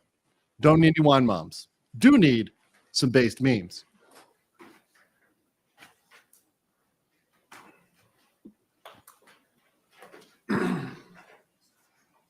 I'm sorry, I'm back, Mrs. Walker. In the time that you and Ms. Boone lived together, on occasion, did you see law enforcement arrive at the apartment complex?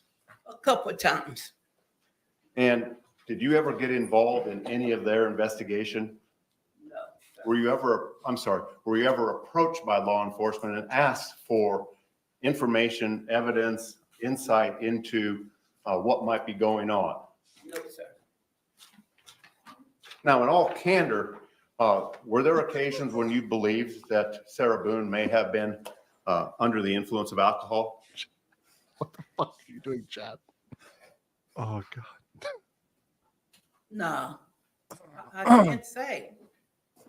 Did you also observe George Torres during the time that you lived there in the apartment complex? I didn't see him very much. If we sitting on a porch, that's the only time. Did you know Mr. Torres very well? No.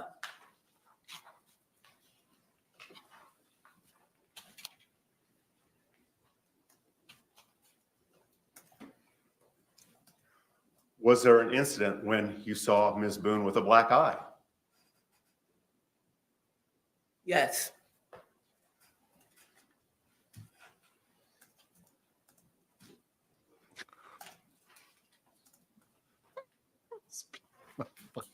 I'm gonna ban all of you. I'm banning the whole fucking chat. That's it. It's over. You guys are fucking done.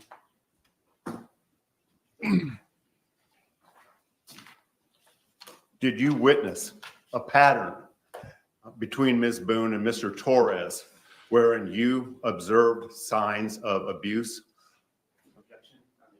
Sustained. You testified that you saw Ms. Boone on occasion with bruises, other injuries, and a black eye. Is that correct? Is that accurate? Yeah.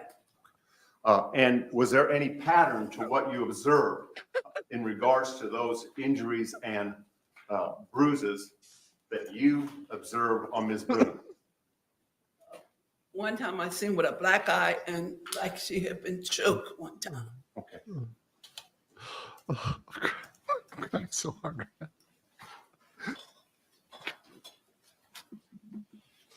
Oh my god. Oh god. She's the roommate of Deadpool, so she's used to this kind of stuff. Troubleshooter, you motherfucker. You motherfucker. Yes. Any cross-examination. Hi, Ms. Walker. Is it fair to say you're not sure when exactly you saw any of those injuries on her, correct? Say that again. You're not exactly sure when you saw any of those injuries on her, correct? Oh my fucking. When she come past the apartment, I'll be sitting out there because we always sit out there. Right, but we don't know if this is December or 2018 or anything like I that. can't remember, sir. Okay. And is it fair to say you have no idea how she got those marks? Is that fair? Repeat that again. Do you have any idea how she got those marks?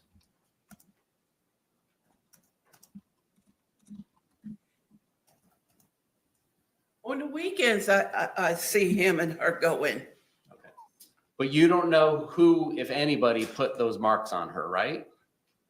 Well, Just calls for yes or no. I can tell when they must have had an argument or something. I hear the dogs barking. Okay. And you're 5 doors down, right?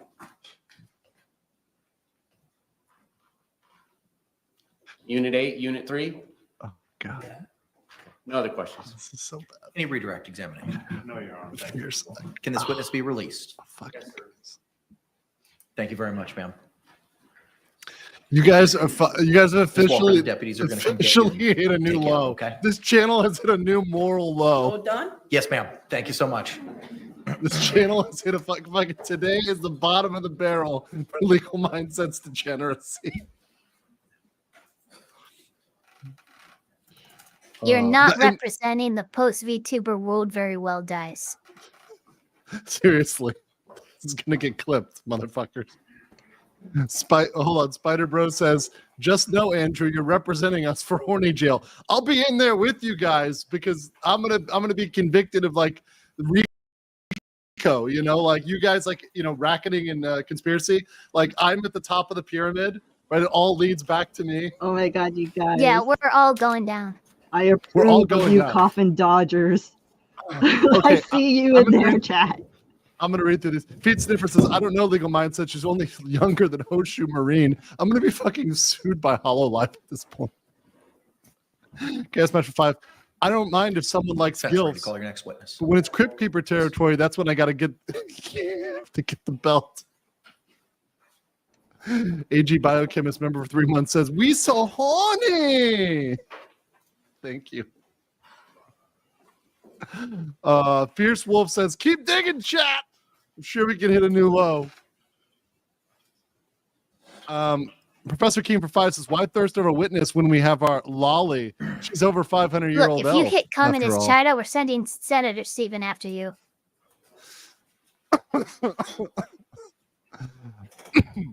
Dear God. Chaos Smash says, don't dump me in with these tards. I'm just mid.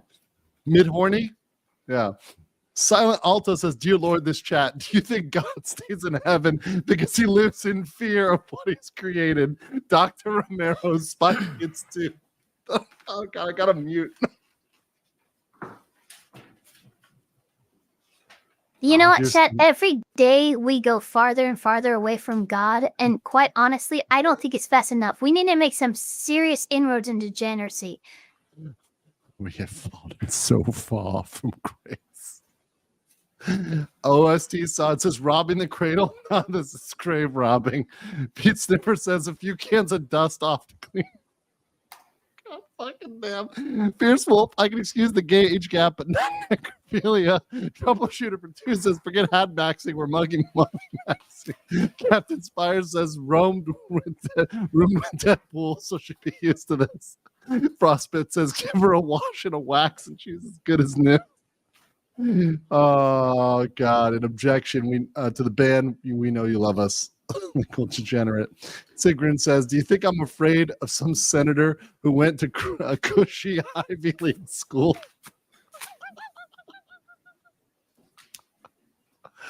Oh God, the degenerate VTuber are they're gonna point back like, you know, I did the Ricada degeneracy timeline. They're gonna point back at me when they're doing my degeneracy timeline. They're like, it all started when Legal Mindset started covering VTuber issues. He was never the same again. And that led him straight to horny jail. Yes. What followed International was a horny jail. long, slow slant and slide down into degeneracy. Remember, guys, they did find like You think 1,000 train the bottles chat. of baby oil from the Diddy case. We can put that to good use. That's yeah. See, everyone else is like, "Oh my God, 1,000 bottles of baby oil! How I don't degenerate!" This know how you chat is explain like, what a 1,000 waste. bottles of baby oil. This chat's like, "What a waste! We could find a use." Right? Donations allowed, approved. Oh God. Oh my what is God. Denny was morality? going to try and use it to Made-up word. moisturize her skin. She's gonna need more than 1,000 bottles. Oh no, Diddy was gonna use it to moisturize the witness. No. Duncan said just start obsessively monitoring Q Members of the forms jury, now. witness is running a couple minutes late. I think they may be stuck in the security line downstairs. Oh, God, So we're just going to be in a short recess for them to join us this afternoon. Similar instruction that I've given you, please do not conduct any independent investigation or research regarding the person, places, things, or charge involved. And do not have any discussions amongst yourselves or anyone else, and we'll bring you back in as soon as that witness arrives. Thank you again for your patience. Chat, this is your fault. They heard you and they needed to pause for you to calm down. To calm the fuck down. Like literally, guys, stop gooning to the witnesses. Just get it out, right? And move on, okay? Move on. Drizzbrain says, glad I've only been listening and not reading. Oh, well, now I'm reading this to you. So you got to suffer, Drizbin, suffer. Speaking of suffer, hey, Gator. How's it going? I saw Gator popping Y'all up. can be seated. Thank you. We'll be off the record until Dr. Harper arrives. Yeah, so they're taking a little break till they get their next witness, and this may be our last witness today. After the next one, we'll see. We're now caught up, so we can't skip forward anymore. So, you know, it'll be very interesting tomorrow what they bring and maybe the redirect. And actually, you know, I'll be starting later than normal tomorrow because I'm getting off a flight. But it makes me think, after how short it's been today, there may be a lot of skipping around tomorrow. So it may actually be perfect timing just to start around the lunch period and then just go through whatever's in the morning, fast forward through the morning and catch up in the afternoon. That may be actually working out perfectly. So this trial is very efficient. I've liked how it's run. And I think I'm figuring out a lot here. Let me pull this off. Ditzy says, Eva, can you do Eggyo with the suit on? Eggyo. Oh, Ahigo. Oh, there you go. Okay, so yeah, I go. Chaos Smash 64 says I can't. Not with the suit on. Sorry. Gotta be professional. Got to keep it professional. Yes. Chat belongs in the second circle. Lust. Yeah, that definitely. Blown by the eternal wind. Chaos Smash says, my goddamn sides are hurting from laughing. Oh, we're not done yet because Woo in for 2 says, gushing granny, my favorite Mountain Dew flavor. Trish Chan says for 5, you remember all those movie scenes where they open the attic after 50 years?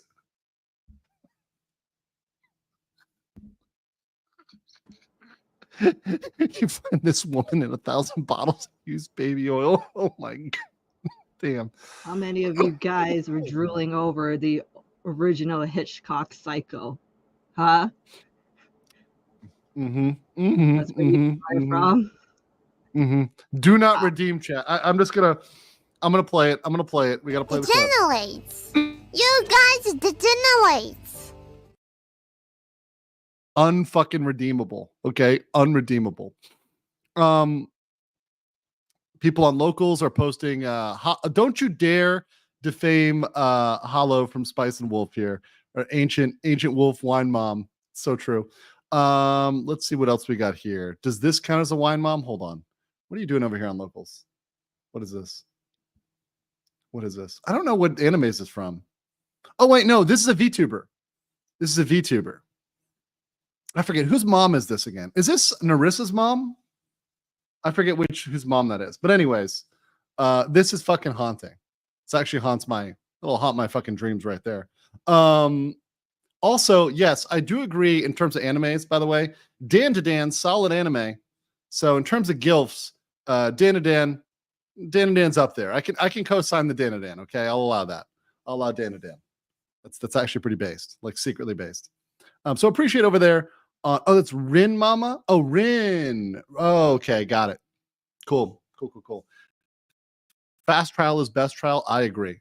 So much love over there to my locals people. As always, being lovable degenerates, and that is totally allowed. Let's see here. All right. So I think we're caught up, except for Chris Original for ISK 1500 said, don't worry, we'll be able to take good care of her in your newly funded hospice care. What is that? My next business venture is hospice care. That's new. All right. So I guess we can see what else they have in terms of experts. But I mean, Eva, at this point, I don't know. To me, thinking about the battered wife syndrome expert getting disqualified, you need the battered wife syndrome to do self-defense. I don't see any other way they're going to get self-defense out there, right? I mean, can you? I think that absolutely destroyed his case. Yeah. His being the defense attorney for sure. Yeah. The defense attorney is a man who's representing it. Yeah. So no, I agree. I think that absolutely nuked him. That's why you don't dismiss all your witnesses unless your case is fucked. So that's a pretty bad sign. Sigrun for 5 says, I've done nothing wrong and you can't put anything. I mean, Sigrun, you've literally been here the entire time enabling. When I go down, I'm bringing all you motherfuckers with me, and you're coming down with me too, Sigrun. Down to the 9th layer of hell. We're going all the way to the bottom. But I've got screenshots. The 60-page Google Doc is already in progress. Yeah, I'm actually going to put up a poll because I want you guys to. And by the way, everybody ended up in horny jail according to the last poll. But I want to know what you guys think probabilistically is going to happen, right? So I'll put up.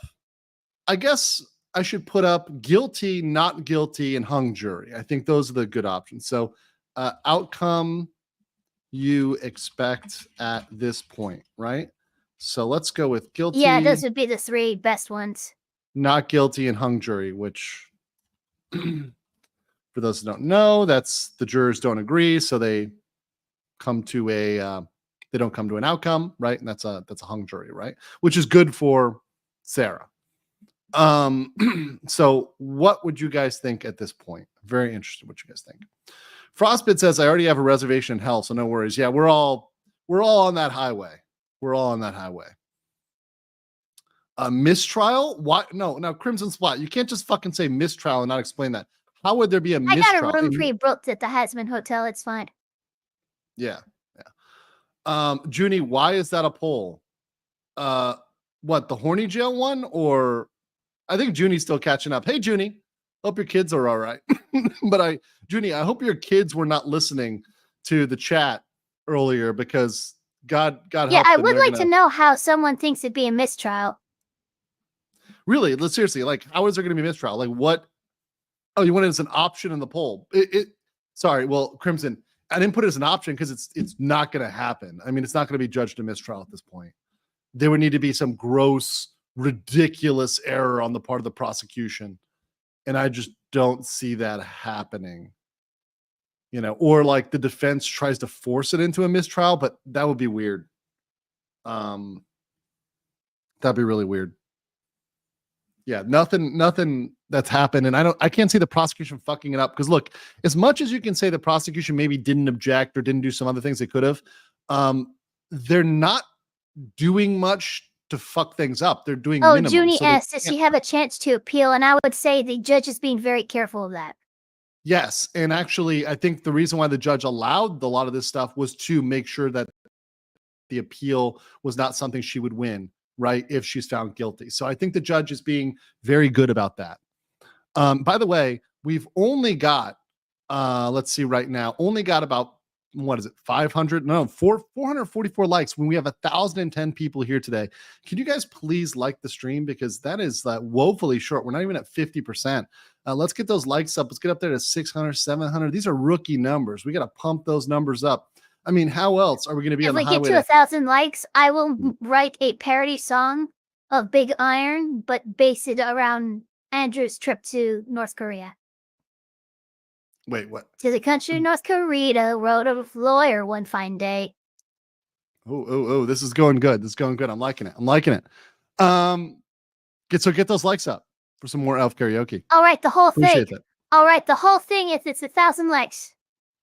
We're 500. We're 500. So halfway there, guys. Halfway there. Let's get her up. Get her up, guys. Costs nothing to like the video. Let's get the audio here.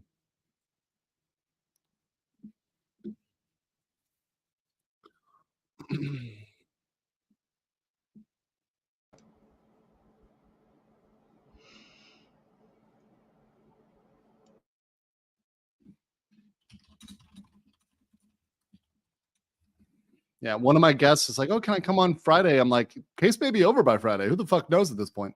All right, that dog in him said it's hard to say hung jury here in Florida with this. Yeah, we'll see. I mean, I think that's not probable. And by the way, you guys agree with me. 83% say guilty, 2% say not guilty, and 15% say hung jury. So only 17% in the aggregate would be unacceptable for Sarah Boone. 83% say guilty here. So we're looking at a strong balance. Spider Bro says, my job isn't to go to hell. It's to make sure it's crowded when I get there. And that'll just be a bigger party, right? Feet Sniffer for $2 says, hospice care. Chat, don't talk about legal mindsets dating pool. No, don't do it. No. No. Wait. It's so fucked up. I'm into hags, not crypt keepers. Michelle Gregory says, fellow Gator Andrew, I'm so incredibly lost in this chat. I mean, I'm no angel. I'm just here for the trial. Please help a sister out. Why don't Michelle? I don't believe you. I'm pressing chat. X to doubt for Michelle in the chat. I want to see X's if you think that Michelle's the extra doubter here. I'm joking, but we appreciate everybody here. If you're just here for the trial, once again, we like to have fun. I like to have jokes in this trial. It gets in all trials and all things I cover, because I think levity makes everything better. So that's the ambiance we got here. If you want kosher Sally, there's a lot of other channels for that. Yeah, Chad is doubting it though. Chad is doubting the angelness. It's crazy. Yes. The X's have it. Well, they said they're not an angel, so if we're doubting it, means they are an angel. Sure. Let's see here. Duncan says for 5, prosecution just needs to play these two videos as the bulk of their closing argument, and they got in the bag. Just a nice little reminder. Yep, I would play the suitcase video again, and I think that's really all you need. Just play that suitcase again and say, how's that feel for you guys? You know, I don't care that they brought up the fucking granny and they talked about, you know, the dogs and everything else. Like, play that video and say, in that instant moment, is this malice, right? Is this a wanton disregard for human life? I think so. When she says, I don't care, you don't breathe, you can't breathe. Here we go. Defense. Coming back. On behalf of Ms. Boone. I think you should shut the fuck up. Yeah, she's done. Standing at counsel's table, wearing a dark gray suit and maroon blouse. Let's go ahead and bring in our jury as Dr. Harper is here. Dr. Harper got on the doctor. Let's see if they're actually qualified as an expert this time.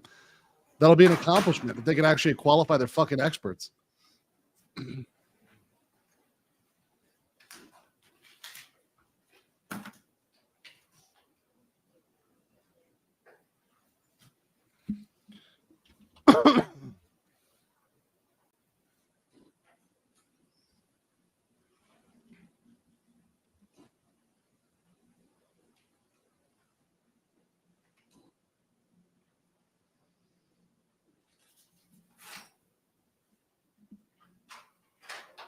All right, jury's in.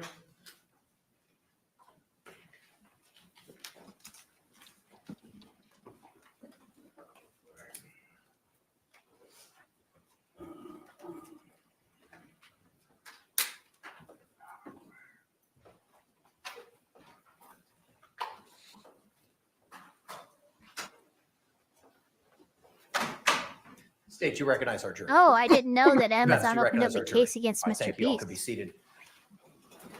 For gross negligence Again, on members of the set. jury, if you could just raise those hands, confirm you complied with the court's instructions. Record reflect all hands have been raised. All right, defense, at this time, you may call your next witness. We call Dr. Julie Harper.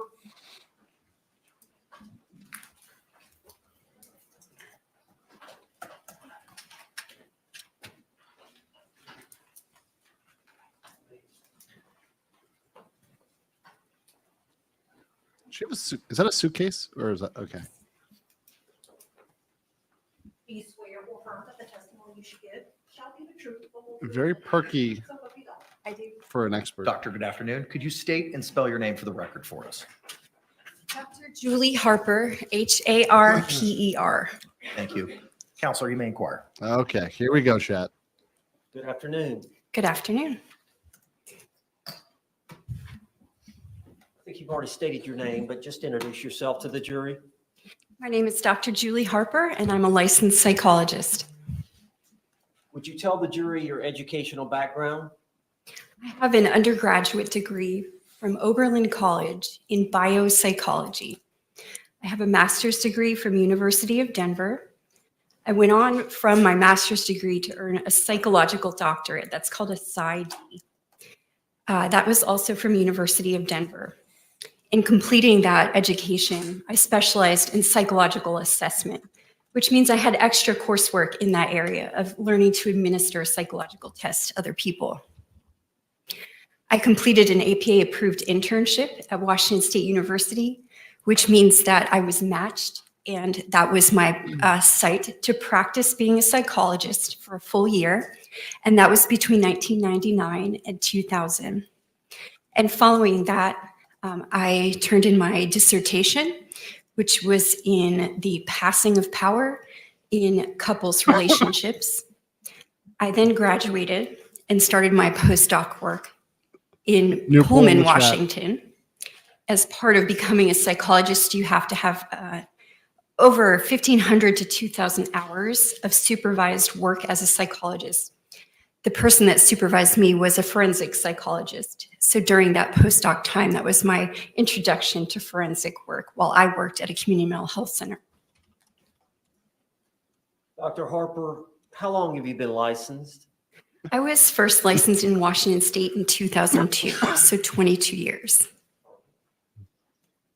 What type of position have you held as a psychologist? Well, I was rehired at my internship site. So I worked at Washington State University College Counseling Center. I also worked 2 times at a community mental health center. The first time was in Pullman, Washington. And that was during the period of time where I was getting my postdoc hours completed. And then I stayed on after licensure.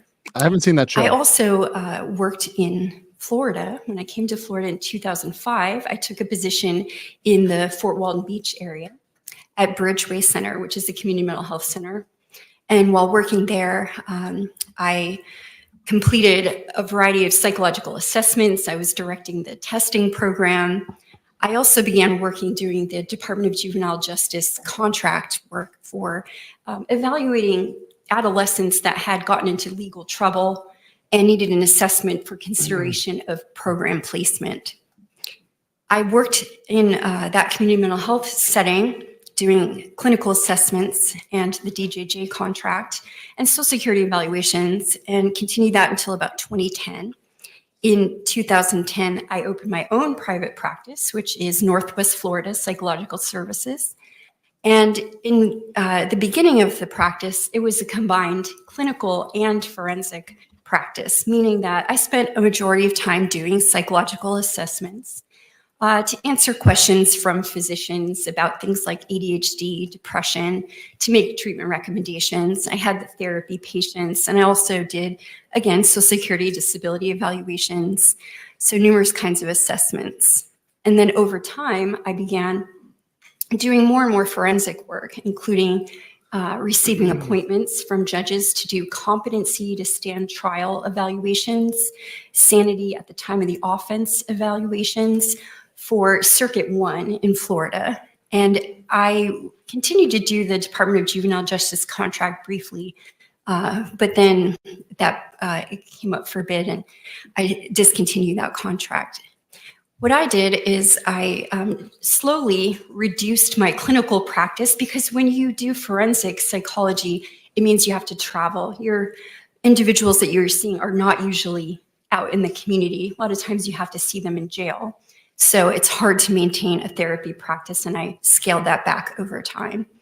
Eventually, my practice became entirely forensic. And then in 2017, I took a job with the state of Georgia to be an evaluator full-time. I was working doing competency to stand trial and sanity at the time of the offense evaluations, and then assisting with risk assessments in the inpatient setting. I did that until 2021. At that time, my private practice was just quieted down, of course, from COVID, and I was not in full-time practice. So I wished to return to full-time practice with my own company, and I did that in May of 2021. And since then, obviously, the courts are busy again. We're all recovering from the COVID era and back to full-time practice. Now, where do you live? I live in Okaloosa County, and that is in the panhandle of Florida. And is that where your practice is currently? Yes. All right. Is it fair to say you travel the state to? Bless you. Is it fair to say you travel the state to do assessments or evaluations? That's correct. I travel to a lot of cities throughout Florida, as far south as like Miami, and then of course working along.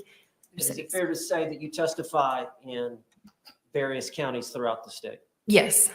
And I know that yesterday you were set to testify in Bay County, Panama City.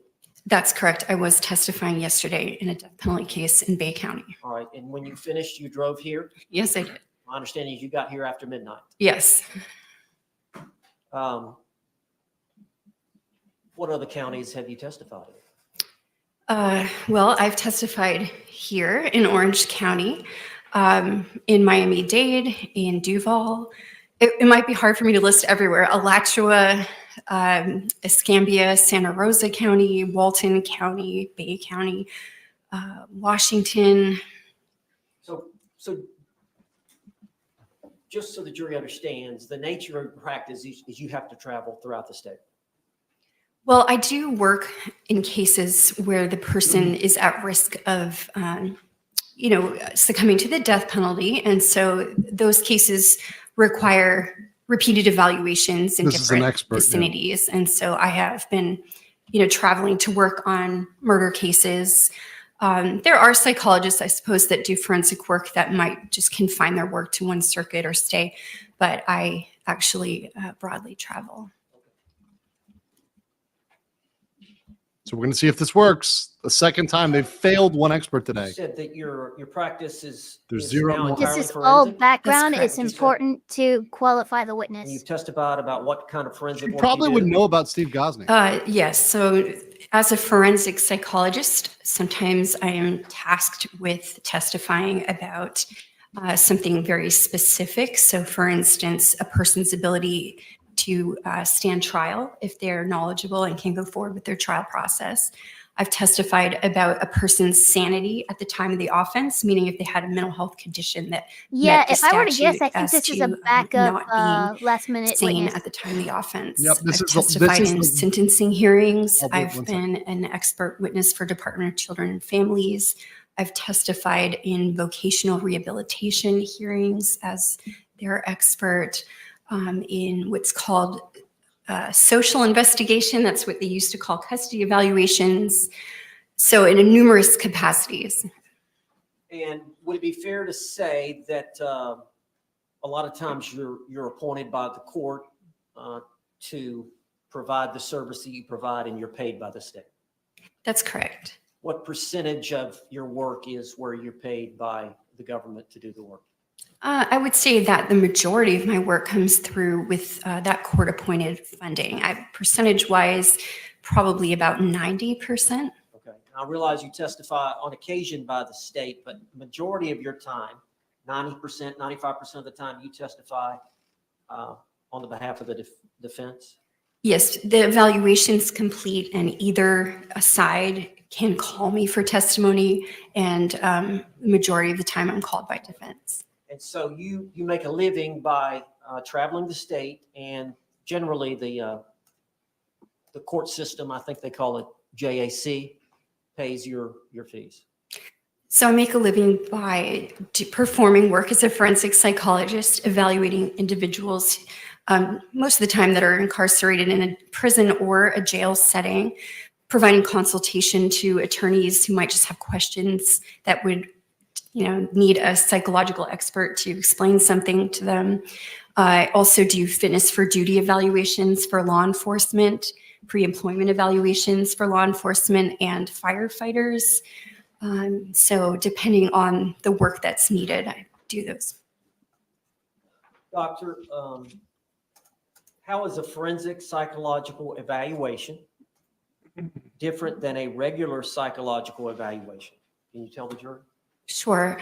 So if any of us went into a psychologist's office and had an evaluation done, it would be most likely for treatment. So things like if you qualify for surgery or you're going to have treatment, maybe you've got a condition that you want therapy for. A psychological assessment is very helpful in identifying a diagnosis and then setting a course for treatment.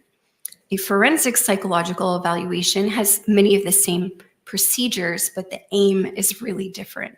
The aim would be to answer some kind of legal question that is posed. So as an expert, I might be in the position to provide some education or experiential descriptions of something that a person might be suffering from to people that are going to make a decision. So for instance, if it's a competency evaluation, I would educate the fact finder. In that case, it would be a judge about what is wrong with the person or if they had any deficits at all, or if they were competent to proceed. In a situation like this, a forensic psychological evaluation might be geared more to identifying, again, if there is a mental health condition present in the defendant I'm evaluating, and then to provide a jury with education about what I found in my evaluation.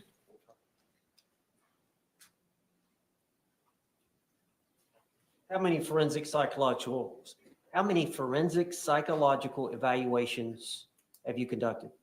Estimate. So just as an estimate, it's clearly more than 4,000. I've been doing forensic psychological evaluations as far back as 2007. Have you been qualified as an expert to testify in forensic psychologist in court as a I have. and you said you've testified for the They prosecution. haven't. Yes. And you've testified for the defense. Yes. Is there any difference in the work that you do depending on who hires you? Which side? Absolutely not. A forensic psychological evaluation is an objective assessment of what's going on with the person. So you should be performing the same kinds of procedures in doing the evaluation. It should not matter who's retained you. What you're trying to do is answer a question.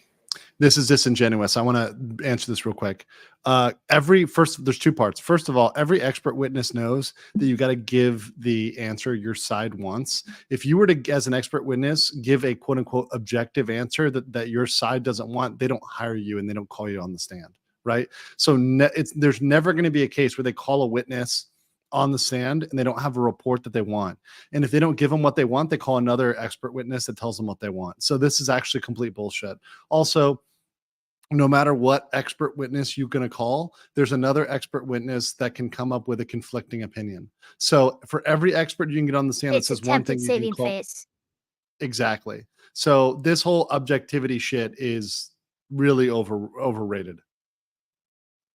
Are there times when you actually do an evaluation and assess an individual, but then you're not actually called to testify? Yes, many times that's the case. You will provide your feedback to the attorney, and then it's up to the attorney to decide if there's anything in there that would be useful to them, or if they're pursuing a certain kind of information for the court, they would choose to call you for testimony. Dr. Harper, do you recognize Sarah Boone at the defense table with Tony Henderson? I do. When did you first get involved with Miss Boone?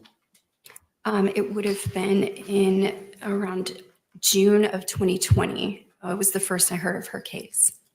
And what were you asked to do?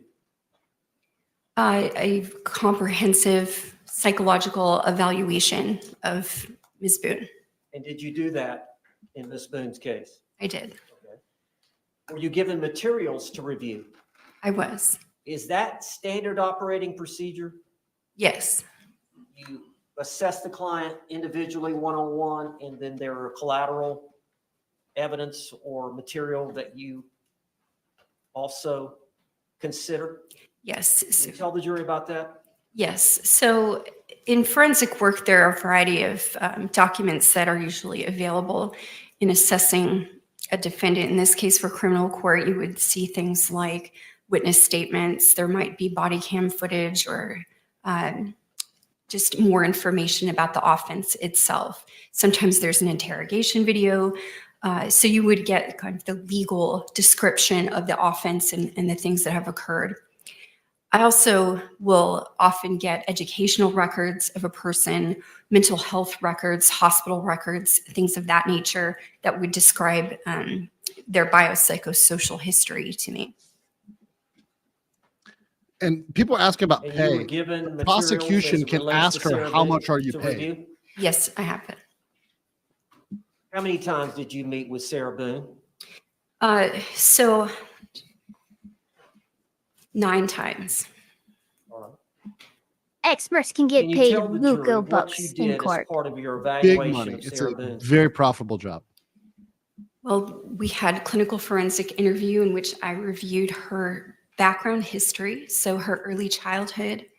I also assessed her with assessments, meaning I administered 3 psychological tests to her. I reviewed her prior mental health records, her interrogation video,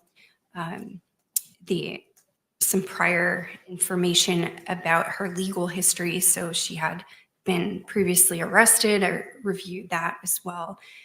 We had an opportunity to review the transcript of her interrogation video.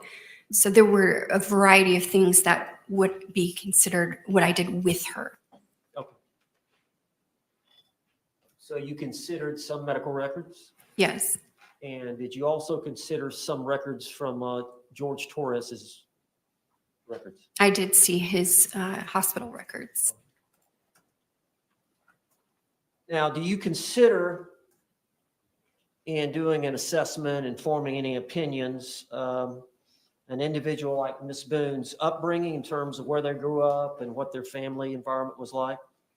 Yes, that's part of gathering their background history. So biopsychosocial information. And did you consider Ms. Boone's upbringing in forming any opinions? I did.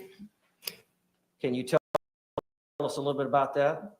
Yes. So of her history, I found it pertinent that she was raised with. Roach. All right, let me get some of these comments here. Tatsumi says, looks like the psychologist from the show Lucifer.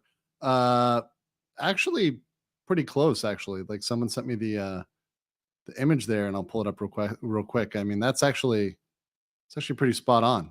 Pretty spot on right there. So yeah, that's a good one. Spider Bro said, so a lolly, a hag, and a MILF walk into a bar. classic stuff. And then Artemis says glasses are PPE for the PP shot.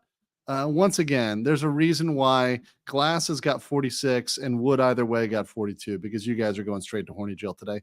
And Cadbear said bored the jury, so they forgot all the evidence. No, it's just been a very long trial. So at this point, maybe the jury is feeling like, even though it's quick, it's long for you sitting on the jury. Remember, we can kind of do other stuff. They can't. So juries can get bored pretty easily. Would you have despite the fact this has gone pretty quick for a trial. Of her family background, whether or not some of her family members had passed away early in her life? Sustained.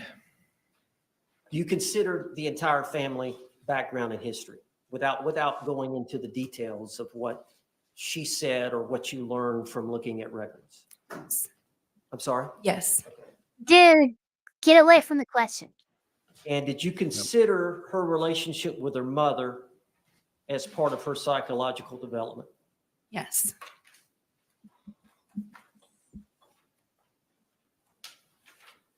Now, do you believe that Sarah Boone does have some narcissistic traits?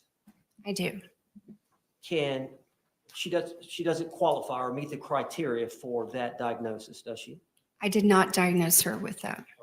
Can you elaborate on or explain how you feel that Sarah Boone does have some narcissistic traits?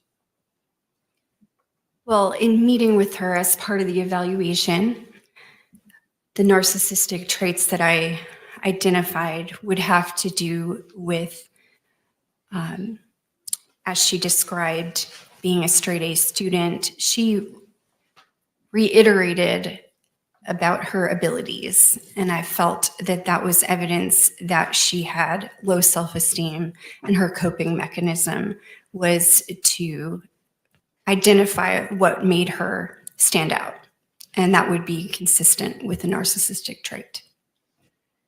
Now, I know there's been reference in this case to a manual that all psychologists, all psychiatrists refer to. Do you have that manual with you? I do. And what is the name of that manual? It is the Diagnostic and Statistical Manual of Mental Disorders, the text revision. So it's the DSM-5 text revision. Now, Dr. Brannon testified earlier today, and there was some evidence relating to when you suffer from narcissism, there's a sense of grandiosity. But is that from this manual in your studies and your experience, where they require excessive admiration and whatnot, that there's a reason for that? If I'm understanding your question, there's a criterion in narcissistic personality disorder related to that. What I'm getting to is many times you may have these narcissistic traits, but really you suffer from very low self-esteem. That's the underpinning of that criterion. Would you explain that to the viewer? If I'm allowed to reference the DSM, then I can explain it best. Just don't read from it, just All If right. you need to review. if you No, need to she's read gonna a be paragraph, reading you from can it. Yeah, you can. Explain it to the jury. She's So based on the description in the DSM, that's reading from it pretty much. if a person's self-esteem is very fragile and they have low self-esteem, they may require more outside admiration or even appear more grandiose in their abilities because at root, they don't feel secure and confident. And so it's what we would call a defense. And so that The criterion fact that is the actually a defense way that person tries to recognize her make themselves narcissistic traits feel enough better. to bring up an expert is telling. Anything else you want to say about that issue? Well, you asked me about why I didn't diagnose narcissistic personality disorder. And again, from the DSM, Are there criteria? there are criterion for each disorder. And so when you're assessing someone, they have to meet all those criteria for you to form that opinion. Yeah, that they chat's actually taking back suffer their from that vote. disorder. Glasses on. Yeah. Well, the first, glasses on. I guess, issue is do they have the criterion that are listed? And then the second would be, is there a different mental health disorder that would better explain the criterion that you're seeing? The criterion within the DSM overlap considerably across disorders. And so there are some helpful guidelines within the DSM to remind you of that you may have what's called differential diagnosis. So if you're considering one thing, that you also are directed to look at other things. So that happened in this case, in this instance, that the DSM guided me to also look at other things. Just for purposes. If she removed her glasses for reading, it means you did she's not nearsighted diagnose and needs them her for as- farsight. With narcissism, that disorder. That's correct, because the DSM's description guided me that that would not be an appropriate diagnosis. Why did you not diagnose Miss Bing with a personality disorder? Well, first of all, it has to be a pervasive pattern of distorted relational abilities. So basically, if she is demonstrating in a variety of settings that she has these symptoms. And then secondarily, the diagnosis of post-traumatic stress disorder is listed when you're considering personality disorders. The DSM guides you that if there are personality changes that are associated with the exposure to a trauma, then you should consider post-traumatic stress disorder and not a personality disorder. Have you diagnosed her with anything? And we'll elaborate on that, but through your assessment, have you diagnosed her with anything? Yes, so she has a diagnosis of post-traumatic stress disorder. She has symptoms of anxiety that would be consistent with post-traumatic stress disorder. So that is an anxiety disorder. And you feel like she suffers from post-traumatic stress? I do. Now, at the time of this incident, this event, we're talking February 23rd of 2020, you were aware that she did not have much family support. Yes.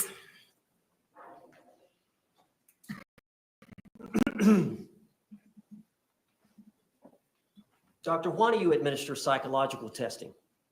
Psychological testing allows an objective measurement of what the person's symptoms may be as compared to sort of an average.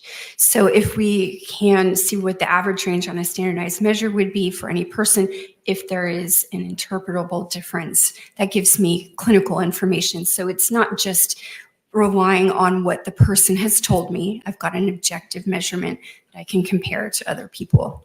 And then I also administer psychological testing in a forensic evaluation to help assist me in making sure that the person is intending to put in good effort with me. In some forensic settings, a person may have a reason to present symptoms, like if they're in a custody evaluation, for instance, they might have a reason to minimize symptoms, or they may exaggerate something else. And so assessments as to the person's response to you and if they're validly participating are important. So there are tests to see if you're faking or malingering or that type of thing? Right. And so you would call it feigning mental health symptoms when the person is either far exaggerating a symptom they do have, or if they're pretending to have a symptom that they do not actually have. Now, as it relates to Sarah Boone, What type of psychological testing did you administer? I administered the I hope they get 'em on inventory of cross. legal knowledge, and that is a test that has to do with whether or not she was validly participating regarding her understanding of the legal process. I also administered the Miller Forensic Assessment of Symptoms test. Now, explain to the jury what that Miller Forensic Assessment of Symptoms test is. So that is also a test of feigning to identify if she's validly participating in the evaluation. So if she had endorsed psychological symptoms or psychiatric symptoms, that would be unusual or not typical of a valid psychiatric patient. What were the results of Ms. Boone's test on the Miller Forensic? She validly participated. There was no indication of any feigning or malingering. And as far as the inventory of legal knowledge case, what were the results? Again, she was validly participating and she did not even come close to the cutoff that would put her in the range of feigning. Can you tell the jury what the purpose of the clinician administered post-traumatic stress disorder scale is? Yes. So that would be considered a very This is a defense useful witness. assessment Yes. of post-traumatic stress disorder. It allows me to interview a person about exposure to a traumatic incident and then identify if there's a change in behavior that has occurred as a result of that exposure to trauma.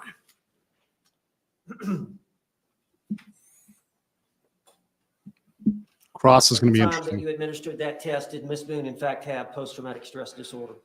As a general rule of thumb, Well- court can be or tell me the nerve-wracking, results. period. Yes, so the results would be consistent with a person having post-traumatic stress disorder. I do not diagnose from one test, that wouldn't be appropriate, but it is consistent with the background and the symptoms that I had previously, taken down during my evaluation of her. So the clinical portion, when we go through symptoms, that was consistent with the outcome of that test. And would this testing, all the testing, help you determine if Ms. Boone had a change in functioning from before the alleged trauma Bless you. to after the alleged trauma? And I'm referring to the trauma. We're going to talk about what the trauma was, but the trauma was the intimate partner violence? That's correct. Okay. But would that testing help to determine if she had a change in functioning from that trauma of the intimate partner violence? Absolutely. And did you determine that she did suffer from trauma as a result of intimate partner violence? That was my conclusion. Yes, that's my opinion. Now, in considering all the available information, you don't just rely on what Ms. Boone tells you to No. make your decisions. No, I don't. I do interview a person as part of the clinical forensic interview, of course, but I also consider things that are reported, like in the arrest narrative, witness statements, all of the medical records. So there are a variety of sources of information, collecting data points and reviewing those to arrive at a conclusion. So you did review Ms. Boone's previous diagnoses in her history? Yes, Did you consider the previous diagnoses in arriving at your own? I did. Yes. What did Ms. Boone, what had she been diagnosed with prior to you getting involved? Roach. All right. Questions here. Mark Rowdy said, "Me psycho doctor, me no big words." Yeah, we'll see how big she is when cross comes. Feed Sniffer says, "If only she was as good as compartmentalizing her feelings as she was at compartmentalizing her boyfriend, we wouldn't be in this mess." Oof, big fucking oof. Ava, what do you think about this witness so far? I know there'll be some delay. I think the witness is a little nervous. I don't know how long she's been doing this, but definitely I understand Chet's concerns about her nerves. I do want to impress, though. Court in general, even for lawyers, can be quite nerve-wracking. Yes, and a lot of times, even just being in court, like just the setting of court, it's almost like being in church, right? There's that saying, sweating like a whore in church, right? I mean, sometimes you're in court and you just feel the pressure of the judge, right? It's like an anime where it's like you feel their aura, you feel their instinct, right? Their killer instinct. You feel that pressure on you. It's like game time. When you step in that courtroom, everyone's silent, everyone's following procedures. It's solemn, right? The whole decorum of the court is meant for you to take this very seriously. So you can be on the stand and be absolutely nervous. So that may be what's going on right now, right? What do you guys haven't heard that saying, sweating like a whore in church? That's very much a common expression. Sweating like a lawyer in court. Yeah, when a lawyer's fucking lying, which is all the time. They're all lying. They're all lying. Let's see. Somebody sent me this on Twitter. I'll show it real quick while we're at a pause here, waiting for them to deliberate. But whoever made this, you're also going to hell. Just so you know. Horrible. You're horrible. You horrible people. Horrible people. Of course, those are Twitter people, and we all know Twitter people are the worst of the worst. So. Thank you for that.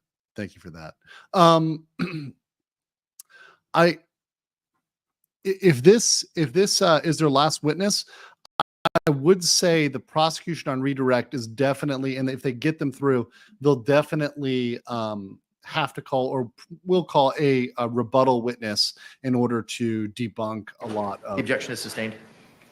Ooh, sustained. But you would agree, and I think this is a fair question. You would consider prior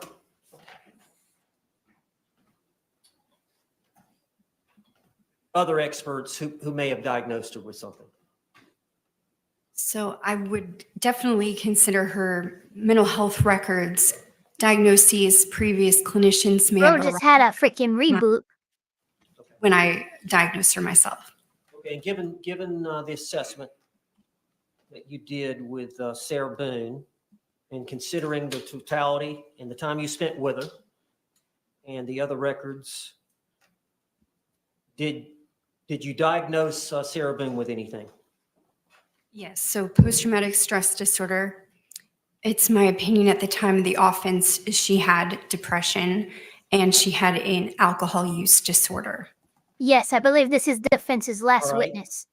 I know we've talked about post-traumatic stress disorder. I don't know if I need to ask you anything further. I think the jury probably understands that. Is there anything else you wanted to add about that disorder? I'm not sure what the jury's already been told about post-traumatic stress disorder, but in Sarah Boone's case specifically, because of enduring, she specifically noted the time that she was stabbed with the knife as being an extremely. Yep. Sustained. Yep. She shouldn't have mentioned that. You have viewed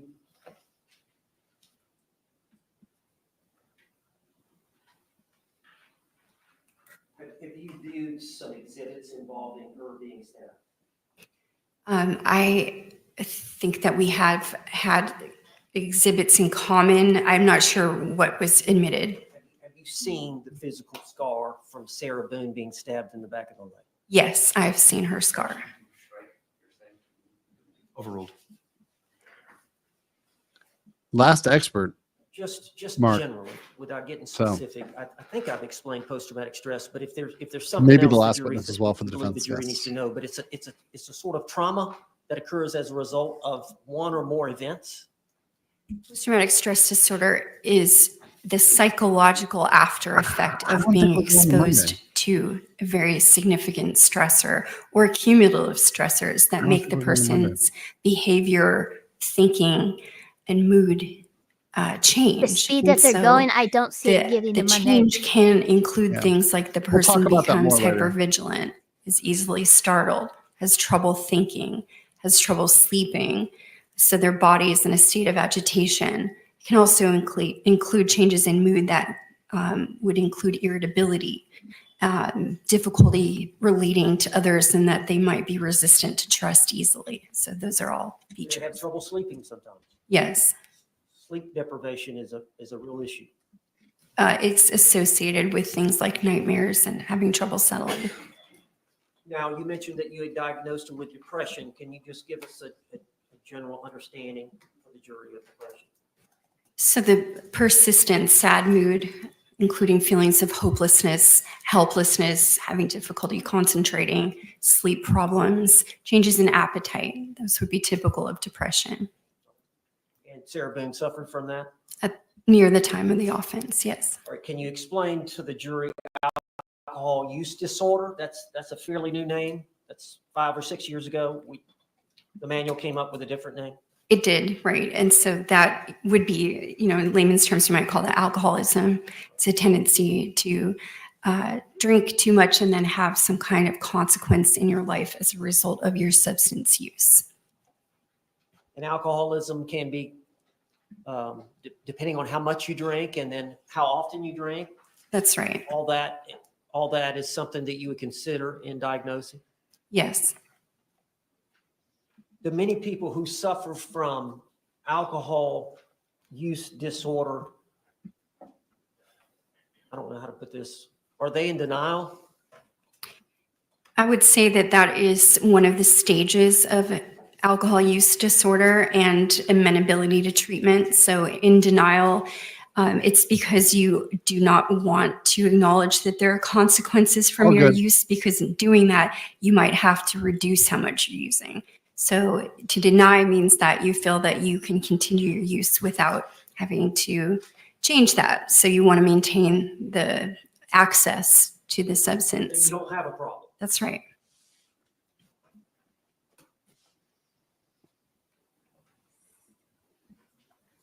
What is the difference between traits and a diagnosis?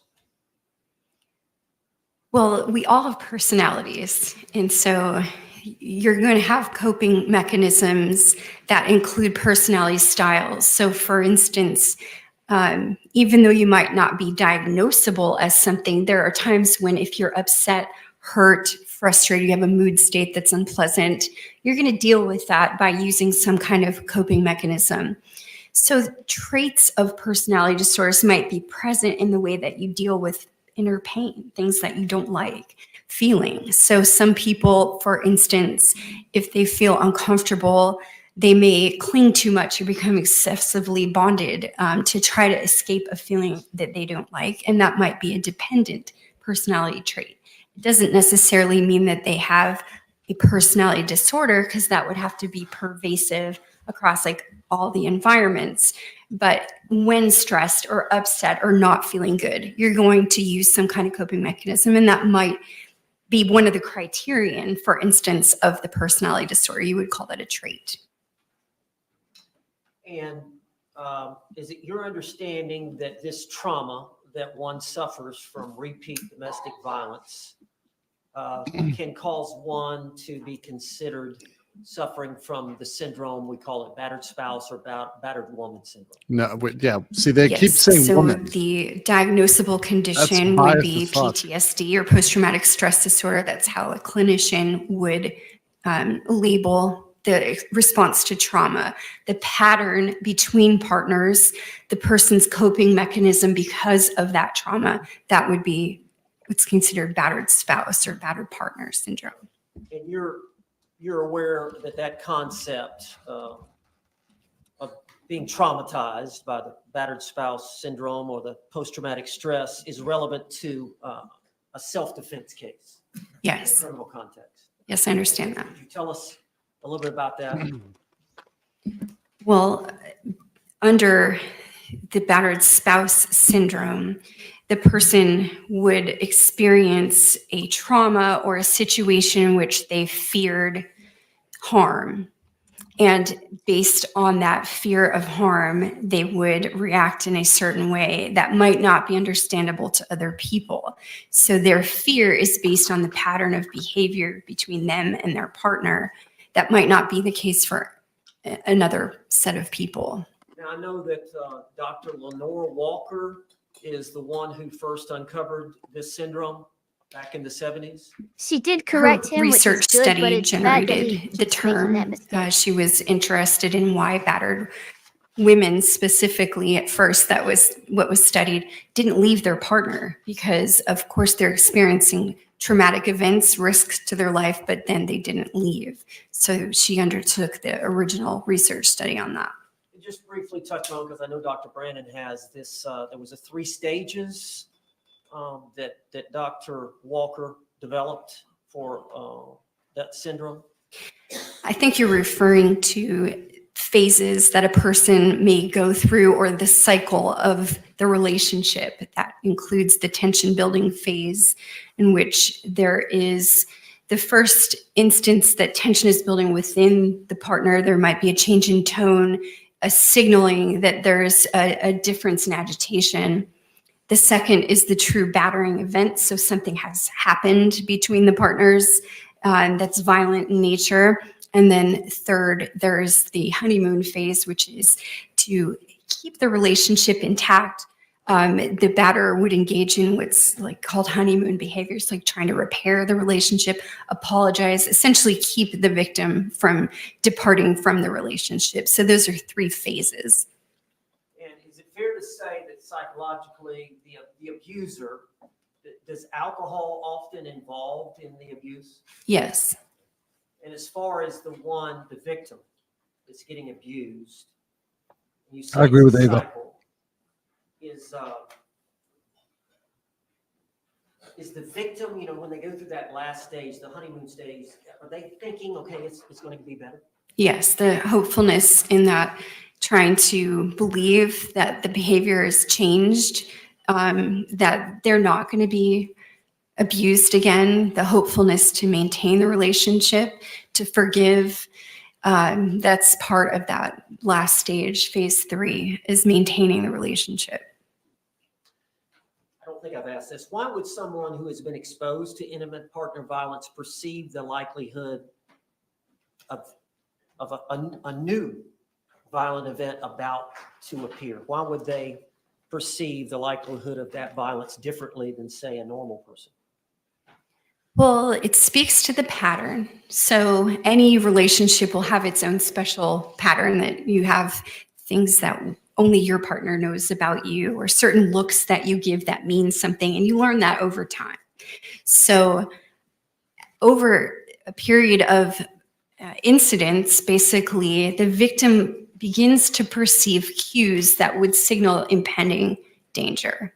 Those cues could be really subtle, just a change in tone, or some small behavior that might not mean much to another person, but it has preceded other violent acts. So for instance, if your husband decides that he is not going out that night, he might put on different clothes to stay home. And that could be a signal, like abuse and violence has occurred in his stay-at-home clothes. For instance, that might not mean much to another person because, again, it's specific to that dyad. Those 2 people know those patterns. So the victim may perceive a small or subtle change in their partner as a cue because they've become hypervigilant. The body knows when it's experienced a threat to itself, and it will take note. We record memories differently when we're at risk. So these subtle cues become very well memorized by somebody who's being victimized. Now, on this, and battered spouse syndrome is a subset of post-traumatic stress disorder, which you've diagnosed Sarah Boone with. When those personality changes occur and they persist after an individual has been exposed to this extreme stress, is that when the diagnosis occurs?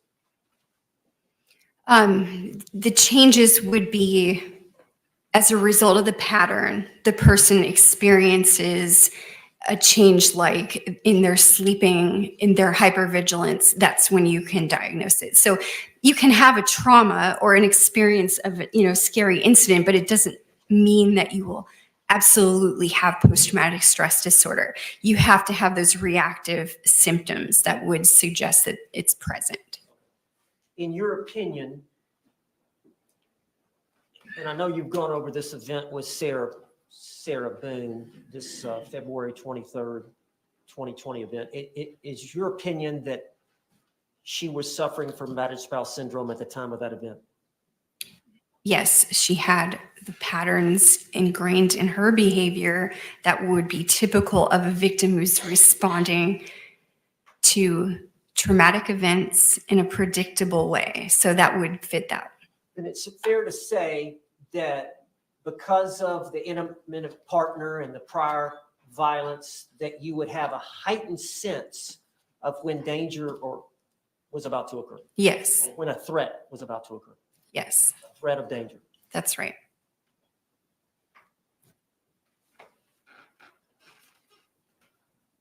Now I want to talk about placating the abuser. A victim placating an abuser. Are there predictive cues which an abuser may exhibit to a victim that result in a high level of anxiety arousal, in which the battered woman may attempt to reduce through several different means to delay the beating? Can you explain that? Yes. So the phase of the relationship that starts with that tension building, that is a jumping off point potentially. So if you can stop the escalation, you might stay in phase one for a period of time. Phase one being that tension building phase and trying to reduce it and not allow it to escalate. So placating the abuser might include distraction. It could include substance use. It could include a change of scenery. There are a lot of things that a partner will learn to do so that they don't have the escalation into an abusive event, if possible. It doesn't always stop it. Now, in reviewing all of the data, all the reports, medical records, and whatever reports you considered, videotape that you may have watched, as it relates specifically to Sarah Boone, are her words her power? Her words, I would say, are the weapon that she has. Explain that to the jury. In reviewing the available videos that I had to review, you would see that when Ms. Boone is very stressed, when she's experiencing a high level of anxiety, she becomes short in her tone. You can hear that in her voice. There's a strain, sharper words come out. I think that that is the way that she would try to respond to Mr. Torres. You can hear that sharpness in her voice when she's very stressed out. Now, would you agree that victims may exhibit a range of behaviors when they're suffering from intimate partner violence? Yes. Self-isolation? Yes. Suicidal thoughts? Yes. Substance abuse? Yes. They're trying to explain her cold, signs disinterested of tone. injuries such as bruising? That's correct. Chronic fatigue? Yes. Learned helplessness? Yes. Can you tell I know Dr. Brannon spoke on it, but could you tell us a little bit about that? So learned helplessness is when you start to form the opinion that nothing's going to make any difference. It comes originally from an animal study in which dogs were shocked. And the research study indicated that even when dogs were given an opportunity to escape the environment in which they were being shocked, if they were shocked enough, they just stopped trying to escape. So even though they had an opportunity to do so, they did not do that. That's called learned helplessness. It's the idea or belief that what your actions are going to do are not going to make a difference. So don't try. What are intrusive memories? Intrusive memories are an element of post-traumatic stress disorder in which you don't want to be thinking of a traumatic event, but it intrudes on something else you're trying to do. Like maybe you're folding socks or something like that, just doing something mindless, and that's what takes over your thought process. It's not something that you're trying to think about. We could plan what we're thinking about, or sometimes if you're just having this intrusive experience, that's not what you were intending to think about at all. Is that one of the conditions that someone may suffer when they have this syndrome of battered spouse? Yes. I know there can be triggers that bring on these memories. Am I correct? That's correct. Are there also symptoms of this syndrome where, like in the alcoholism, where you have denial that you're in the middle of this cycle? Well, as part of the relationship, there's an element of pleasure. Like you have early on in the relationship something that binds you together.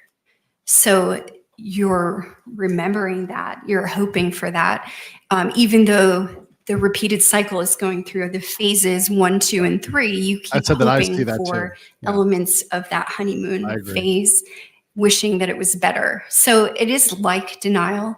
You're imagining the way it used to be. You have a recollection of that person showing you positive behaviors, and you're hoping for that.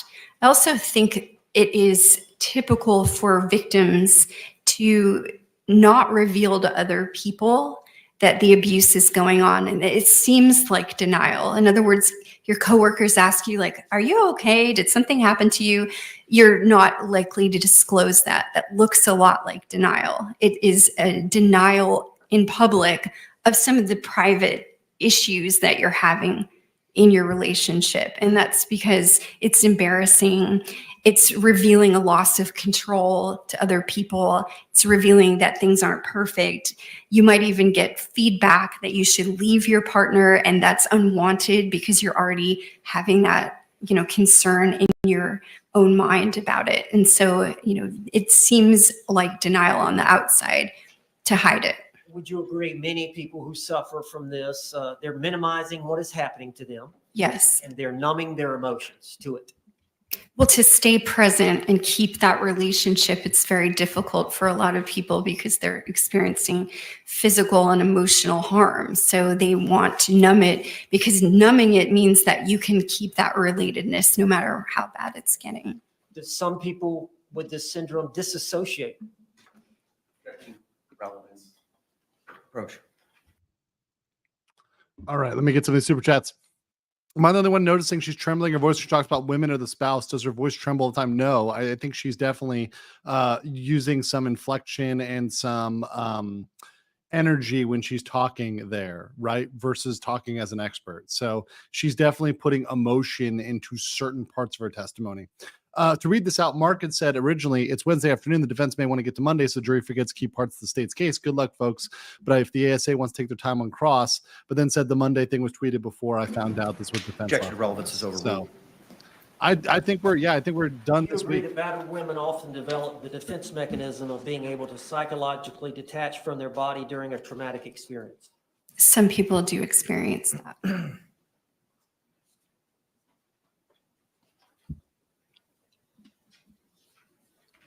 I'm just going to list some of the symptoms that you find in battered spouse women, and just to see if you agree with these. We talked about intrusive memories and flashbacks of the past traumatic events. You agree with that? Yes. The severe anxiety and hypervigilance. Yes. The panic attacks.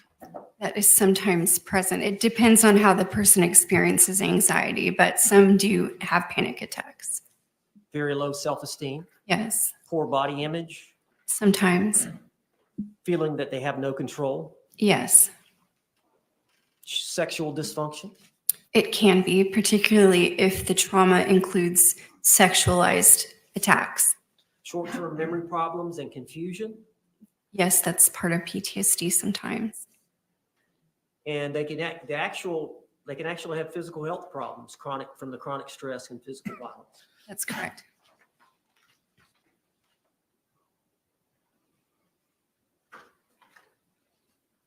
Fear. Yes. Constant fear. That's correct. Now, the abusive partner, the abuser, part of the abuse would be hitting, kicking, punching, choking, burning, and biting. Approach.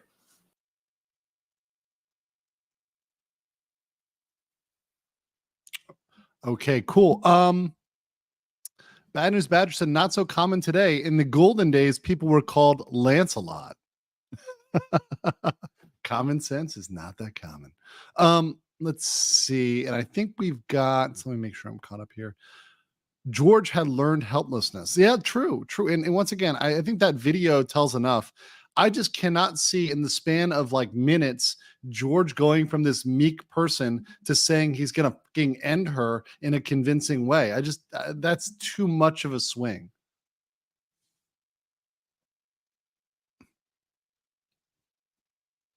You know, especially when we're seeing this guy fucking winded from heaving a baseball bat, much less No, it sounds zipped like a up, bad scene from the Joker.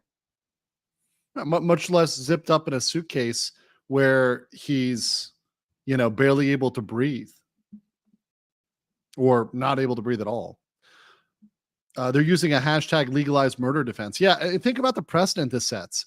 I mean, if she's able to get off on this, how many other people can, you know, become primary abusers and use this to get off by saying, "Oh yeah, I was abused." There's this pattern of abuse, right? Even when she contributed to it. This actually could be precedent to allow abusers to get out of crimes. And this is clearly, yes. RGX Dare says, her with the bat was also too much of a swing. But yeah, this is meant to implicit sympathy and draw the jury into favorability for Sarah. Yes. Did they prove the bad Oh thing yeah, yet? that Not was really. used. She admitted to using it, and it was verified via the chief medical examiner. But they didn't talk about how she used it, whether she poked or whether she swung. I mean, it's pretty clear she swung, not poked. All right, I'm asking about common things that occur by the abusive partner towards the victim that create this intimate partner violence or create this syndrome in the woman. Hitting, Yes, that could be an overt act. kicking, Yes. punching, Yes. choking, Yes. burning, Yes. using weapons to hurt you, Yes. a knife, Correct. curtain rod, Yes. threatening to hurt you, your children, or your pets, Yes. belittling and humiliating you, That's correct. taking your car keys, That would be considered a form of control. So yes. controlling your money, Yes. control where you go and How who is she you see, controlling money? Like, Correct. and who you can talk to, Not allowing the other person to have a phone. force you to have sex when Yeah. you don't want to, Yes. yeah, because all of it was grape, right? Yeah, unproven at all. stalking you, Yes. slapping you, Again, these are questions that serve the prosecution just as well.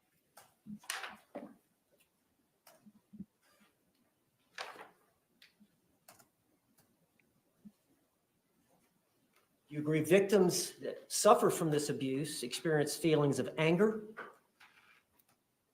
Yes, that can be in some of the phases. So sadness, yes. hopelessness, Yes. worthlessness, Correct.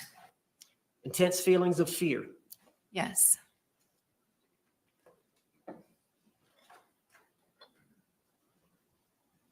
abusers have a tendency to have low self-esteem themselves. Overruled. Abusers. Overruled. The abuser can have low self-esteem himself, Yes. have a desire for power and control, Correct. have a tendency to use alcohol or drugs. Yes.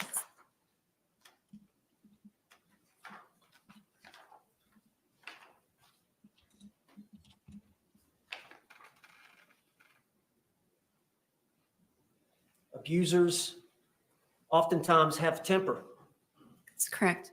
become jealous easily, Yes. very possessive. Can be.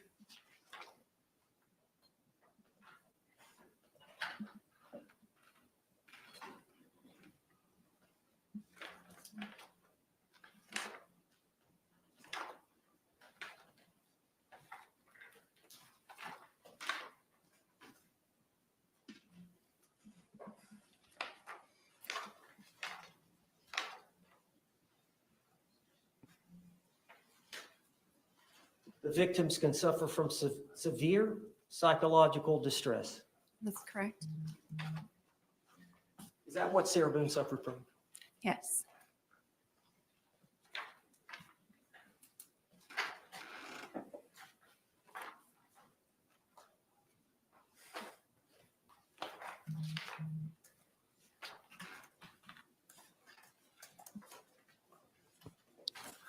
Crimson, I got you in a second. I'll pull that up. Appreciate you, brother. This is Crimson 5 said, this is giving me post PSD over the melancholy of Esari Imoto in a bag scene. I'll pull it up in a second.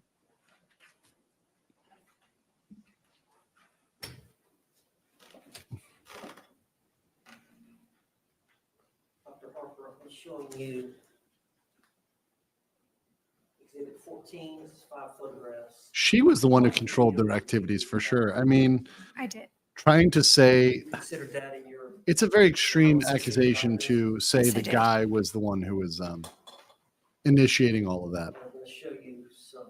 especially when she said she was waiting for them to engage in carnal relationships before bed while they were drunk. Exhibit 12. I believe she's testified that this is where the curve line. Are you familiar with that? Yes. Exhibit 11, are you familiar with this photograph over here? Yes. Exhibit 10, which is her arm. Are you familiar with that photograph? Yeah. What about the pornography? Exactly. She considered that cheating. Picture of the bloody So who's controlling what, right? Who's controlling sex when she won't allow him to have pornography on the phone? Yes, I've seen these. picture. Exhibit 7, picture of her, Sarah's lips and it's like her eyebrow. Yes. And this is a composite exhibit 6, which is of the stab to her leg. Are you familiar with those? Prosecution can object, but it's not going to be useful. Yeah, they've already objected a couple times. Yeah, Environment. the prosecution is doing a reasonably good job with objections, and mind you, they've won the majority of objections. I'm not sure if I've seen this photo, but I've seen a medical record associated with that. Of that burn. Exhibit 4. Yes. Familiar with that? Looks like exhibit 3. She was slapped. Yes. Exhibit 2. Picture of bruising in this book. Yes. Did you consider all those photographs informing your opinions that you've expressed here today as it relates to Sarah Boone? Yes, under the substantiation that she has indeed experienced past instances of intimate partner violence against her.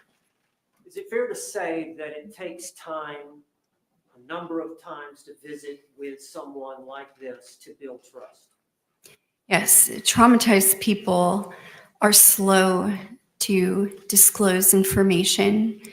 You have to build rapport. You have to make sure that they experience you discussing other things without an emotional reaction. They feel easily judged, as we mentioned, have defensive denial, things like that. So you need to build good rapport in doing an assessment with somebody that's experienced trauma. So a lot of times they're very slow to open up and tell you about the abuse. That is correct. And they'll actually often lie about it. Deny it, yes, and just say that that's not the issue or they're fine. So oftentimes I'll have an evaluation request come from an attorney who's having difficulty interacting with their client, and then ultimately it's the result of trauma. Now, I know that you viewed everything, and I know you've seen her 9 times. Is there did you feel like you had enough time?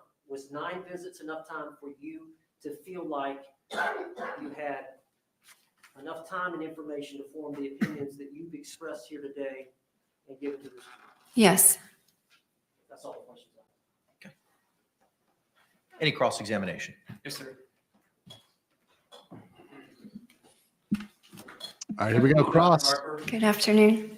So you have done some evaluation work on battered spouse syndrome for a prosecution in the past? No.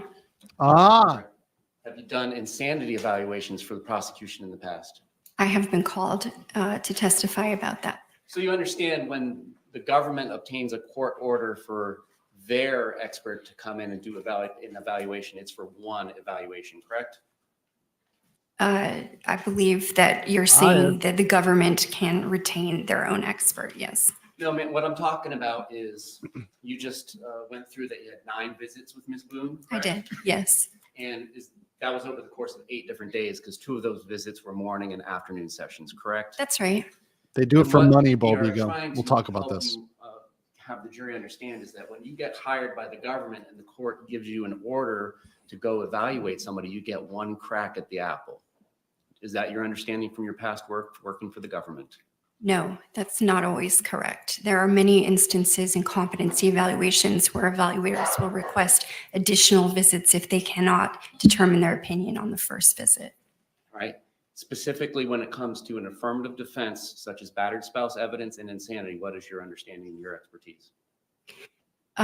What is my understanding of the issue? Oh, Judge, the question. Legal objection. Objection? Legal grounds. He asked a question He's about. not even battered making a spouse proper and- objection. Yeah, so a lot of shitty attorneys do this. They just start speaking. That's what's Dude, called a oh my speaking gosh. objection. He It's needs to so get it fucking together. annoying. You have to say objection followed by what the objection is. Objection relevance, objection speculation, objection leading, whatever it is. And on cross, you're allowed to lead. So like you have to say objection followed by exactly what the rationale is. You can't just start explaining. And the old boomer just did what's called a speaking objection, just went out and started Objection yapping. They sustained it though. Reddit child made this mistake several Being times. used for self-defense or, not and, insanity, it requires a court order for the state to go have an evaluator go, right? All right. Now, what are the agreed upon criteria for battered Camille spouse syndrome? was good. well, you would evaluate if the person is indeed suffering from a behavioral response, like a mental disorder. So first of all, has the person demonstrated that they've got a behavioral change?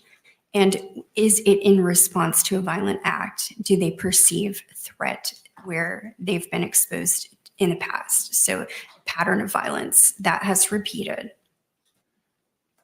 Does control over another person in an intimate relationship have anything to do with it? Yes, it can. Does isolation have anything to do with it? Yes. And by control, I mean controlling who you go see, who you hang out with, so on and so forth? Yes. And could it involve controlling personal items of the other person as well? Yes, it can. So that's what I'm asking. Like in the DSM-5 TR, I believe you pulled up narcissistic personality disorder. Yes. And so when you do that, it pulls up and it says there's 9 criteria and 5 of those criteria must be met to make a diagnosis for narcissistic personality disorder, correct? That's right. Now, battered spouse syndrome is not recognized by the DSM-5 TR, correct? No, it's not a diagnosis. You wouldn't use it as a diagnosis. And what I I'm agree with asking Mark. is, An objection. even though we Counsel's haven't written it testifying. down in the Diagnostic Statistical Manual, true. and I mean the like the Ohio State University or something, is it written down anywhere? Can one psychologist or psychiatrist rely upon a recipe or a list of objection criteria hurts my case. that everyone else would be using in your field like as it. well? There is no standardized approach you must follow. In other words, sometimes if we have a statute, for instance, it would identify what we must investigate. It doesn't exist like that. There's no statute directing it. And there's nothing written down anywhere that says, of these 9 criteria, these things must exist. Controlling your partner, isolating your partner, beating your partner, so on and so forth, correct? That's right. All right. Now, this kind of abuse can come in the form of emotional or mental abuse outside completely of physical or sexual abuse, correct? So that is a component. You can have extreme mental abuse occur of a person, yes. And if that person responds to that environmental stimuli of whatever it is the partner is saying or doing to them, they may internally view that as traumatic, They could. or they may not. That's right. It's entirely possible for 2 people to be in a 3.5-year relationship that has physical violence and neither one of them feel traumatized by that. Is that correct? That's right. If they have enough supportive or positive experiences that would negate that ratio, so of positive to negative, they may feel okay. And a man can be subjected to this sort of trauma, whether it be physical, This is why battered spell by syndrome in court correct? being used That's the way right. that it is total bullshit. And it's basically Completely kind of- agree. It's unique to each relationship, right? That is right. But trauma is in the eye of the beholder. Is that fair? Um, Whether a negative experience traumatizes somebody is going to be in the eye of the person who experienced that stimuli, correct? I only partially agree with you. It's a complicated answer because some of the manifestations of trauma are behavioral. So for instance, when I evaluate veterans who have returned and they may not know that they've been traumatized, their bodily responses that include like difficulty concentrating, they can't sleep, they're hypervigilant. The PTSD diagnosis encompasses outward manifestations. So even though they don't acknowledge trauma, you can still identify it as a clinician. But still, somebody like a I homicide fucking hate detective that. or I a fucking homicide hate that. prosecutor can go to scenes where there are dead bodies. You don't think go you're to autopsies traumatized, where but there are I'm dead telling you you're bodies traumatized. How and about you not walk fuck away off? with any trauma, correct? Whereas somebody else might. Right. The environmental, As a woman who's never I been to a guess, battlefield. cues Yeah, for that yeah. person, and also working with law enforcement, they become seasoned to There would micro only been traumas. one way So to the first, objectively almost every police officer determine can remember true the first dead PTSD, body like they've on seen. neurological So level. it's in their This is not memory. it. And then they become accustomed to seeing gruesome scenes. They have an increased tolerance over time because it's part of their job. It may not be part of their intimate relationship that they have with someone else. Now, you brought up veterans. Is something common with PTSD with veterans, something like firecrackers may set them off because it reminds them of acts of war? That's right. You're not suggesting to the jury today that if somebody who returns with PTSD from service and hears firecrackers is justified in going outside and just shooting bullets everywhere, correct? No, it's not what I said. I'm not saying you did. Okay. What this battered spouse syndrome evidence is helpful Saying it doesn't excuse you of murder. No, yeah, but mindset, it's like, rather who helping would present the explain situation in the objective first place? circumstances Because that's not that how presented to somebody, like that's how just it not. might be different from somebody with That's those kind of what the defense is going for, they though. may view something Right. objectively different. I partially disagree with your question because I would say that there are incidents or actual events between partners that would be a factual thing, something has happened. And then the person subjectively experiences that as, intrusive or controlling or traumatic. So They need that to- is the person's felt or subjective experience. The These objective questions part are really is what weird happened. and like more of him But again, testifying, by the as a way. forensic psychologist, you're familiar with the justice. Well, prosecutor needs to get this to yes or no. Instruction, correct? I'm not a lawyer though, so I'm aware of it, but I cannot debate fine points of that with you. I'm sorry. I'm just helping. I'm trying to understand what you said before, because there's a subjective component, whether or not a Charlie person Spurt for two. Battered horse simp. subjectively that they need to use some sort of force, deadly or non-deadly. You agree with that, correct? I do. And then there's also a second component that This is so true, Baldur. objectively We'll talk reasonable about to this the later. ordinary person to use force, correct? I understand what you're saying, yes. And what I believe I heard you mention earlier about battered spouse syndrome was originally it was meant to help understand why people stay in these relationships. Originally, yes. Because it may not just be intuitive to somebody who doesn't understand these things, why somebody who is abused time and time and time again would remain in that relationship. Chat, I'm abusing you. That's right. Officially. You And guys again, are staying here because I know abuse you're you. not a lawyer, but if the law has evolved about retreat and Take not it, having chat. to retreat and so You're on gonna and so fucking forth, like it, that kind of chat. changes some of the lens of this, correct? Approach. As gonna the like it, abuser, Chat. Andrew, you need to get into your suitcase Question withdrawn. right May now. proceed. Yeah. All right.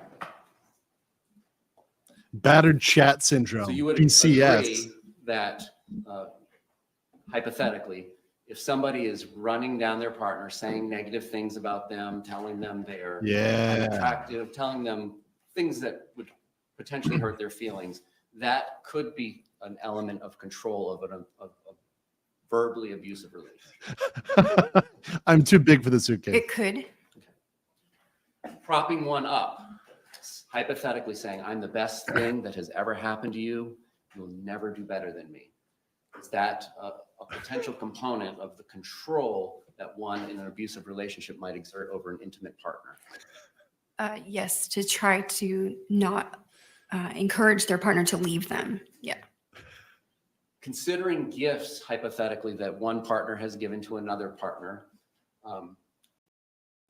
but considering it still to be your property because you gave it to them, is that a form of a potential exertion of I control? need a over lawyer. an I intimate am a partner? lawyer. Give somebody hypothetically a bike. Your court-assigned but still lawyer is consider it here. Your own bike. And you're not going to enjoy it. I mean, I don't think that's strong evidence of that. I think that it does happen in relationships and people do that in general, but I wouldn't say that's like really specific to this. How about hypothetically exerting control over your intimate partner's identification papers, such as a birth certificate? So that can happen. People will hide things that are required for work. For instance, like your driver's license or things like that. Now I'm gonna I'm asking yes or no questions. If So Mr. true. Owens would like you to elaborate further, he's going to have that opportunity in a little bit. Okay. Hypothetically, if one partner Fair enough. This is a destroys good another point, Mark. partner's You're right about belongings, this. We'll talk is that about a potential example of exerting control in a relationship? Yes. Hypothetically, is threatening to or actually using legal process as a threat against your intimate partner in a potential indicia of controlling your partner? For instance, X, Y, or Z, or I'm going to get you arrested. Yes, I would agree that happens. Now, I assume you would agree that this cycle of violence that we've described, the tension building, the blow up, and then the honeymoon phase, you would agree that just one of those cycles could be enough to give somebody a traumatic experience if they took it as a traumatic experience. Yes. The This could defendant be a golden described rule objection, I think. It's her close. first date It's with close. Mr. Torres to you, did she not? She did. And at the time of this first date, they had obviously just met that night at a bar, correct? Right. They were not financially intertwined, correct? That's right. They shared no children in common. That's right. They did not live together. Correct. And after this description that she provided you, which included him smashing her phone, correct? Yes. Hitting her, first time she'd ever been hit in her life, correct? Yes. And making her crouch in like a fetal position on the porch for several hours to the point where it hurt her back, correct? Yes. Threatened to sodomize her. Correct. And she described that she was all bruised up, correct? Yes. After that, this is the first time she had ever met him, correct? I believe so. There was a second date, correct? Yes. Despite not having any of that intertwinement that we went through prior to this description, correct? That's right. Now, it is possible under what we've discussed, right? Just that quick one date can be that buildup of tension and blow up, correct? Yes. But it's different, hypothetically, than saying a spouse who is financially dependent on his or her other spouse in a 20-year marriage with a house full of kids than a first date, correct? You would agree in severity, in the intertwinement, there's a difference. There's a difference in intertwinement. The pattern can be exactly the same. Now, of course, there are many different reasons why somebody will stay in a relationship that, when perceived from the outside, others would say is abusive, correct? That's right. The defendant described that she felt like she was making Mr. Torres a better person, correct? That's right. A better father, correct? Right. A better ex-husband. With phone calls. Yes. And she would tell him to call his children, That's right. make sure that he sent them Christmas gifts, Yes. and make sure he sent his ex-wife money when she asked, correct? Yes. So you would agree those are indicia or indicators, sorry. Understand. I know you know. That perhaps she wasn't necessarily financially dependent on Mr. Torres, correct? I'm not saying conclusion, but those are indicators. If you're saying, please spend She your money wasn't. elsewhere, that I don't need your money, correct? No, because even Wow. if So she's there gonna was money disregard that that. was needed by Ms. Boone, her tendency to put the needs of her partner before her That's so would fucking direct her to do disingenuous. exactly that. Like make him better, make him have the availability to visit his children, send them Okay, this is presents, even absolutely if she's the one that ridiculous. needed the money. Yeah, she's just displayed here a clear bias. She literally said those aren't even indicia, right? He didn't ask whether or not this was the case. Yeah, this She is a came to huge fucking bias. this shows she has a clear bias. This woman is clearly a biased doctor. Like that was straight up. And in her perspective, Mr. Torres needed her to do this to make him a better person, correct? I believe that, yes.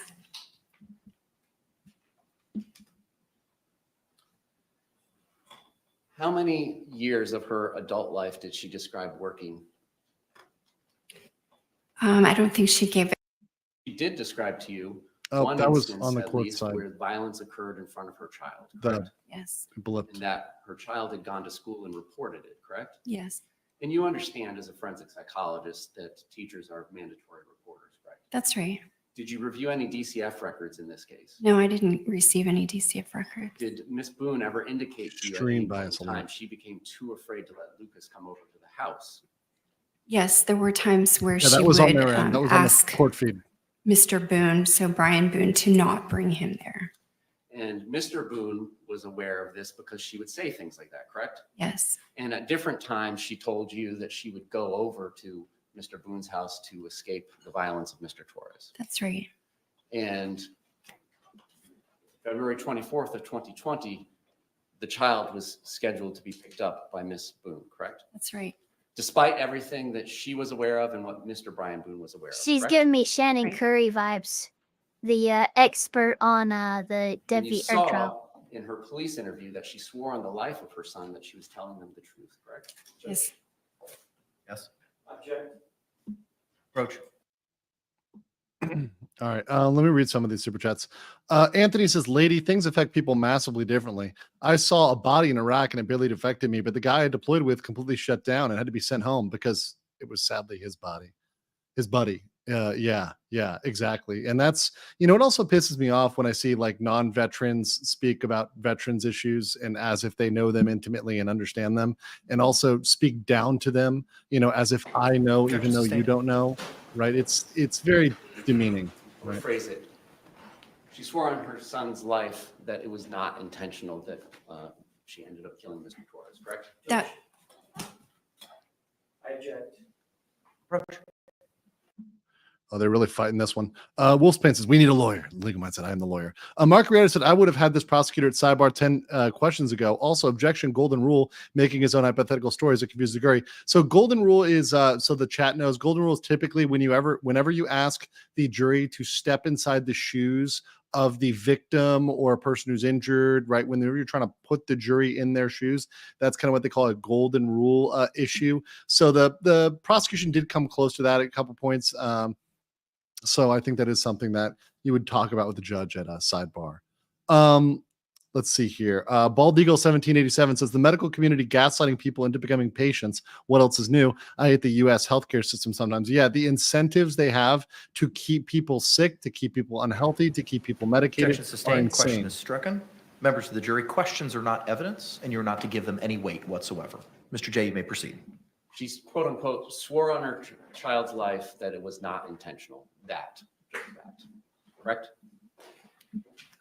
before I answer, I'd like you to direct me to that part of her interview. So I'll strike it with you. It's on video.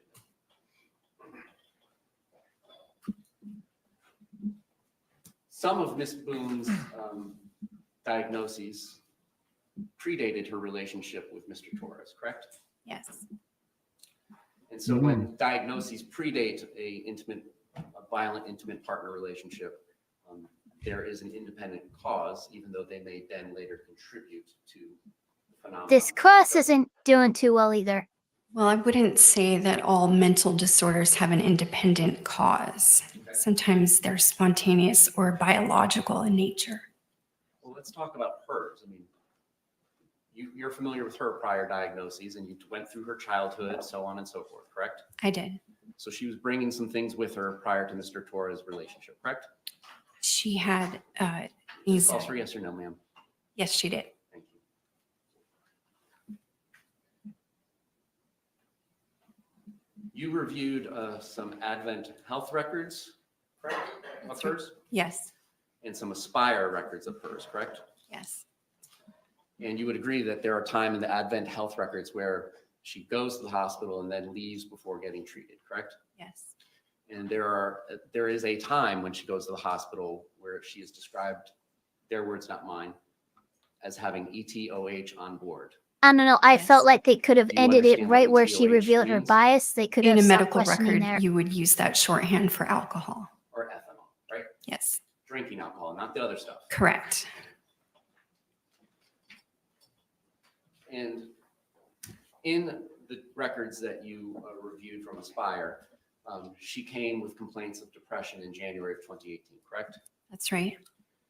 And ethanol or alcohol is a central nervous system depressant, correct? Yes. And I know you're a psychologist, not a psychiatrist. So let me know if I'm pushing you too far and you're not going to answer. But you are familiar generally with the effects ethanol has on the body. Generally, yes. And you can and do make diagnoses of alcohol abuse disorder. I do. And in your professional life or personal life, are you familiar with the standard serving size of drinks when you're evaluating somebody's drinking? For instance, hey, I only drink 2 drinks a day. All right, well, are they 64-ounce mugs of beer or are they 12-ounce? So are you familiar in that context? It might be a question I would ask during evaluation. What are you referring to? Is it a mixed drink? Is it a shot? Like, I try to identify that. And you ever ask if somebody says they drink 2 glasses of wine, well, how big are the glasses of wine? Sometimes. And is your understanding that 5 ounces is the standard serving of wine since it's about 12% alcohol? I'm not sure what the standard size is, but I would ask regarding like a wine glass. And in January of 2018, when she came in crying and complaining of symptoms consistent with depression, she had a blood alcohol level of 0.165, correct? I believe so. And in October of 2018, when she ended up going to Aspire, when she was found stumbling by police, she had a breath alcohol of 0.185. I'm reacting to your description of her stumbling by police. I know she approached police for help. So Stumbling, drunk. You're not, when you have a 1.8, she's clearly biased. She clearly is biased towards Yeah, this is a clear bias as well. That was a good move on the prosecution. But the prosecution is not hammering this home. This could be better in outlining her biases. So there have been 2 sets of records, but I believe you Yeah, no, I think they should have quit when they were ahead. That big reveal should have ended it right there. Yep. mine aren't numbered. Leave but- on a big point. May I approach the witness? Yes.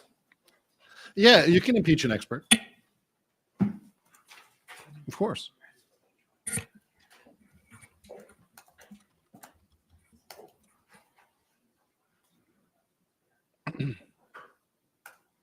Of course.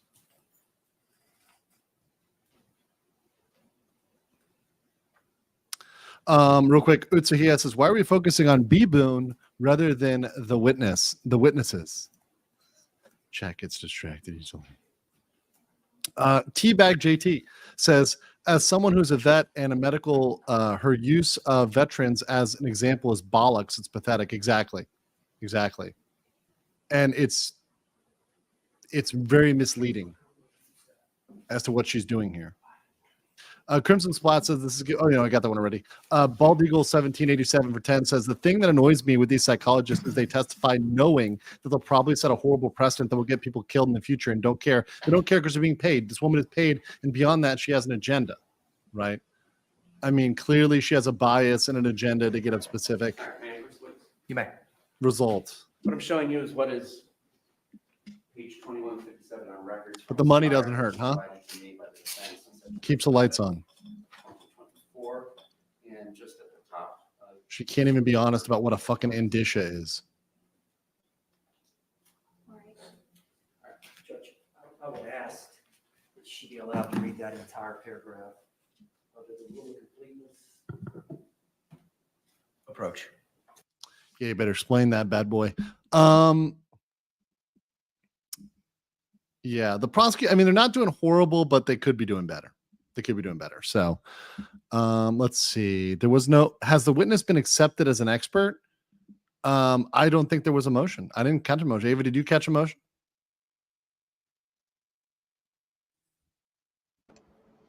No, there has yet to be any motion for admitting them as an expert yet.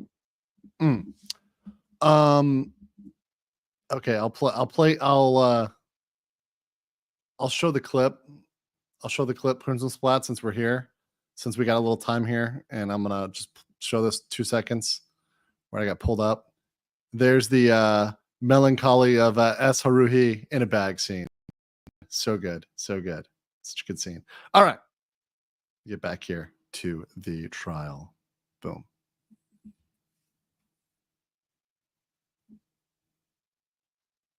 Duncan Idaho said every abusive narcissist and sociopath ever has always characterized themselves as selfless and putting everyone else's needs before their own. And this shrink brought in by Sarah hook, line, and sinker. Exactly.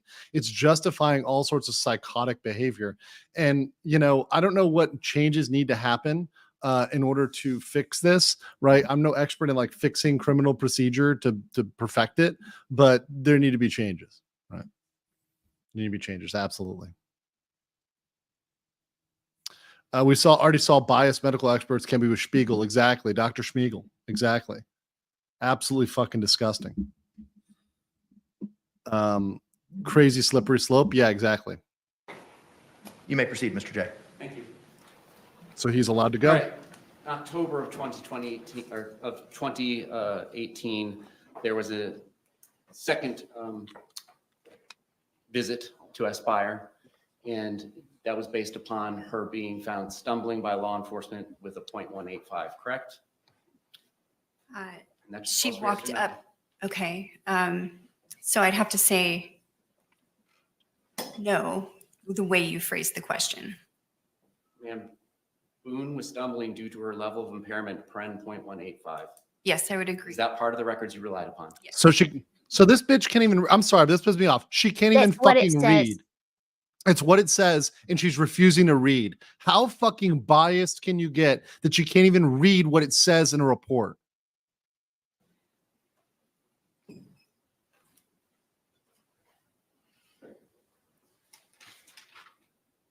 What the fuck? When you talked to Ms. Boone about that, she kind of just described an event. The phrasing was literally the quote. Those two events, did she not?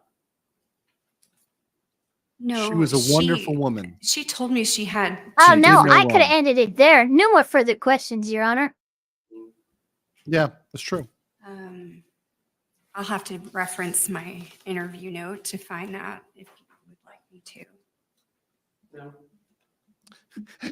She was gulping there. She's nervous. She knows she's full of shit. Do you remember giving a deposition on October 1st at the state attorney's office? Here we go. They're impeaching her right now. Yeah, she's extremely nervous. At that And also, I love that lawyers. Now, opposing party want me to show her prior statement before I ask her about it? I think she's got a deposition. Do you have your transcript? I do. They're going to her deposition. This is impeachment. Just So for the record, it's page 34 that I'm referring to. Line 16. It says prosecution must motion for bias dismissal. We'll see. are they going to knock out both of their experts? That'd be wild. It would be super wild. Yes, I'm with you. It would be wild. Describe that as June of 2018. That's what I said in my deposition, that she was describing her experience in June of 18. And she described this experience as going to the hospital to find a pastor, correct? Yes. And ends up going to what we call Lakeside then and Aspire now, right? Yes. And then what you described was she was talking about more of the violence that occurred specifically regarding a significant episode We'll talk about that later. Jorge driving her roughly in the car, so on and so forth, correct? Yes. All right. Those were two separate incidences. January, when she came looking for the pastor, correct? So I'm just clarifying that there's a record that we started with this conversation from October of 2018. And there is a description of her trying to go to the hospital to seek a counselor. So those are two different instances. In January of 2018, when she went to the hospital crying and signs of depression, Bless you. she indicated that was because her husband and son had gone out of town and she was feeling lonely and sad about having lost her job a few weeks earlier, right? There were numerous stressors there, yes. Nothing mentioned about any problems with somebody named Mr. Jorge or George Torres, correct? You're talking about January? Yes, ma'am.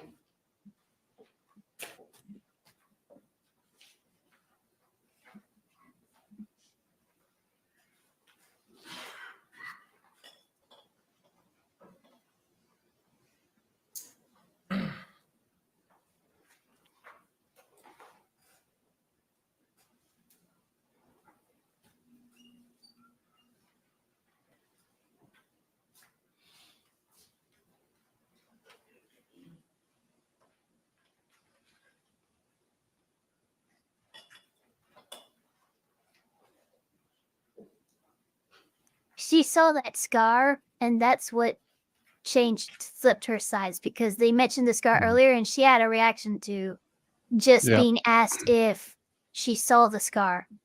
Well, oftentimes, you know, these folks that are in this are doing this because they had a trauma and they, you know, like, oh, I dedicated myself to XYZ, but because of that, they're predisposed to believing everybody they hear, right? Because they hear themselves and see themselves in hospital every single records client and patient. Are not referencing her relationship. No, she's 100% a victim, right? Which on is January date. it's sad, but it's sad that it also moves them to be biased, right?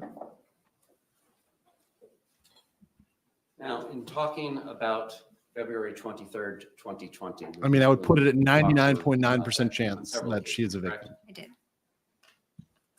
And part of one of those conversations, at least, was about an incident that she indicated had happened the night before February 23rd, 2020, correct? Yes. She indicated and told you that she had been dragged down the stairs the night before the suitcase incident, correct? That's right. And in part of your review of this case, you reviewed all the crime scene photos, correct? Yes. Those include photographs of Miss Boone, correct? Yes. And were there any indications in the photographs of injuries on her consistent with being dragged down the stairs of carpet?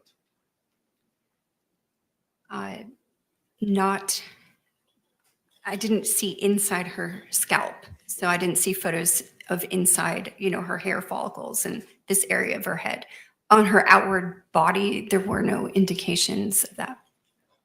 And did you ask her how it was that she was injured during this dragging down the stairs? I don't think I went through specific injuries to her, no.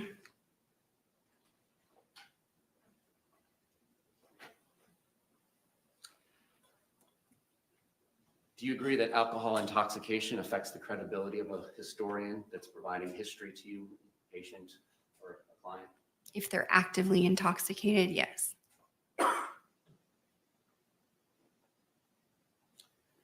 We had talked, well, you and Mr. Owens, had talked about narcissistic personality disorder earlier. Yes. And that is a recognized diagnosis in the DSM-5-TR. That's right. And There's 9 of those, correct? 9 traits? Are you talking about, you're talking about the criterion of narcissistic personality disorder? Yes. Like page 761 on your hard copy? Thank you. Bad News Badger for 50 says, I withdraw my vote. You couldn't even pay me enough glass or no glasses. Bring back the granny. Granny. I have a digital copy. Granny Goonan. 760, but that's One of the criteria is has a Not granular, gonna lie, I'd grandiose, rather the granny than the grandiose bias of this sense of expert. self-importance. Paren, Yeah, that's for a big example, turnoff for me. exaggerates achievements and talents, expects to be recognized as superior without commensurate achievements. Correct? Interestingly enough, grandma was 2 faster. is preoccupied with fantasies of unlimited success, power, brilliance, beauty, or ideal love. Correct? yes. 3, belief that he or she is special and unique and can only be understood by or should associate with other special or high status people, or institutions. Correct? So 3, just caveat, it says believes, not belief, but the Are rest you of what you fucking said, I kidding agree me? with. Are you kidding me? 4 requires excessive admiration. Yes. Is 5 she has a sense just of letting? entitlement, Okay, paren, are they just letting her read unreasonable this after they expectations go? of especially favorable treatment or automatic compliance with his or her expectations. Fuck. Correct? Yeah. 6 is interpersonally exploitive. This is the paren, Twitter person takes that advantage says, of well, others to achieve actually, his or her own ends. Correct? Is interpersonally exploitative. 7 lacks empathy, is unwilling to recognize or identify with the feelings and needs of others. Correct? Yes. 8 is often envious of others or believes that others are envious of him or her. Correct? Yes. 9 shows arrogant or haughty behaviors or attitudes. Yes. Now, you believe that she has traits of that disorder, correct? Yes.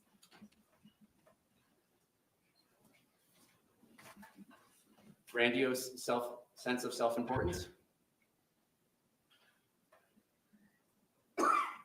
There are indications that she feels like that or has expressed that before. So that's a yes. Preoccupied with fantasies. They're of letting her unlimited hang herself success, here. Power, brilliance, beauty, Let or him cook. ideal love. Let him cook, No. chat. You remember going to the state attorney's office on October Yeah, at this 1st point, it's all gravy. before giving a deposition. I do. It was in front of a court reporter, like Madam Court Reporter here. Yes. And you swore to tell the truth, the whole truth, and nothing but the truth. They're correct? impeaching her. And referring to page 89, lines 18 through 20. Let me know when you're ready. Are you ready? Yes.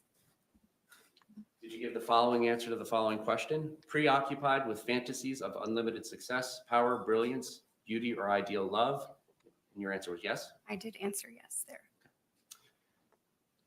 Yes or no, bitch. She does not, according, in your estimation, does not believe that she is special and unique and can only associate with high status people, correct? No. Does not require excessive admiration, correct? Correct. Does have a sense of entitlement, Yes. is not interpersonally exploitive, Correct. She is not. I doubt that. I doubt it. I and when doubt it. discussing whether or not she lacked empathy or was unwilling to recognize or identify with the feelings or needs of others, you indicated that that might be the case, but it's not intentional. In other words, she's not aware she's inconveniencing others. So there was 3 of those traits. Why are you putting her opinion on the matter 5, which in would it be when it's your evaluation? for a diagnosis of the personality disorder. If that were the She had correct 3 of diagnosis, you 5, would need 5. even according to this biased person.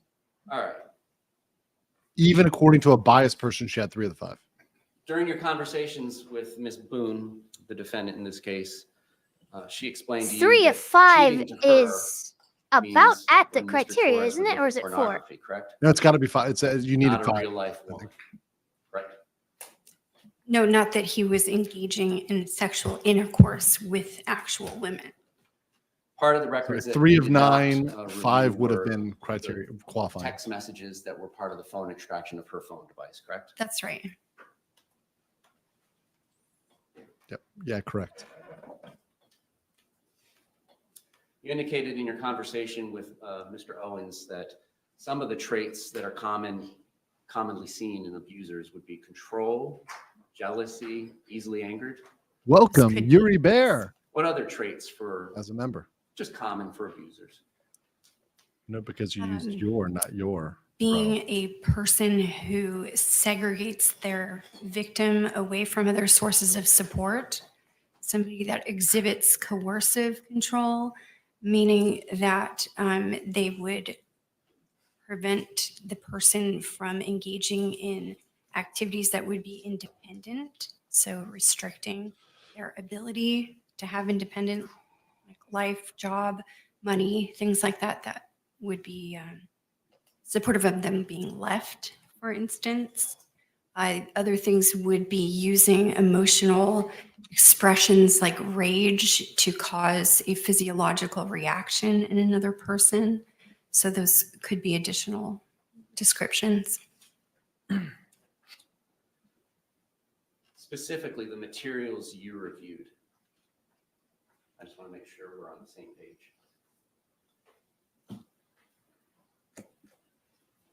Paperwork from prior cases involving Mr. Torres and Ms. Boone. Yes, Medical records for Mr. Torres. that's right. The medical and Aspire records for Ms. Boone that we've discussed. Yes, The crime scene photos from the incident in February. that's right. Pages 1 through 413 in discovery in this case. Right. A photograph of a suitcase and 2 videos involving a suitcase. That's right. And additional videos on that phone, correct? Yes, Such as baseball bat smashing the TV. that's part of it. Yes. And then did you review any other videos where there's conversations between Ms. Boone and Mr. Torres? Yes. One prior 911 call? Yes. Now today you had indicated that you had reviewed the photographs from some prior incidents of violence, correct? Yes. When is it that you did that? Is that recently? No, there are photos included with the Prior case packages? case packages. Thank you. I'm not sure what to call it. So That's fine. All right. All right. And did you review any body worn camera from the prior case packages? no, I did not. I didn't have that. Anything else that you reviewed that I've not covered?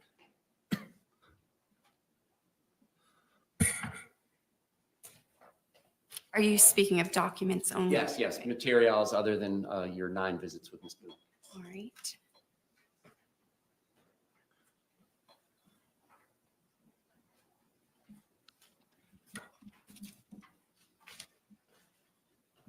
Just checking with the That's fine. folders I prepared just for wanna make today.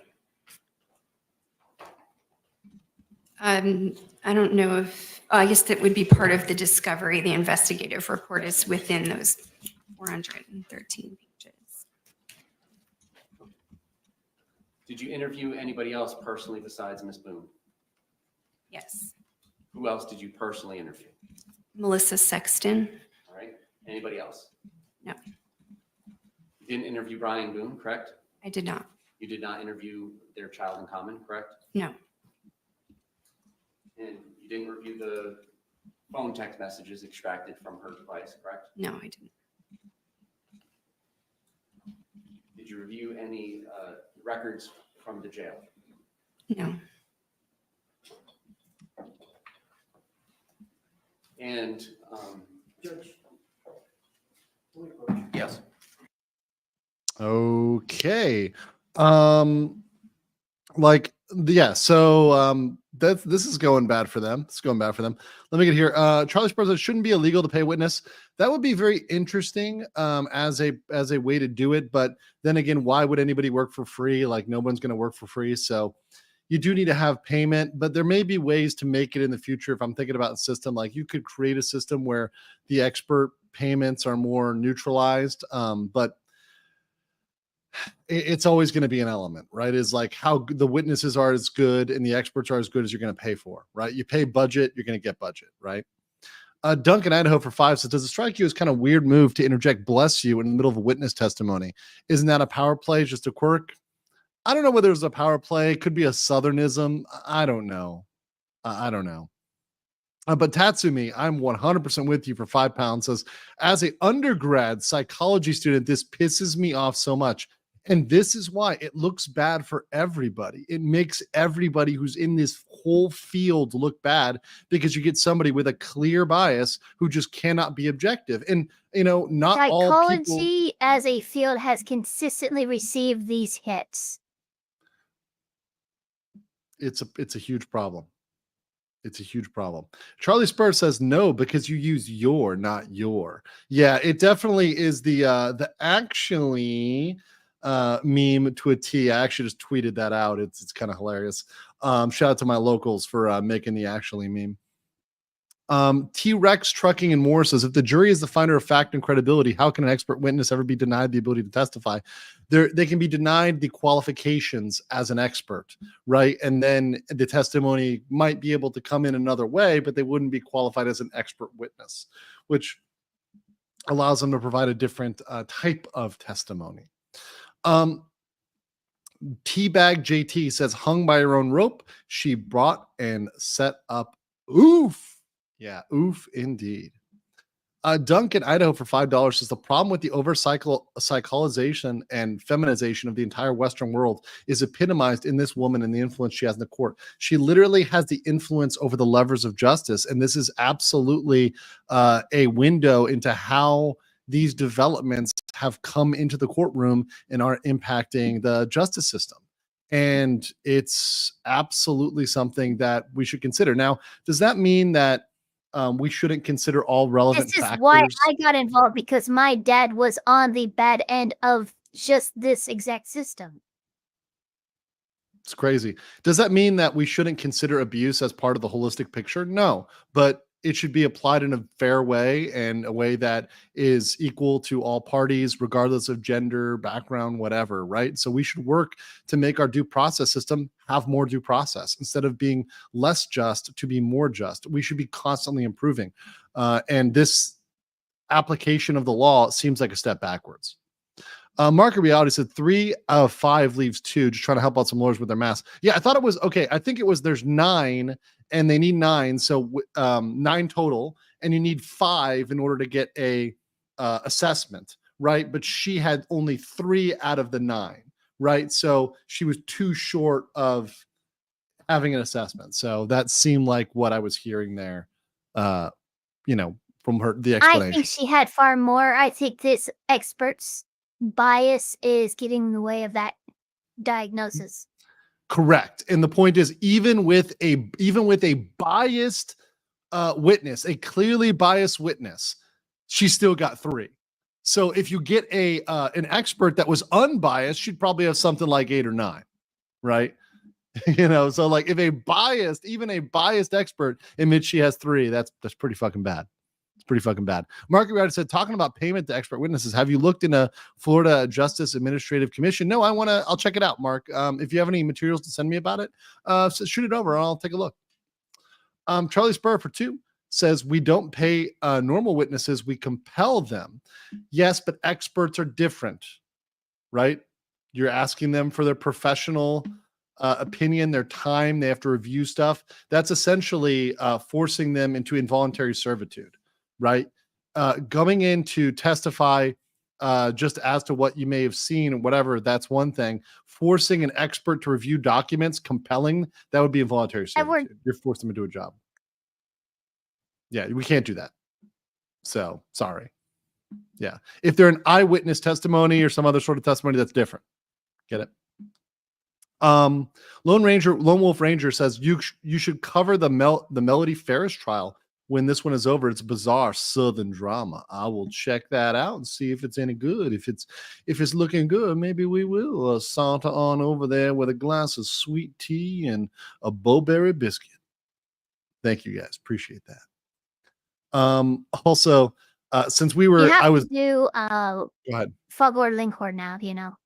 I say, objection.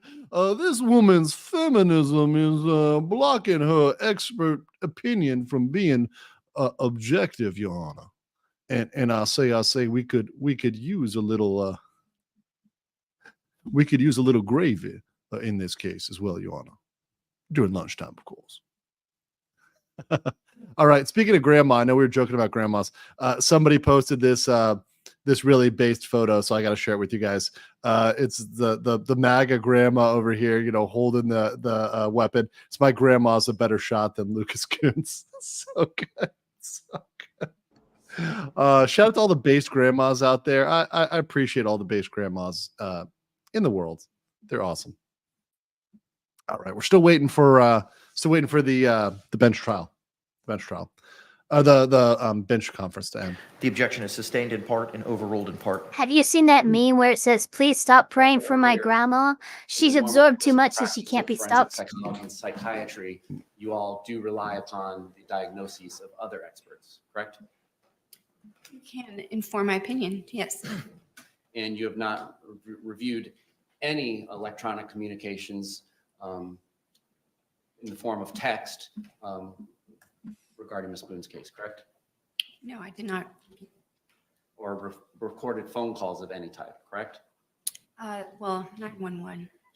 Other than that. No, other than that. Now, let's talk about the February 23rd, 2020. She told you that they didn't really have anything going on to do that particular day, correct? Yes. It was a Sunday, correct? Yes. Did some chores, and then as a reward, they could rest after doing those chores, correct?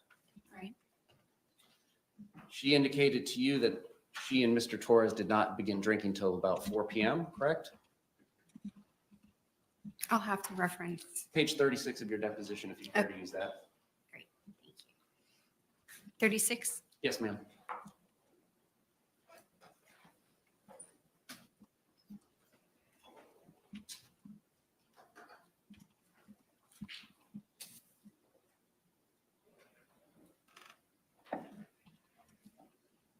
All right, I'm with you. Around 4 p.m. And you reviewed the crime scene photos of this case, correct? I did. That included receipts for some purchases that were made at Publix on February 22nd and 23rd, correct? That's right. And one of those receipts was a purchase for a 1.5 liter bottle of Woodbridge Chardonnay at 12:17 p.m. on February 23rd, correct? Yes. Did you question her about the inconsistency of them having purchased a bottle of wine at 12:17 that afternoon and not start drinking until 4 p.m.? No.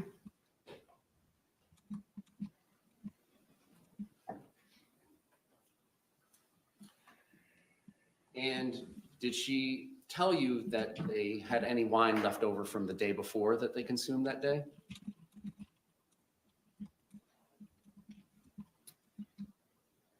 At some point, I'm not sure if it was the day that I was going through this line by line with you in my deposition, but I am aware, yes, that there was an unfinished bottle of wine from some other date. And then, as the receipt showed, there was 2 additional bottles of 1.5 liters of wine purchased at 12:17 p.m. and about 5:30 p.m. on the 23rd, correct? Right.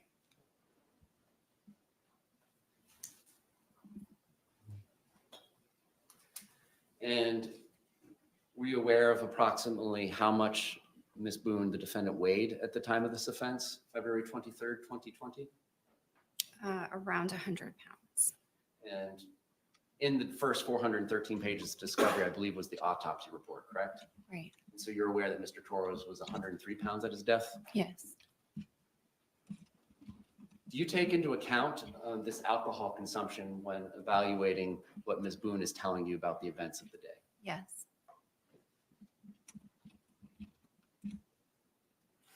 Did she tell you whether or not she was intoxicated by the amount of alcohol she consumed that day?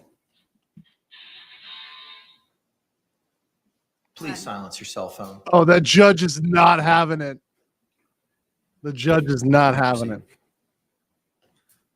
So she did not describe herself as intoxicated originally when we discussed this. So, So the answer is no. She did not describe herself as intoxicated. intoxicated, right?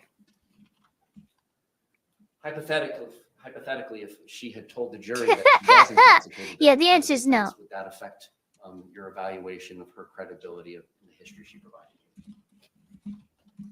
No, because that was also my opinion.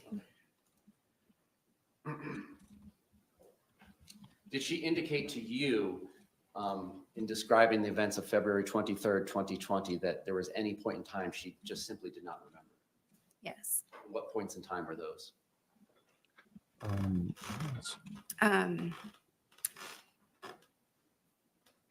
So she did not remember taking the videos of the suitcase or the incident in the suitcase until she was at the interrogation room, I guess, and then they were going through them with her.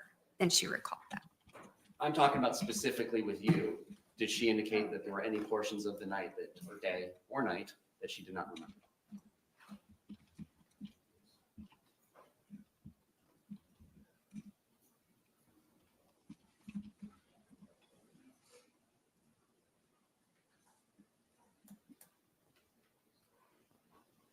I can't recall anything specifically right now.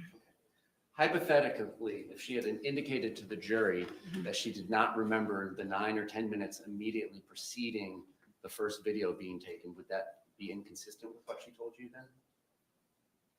No. Well, she didn't indicate to you that she forgot any part of the night, right? Right. She just didn't say that. So Would it affect your evaluation of what she told you about the events of February 23rd, 2020, if she hypothetically has testified that she did not remember 10 minutes before videos?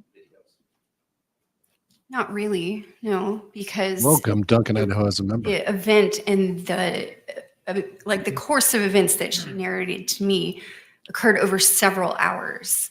So when you interview somebody about circumstances of an offense, it's the usual for someone to not remember every single minute for hours at a time. I can't imagine that anybody's memory could hold that much unless they have like photographic memory or something. I'm not asking about hours and hours, itemization of her day's events. We're talking about. It's called eidetic memory, minutes of the and offense. yeah, this is pretty Does that important. affect the weight that you give her history she provided you? Just yes or no? No. Now, what she indicated to you was the day had been going well. It was fun and games, correct? Yes. Conflict-free? To her, she said it was a good day. So that's what she told me. She said it was See, a a good day, a good And day. There comes a point in time where the activities turn toward hide and seek, correct? Yes. And she goes up to the shower. Right. And when she comes down from the shower, that's when Mr. Torres is in this suitcase, correct? Getting into it. And she goes over to the suitcase and zips it, correct? Yes. And did she describe whether it was 100% zipped to you or just a certain percentage? She said that it wasn't zipped all the way. And still then, that was funny to the two of them at first, correct? That's right. And then there came a point in time where Mr. Torres was getting mad about being zipped in the suitcase. She told me that he was getting mad. And that, in turn, made her mad. That's right. What Mr. Torres was saying was, I can't breathe, correct? That is what's recorded on the video. Well, I'm asking you about what you recorded her saying. Well, what made her mad was not that he was saying he couldn't breathe. It's what he was saying that was making her mad. Well, what else was he saying? At the time, she said that he said something that was making her mad. And so that's the extent of what we talked about at that moment. So you didn't elaborate what something This was now, that oh made my her- God, this is. Right. She said Oh, he said I'm going to something that made freaking her face mad. planet. Started making her mad. See? No, it's impeaching her. You didn't find it important to learn what specifically he said that made her mad, correct? I don't agree that I didn't find it important. Okay. She didn't even You ask. asked that question.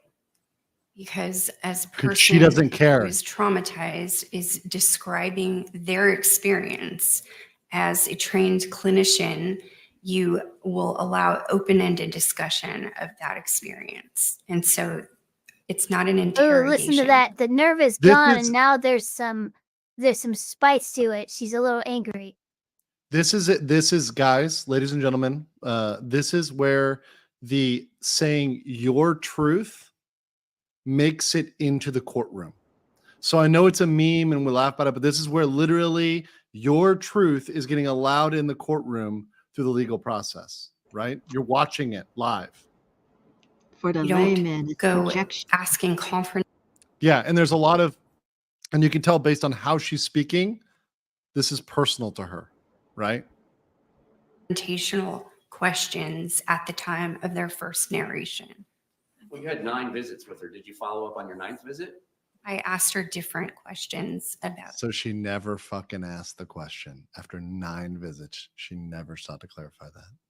Did you ever ask be her? confrontational. Did you ever ask her specifically in any of your 9 visits with her what it was that he said that made her mad? No.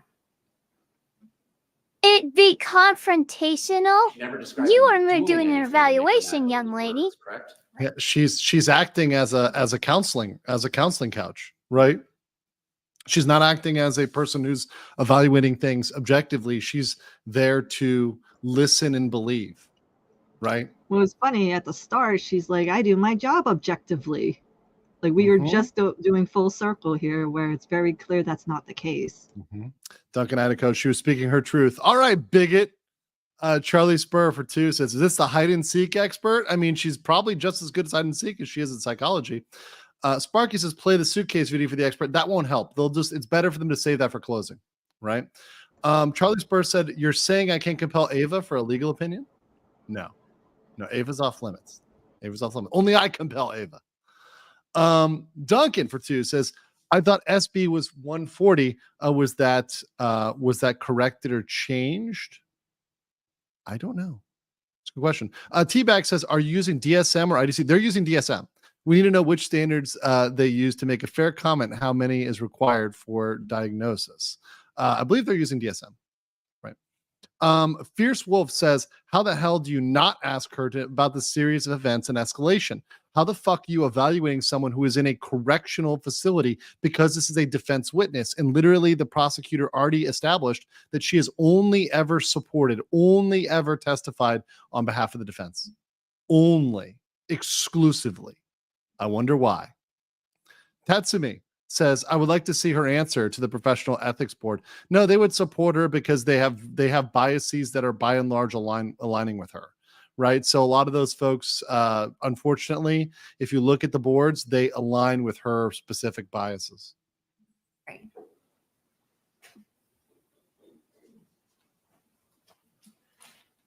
And once she got mad, she decided that she was going to leave him in there for 2 minutes. That's right.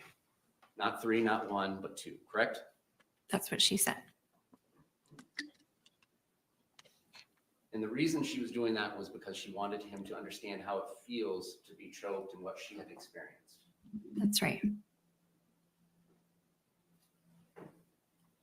Did you ask her why she didn't let him out of the suitcase after 2 minutes? Yes, I did actually ask her that. And what did she say? Well, she thought that he could get out himself. That's one thing. Oh, she said actually that ask her when that she and was the able relief to in her unzip voice. it. It was Jesus. not some significant thing. She was able to unzip it easily. So she said it never occurred to her that he couldn't get out. Are they going to play video? May proceed. They're going to play video. And They might need that still zipper photograph, expert. of the suitcase, as well as the 2 videos. Right. And did Interesting. you understand what the metadata or what the timestamps were for each of those items? I'm sure when I reviewed it, I saw the timestamp. Yeah, Would you agree that 20 minutes is 10 times as long as 2 minutes? I would. And if Mr. Torres had not been able to get himself out of the suitcase within 20 minutes, she didn't indicate that she let him out, correct? There's such a She did not. rapid warping of time. Mm-hmm.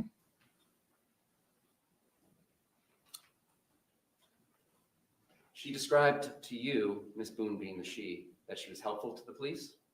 Yes. Do you agree with that assessment that she was helpful to the police? In the sense that she was having conversations with them without counsel, I would consider that helpful to the police. Do you think lying to the police is helpful to the police's investigation? No. Do you agree that she was not truthful with them? Yes, I think that I would agree with that. And when she described getting Mr. Torres out of the suitcase, she described stretching his little legs. Yes. Mm-hmm. And she stated to you there was no fight that day, correct? That's right.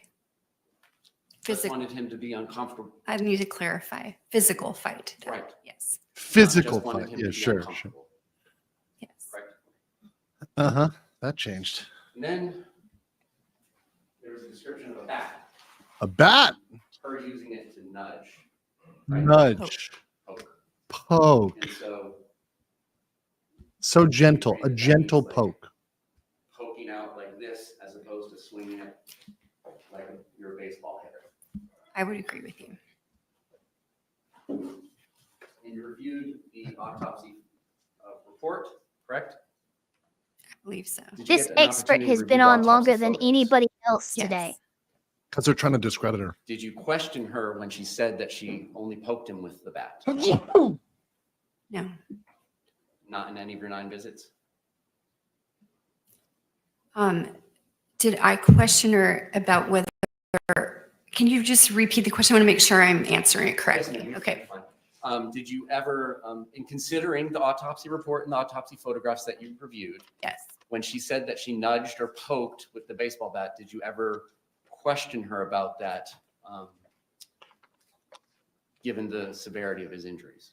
So to answer correctly, I did question The Zoom her tight hair, Andrew. about how she used the bat. She reiterated that she poked and she gestured what she meant. So I did question her about that. And did I'm you very allergic to have bullshit, any yes. questions about that history she relayed to you, given the other evidence in this case that you reviewed? Just in contrast to the interrogation video. So that, It didn't contrast to the autopsy photographs or report? Judge, I object. Roach. Yeah, they're really doing a good job. The prosecution is doing good. This is a very good point on that by the prosecution. And I can't wait till they get redirect, or rather, sorry, the prosecution gets their case back, the rebuttal case, because the prosecution will be able to talk about that bat and those injuries and how those caused. Those were caused not by a poke, but by a swing. Did she indicate all this nudging or poking with the bat was done while he was inside the suitcase? yes. She never told you that there was any nudging or poking with the bat when he was outside the suitcase? Right. She indicated that she ended up flipping the suitcase over face down. That's right.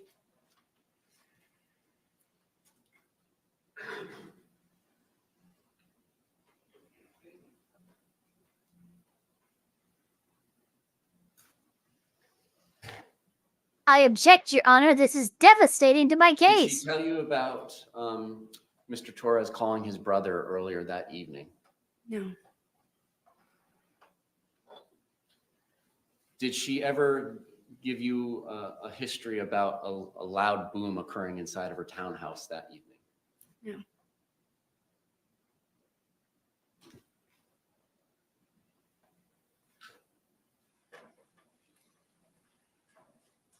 And you never had the opportunity, obviously, to interview Mr. Torres about these things, correct? Of course not. No. No other questions? Any redirect examination? Briefly, Judge. Yes, sir.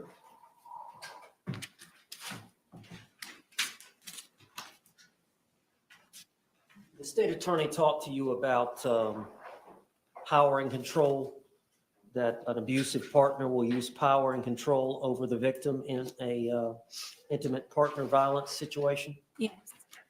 Threatening someone's dogs, is that an example of someone using control? Yes. Taking car keys from the other party, is that an example of control? If they're withholding, yes. Taking a phone and withholding a phone, Yes. a debit card, Yes. destroying a home, TVs, putting holes in the wall, Yes. not helping pay the rent and other bills. So I would say that that could be withholding, that could go under coercive control of another person. What about violating a court order to have no contact with the person? Yes. That's all the questions. Thank you. Can this witness be released? As far as the state is concerned. Mr. Owens? Thank you, doctor. Thank you. Just allow me a moment to pack up. Collect all your stuff, ma'am. No worries. Wow. Okay. Not admitted in as an expert.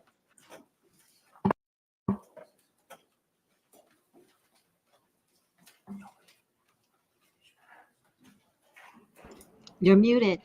Sorry, goddamn it. I'm like sitting over here with my foghorns. I'm like, she's not an expert. She's just a big biased bitch. And I'm still a boomer. Appreciate all you guys. I'm on a scuff all night long. Her bias is visible as moss on a Mississippi tree stub. Well, that was good. Your Southern accent is good, Ava. Do you have Southern background?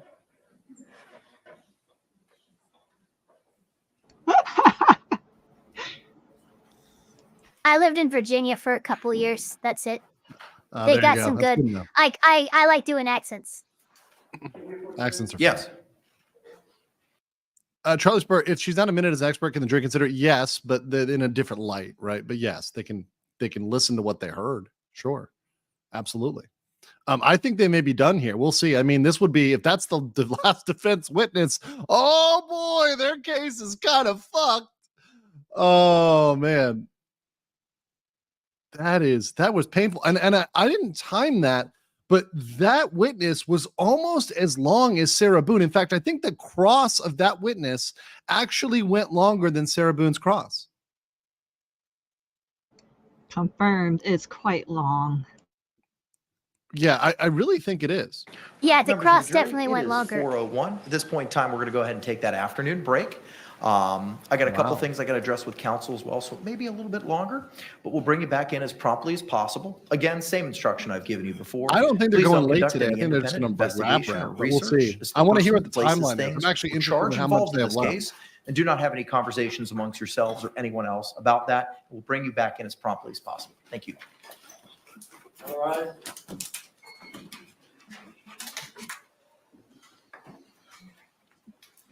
So the thing with like the Johnny Depp case versus this one is how the jury in Depp versus Heard literally said that they didn't listen to any of the experts because they figured there was already bias, so they were just watching to see how they were responding instead. And in this case, it's like you should just do that here. Y'all can be seated. Yep. Let's go ahead and take a recess, a comfort break for any of us, and then we can address any argument with regard to the any other evidence that the defense may be seeking. Let's come back here in about 10 minutes, so 4:13. Cool. Okay.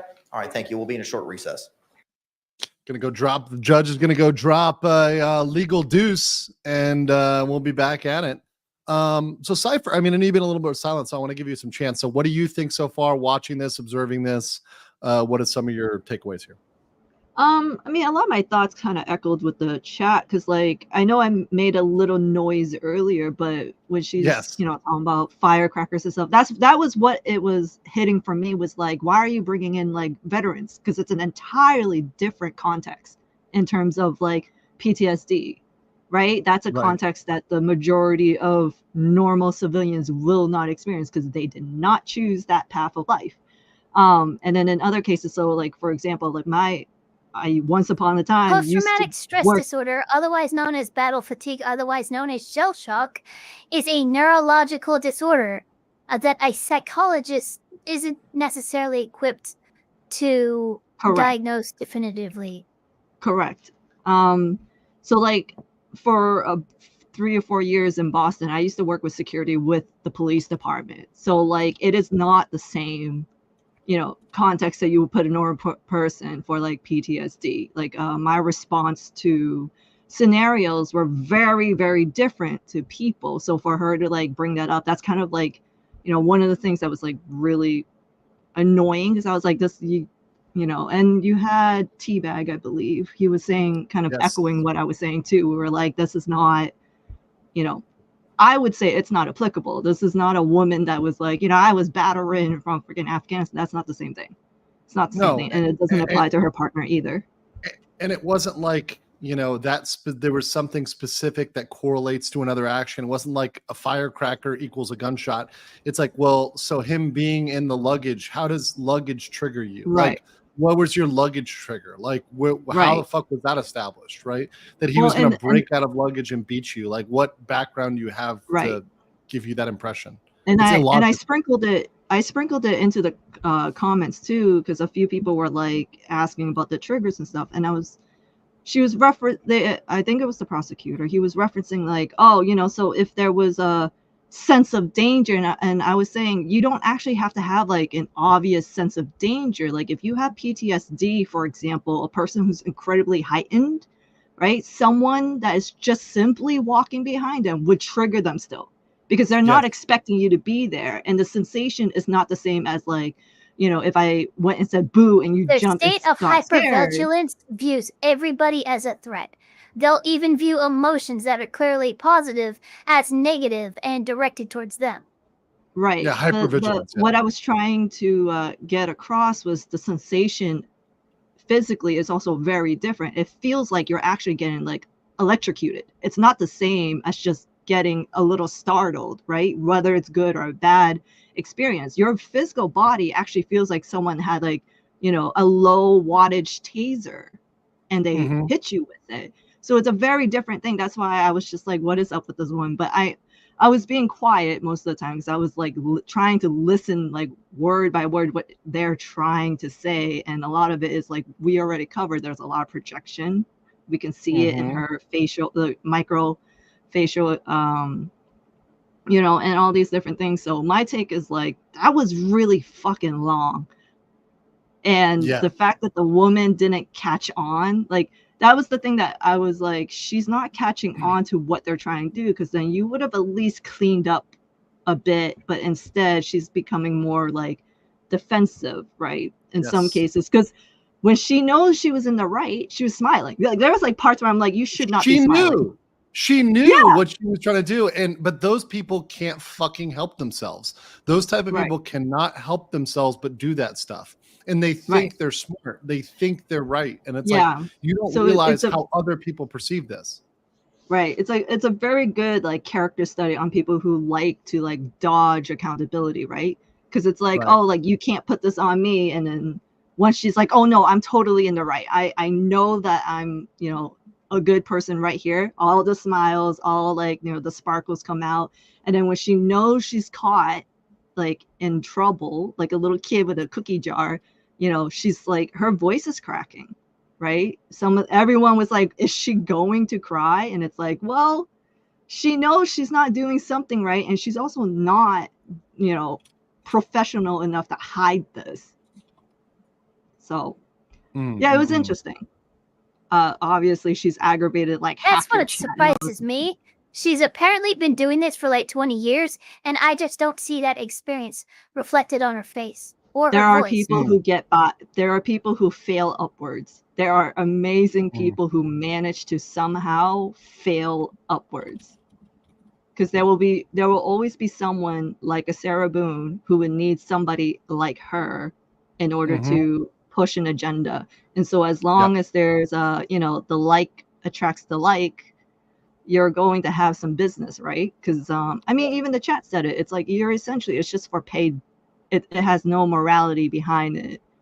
But this woman clearly also was projecting quite a lot, because you can see it. At least there's no thing with the lips like Dr. Smeagol. Yeah, no licking of the lips. Oh yeah, no, this one was very much like quiver, smile. Let me see here.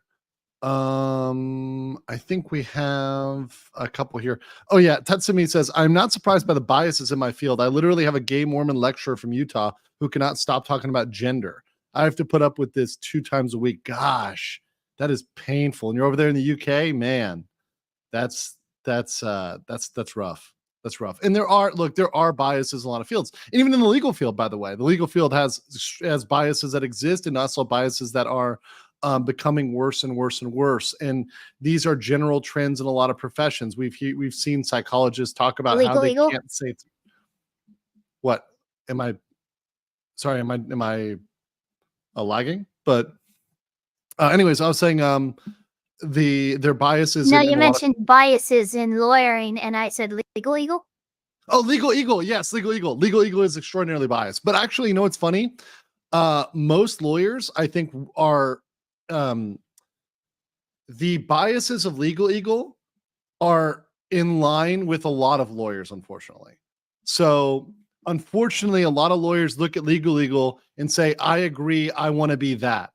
And what's really sad, that's one of the reasons why I got on the internet, was because I saw legal eagle, and I say it is a shame to our profession that somebody that is so biased and dishonest about what the law says and what the law is like telling this to millions of people, and millions of people are thinking this is good content. It's a fucking disgrace. It's really a disgrace to the law. And I get it that we all have biases, right? But you should at least disclose those beforehand. And he doesn't do that when he states what he calls the law, which oftentimes isn't the law at all.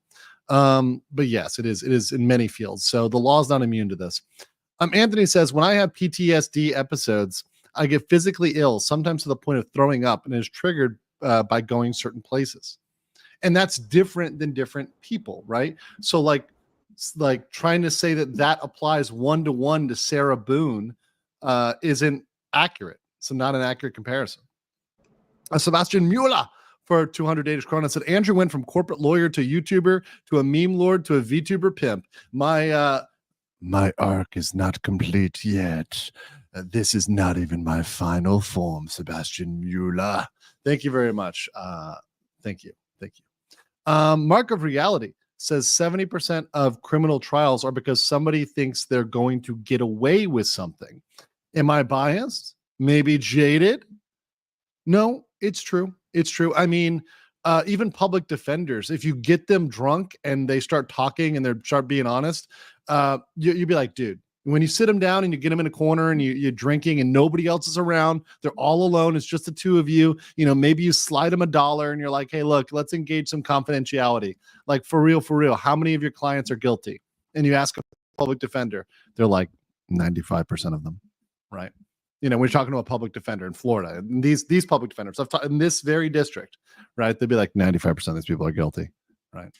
And they'll push it to trial. Yeah. A lot of, I say mid-California. And they'll push it to trial because they think they're smart or they think they're going to get away with it. They're like, oh no, man, the cop's not going to show up. I'm going to get away with it. No, you're not. But okay, now we're just jamming up the system and costing everybody money because you want to do this, but it's your right. So, all right, let's go. Well, that's why there's the saying of outlaw logic, right? Outlaw logic being you can do whatever you want as long as you don't get caught. Right. So it's like, and I get like that. If there's protesting, there's doing things in, like, for example, resisting regulation out of protest. I get it, right? But there's a time in which to do things intelligently and a time to do things that's futile, right? Sorry, I mean, yeah.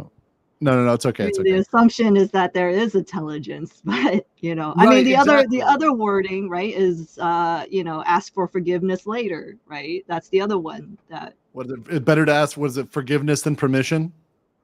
Yes. Yeah. Right. So these people are like living by that. Yeah. I'll just do whatever I want. And it depends on where you're from, right? Yeah. Or what your background is that you live by, whichever, because everyone will do what they can to get what they want until, oops, I got caught. Which, I mean, in murder cases, you see that too, where like serial killers, for example, is, they eventually get caught because they get sloppy. Yeah. Exactly. They get sloppy, or they just think like, hey, I'm above it, right? And they can't Well, stop. yes. Right? It's Or the ego. they think they're smarter. And lawyers have an extreme problem with this, because lawyers think they're above the law, that they're smarter, they know how to get away with it, they'll never catch me. I know about this secret procedure. It's called a Franks hearing. No one's heard of this. I'm going to get away with my my crimes. I mean, this is something very common. You see it with a lot of narcissistic people. Felted. TG 1987 for 5 says Legal Eagle has a look of dishonesty. Too slick looking, like he was going to get you on a financial deal or something. Slick like a Democrat. Well, it's not like he has a clear political bias. He's stated it. And he's the main thing I know him for is just having TDS, which, look, like it or hate it, if you make your entire legal career about going after a single political person or politician, right, that's going to be what you're known for. So he's kind of done that, and he put himself there, right? Awesome Human said, worked with Afghans before the fall, lost 3/4 of my coworkers. Oh God, that's so horrible. Saw some tortured, got a divorce from an abuser at the same time. Divorce was easier. Man, that's fucked. That's so fucked. What happened in Afghanistan is a fucking tragedy, and it's insane that a lot more people don't know about what happened. I have a guy here who's not a client of mine, who's a client of my friends, but he was a cook in Afghanistan, and he was there till the end, and then he got out afterwards. But some of the stories I've heard from him were insane. Kiernath said, "Lady is an activist, skinwalking as a psychologist." Yeah, and that's a lot of them. That's a lot of them. There are a lot of people out 100% there. agree with that.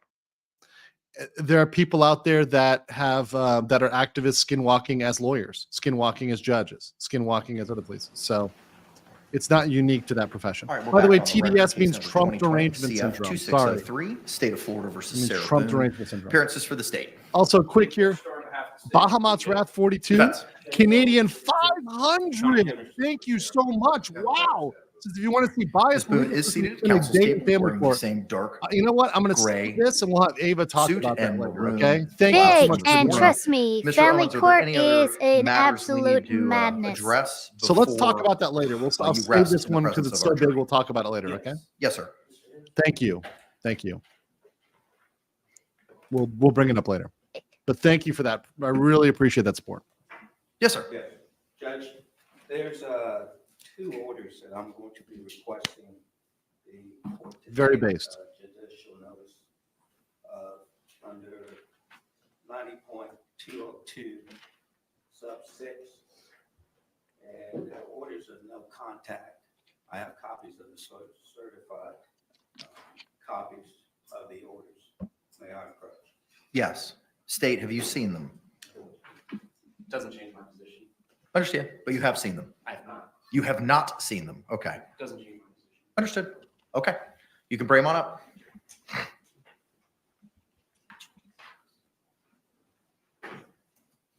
Thank you, sir. Court has been provided no contact orders issued in case number 2019 MM5062 on or about June 16, 2019, and a no contact order in case number 2019 MM5114 issued on or about June 19, 2019. Both cases styled State of Florida versus Torres George Jr. Let me hear any argument as to the judicial notice from you, Mr. Henderson. Judge, I think they're relevant. I think just from the testimony of Regional Director Dr. Harper, saying that an element of control is talked about greatly by the state when I point out things hypothetically that they refer to. They refer to them as hypothetically. However, they refer to things that they're developing on this. Oh, this is a Thai herbal inhaler. These are great. If you guys ever going to go to Thailand, pick them up. I'm going to bring one for Jeff. So these are elements of That's cocaine. Yeah, sure. Okay. It's my gift for Jeffu. So in regards to the judicial notice Jeff Husama. aspect, we don't dispute that can be a substitute for authenticity. I'll bring Dan. That'll be interesting. Yeah. Not Bring them as a gift. Bring them as a gift. contain statements Pass them out. that were made by people who are not testifying. Just because an expert relies on something doesn't mean that it's admissible. What happened during redirect with Mr. Owens was he was asking, what are the hypothetical things that we rely upon in making these determinations as an expert about whether there's battered spouse syndrome or not. So one of the many inadmissible things that he mentioned was pretrial orders of no contact. So it's fine. The expert can certainly rely on the fact that there may have been pretrial contact orders or no contact orders that were involved in this case, and she considered that. That doesn't make them admissible. There has been testimony, I believe, from Ms. Boone that there was pretrial no contact orders and violations of them. It's not a fact in dispute. It just that doesn't mean that the paperwork comes in as evidence. So that's our objection is it's irrelevant and hearsay. Just because an expert relies on inadmissible evidence doesn't make it admissible. What's your response to hearsay? Judge, I think under the, as to hearsay, I think the statute takes care of that itself because it says that the court can take judicial notice. So that's the foundationary part. And it's not hearsay. It's an order of the court. We're in a case where we've gotten evidence of past domestic abuse. There was evidence of it started with the state about control. And these are things of control. And I'm sure the state's going to, in rebuttal, they're going to come up with things that they feel either by body cam or... Nancy, welcome back as a new member. It's been a while, Nancy. It's been a while. Missed you.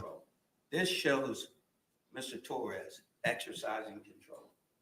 It is very relevant. But how's it not hearsay? Just because it's a court record, it's still out of court statement. Oh, God. Done. Being offered for the truth that I asserted. No contact order. Judge, that's why we have it. There are certain things that... But the case law says you can't utilize judicial notice to get around hearsay. He is so calm. I love Mr. Judge Trey here. He is so calm. 9203 says that upon No! sufficient notice Oh, being dear provided, God, which I'm is gonna die. conceding, I based on their am on my argument, sides. the court shall take judicial notice. This is of so items bad. identified in This 9202. is so bad. But my question is, the case law, as identified in Professor Earhart's treatise, specifically says in Dufour v. State, 69 7th 3rd, 235, which specifically talks about notice of judicial documents in a court file, that doesn't get you around hearsay. So what's your response? Let me go to hearsay in my mind. You're fine. Take your time. So then trying to get evidence in, but it's still got to be not hearsay. Even if the judge can take notice of it, right? He doesn't have to. It's got to be shall if he's must, regardless of whether it's hearsay or not. If it's may, it's like, yeah, you've got to beat the hearsay rule. And it's probably hearsay because it's got to be something that you get somebody up there to testify. Yeah, this is a record. You can't just throw records at the judge and be like, yeah, judge, this is legit. That's why they bring up expert witness. That's why they bring up witnesses for all the videos, right? So when there's a video, they don't just show the video. You bring up an expert, which introduces the video. That's why they do that procedurally. You can't just enter files in without some sort of witness that's going to verify those files, that evidence, etc. Trust me, bro, isn't good enough. Trust me, bro, is not going to work here. Judge. Yes. But back in my day, everyone used to listen to me and whatever I had to say. One of the exceptions to the hearsay rule is business records exception. So Remember, hearsay is an out-of-court statement which is being offered in the court for the truth of the matter. someone can come in and lay the foundational. Okay, they're saying it's a business record. Exceptions to the hearsay rule. However, in this case, that would not be needed if the court takes judicial notice of it. That eliminates the necessity to do. You know, Elaine Berdachov also tried to get something in under the business record exception. Under the statute, 90.2026 can take judicial notice of court orders. This is a court order. It's certified. I think it's an exception to the hearsay rule. Also, He thinks. He thinks. He thinks. These documents outweighs any prejudicial effect. Any other argument? No, you're. Any other argument, State? The fact that there was a pretrial court order of no contact between them is going to come in. I mean, one of the body worn cameras, Mr. Torres is like, well, the court said I couldn't, but she said I could come. And I believe she testified to that during her examination. My objection is to the paper, and the grounds that I've argued. Okay. All right. Thank you very much.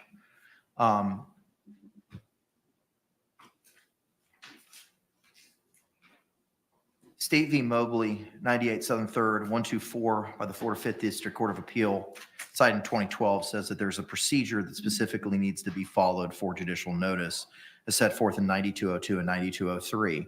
State is conceding that although there's not a writing, they're not objecting to the judicial notice concept. They're objecting to the evidentiary bases. I do find that it is relevant, but the problem is I have with hearsay. And the court, in relying on the Florida Supreme Court decision in Dufour, D-U-F-O-U-R v. State, 69 Southern 3rd, 235 at pinpoint 253 by the Florida Supreme Court in 2011, which states, while the court may take judicial notice of documents in a court file which were properly placed there, this notice would not make the contents of the documents admissible if they were subject to challenge, such as when a document is protected by privilege or constitutes hearsay. It is an out-of-court statement that is being offered for the truth. To wit, it is a no-contact order. And the requisite requirements for a business record under 98036 subsection A have not been met, nor has there been a certificate from the custodian of records as to those things, as required by paragraph section 6, paragraph C, and the timeliness of a certification. It ain't coming in, baby. I cannot accept judicial notice of these two documents, even though the state is not conceding the procedure for judicial notice. I am sustaining the state's objection as to hearsay under the grounds and the exceptions that you have offered. Blown the fuck out. Blown the fuck out. Mark said the judge should be leaning into the defense because there's going to be an appellate court looking to make a name for itself. Yes, I get that, Mark, but this is his, I think he followed the letter of the law there. So he was way within his power.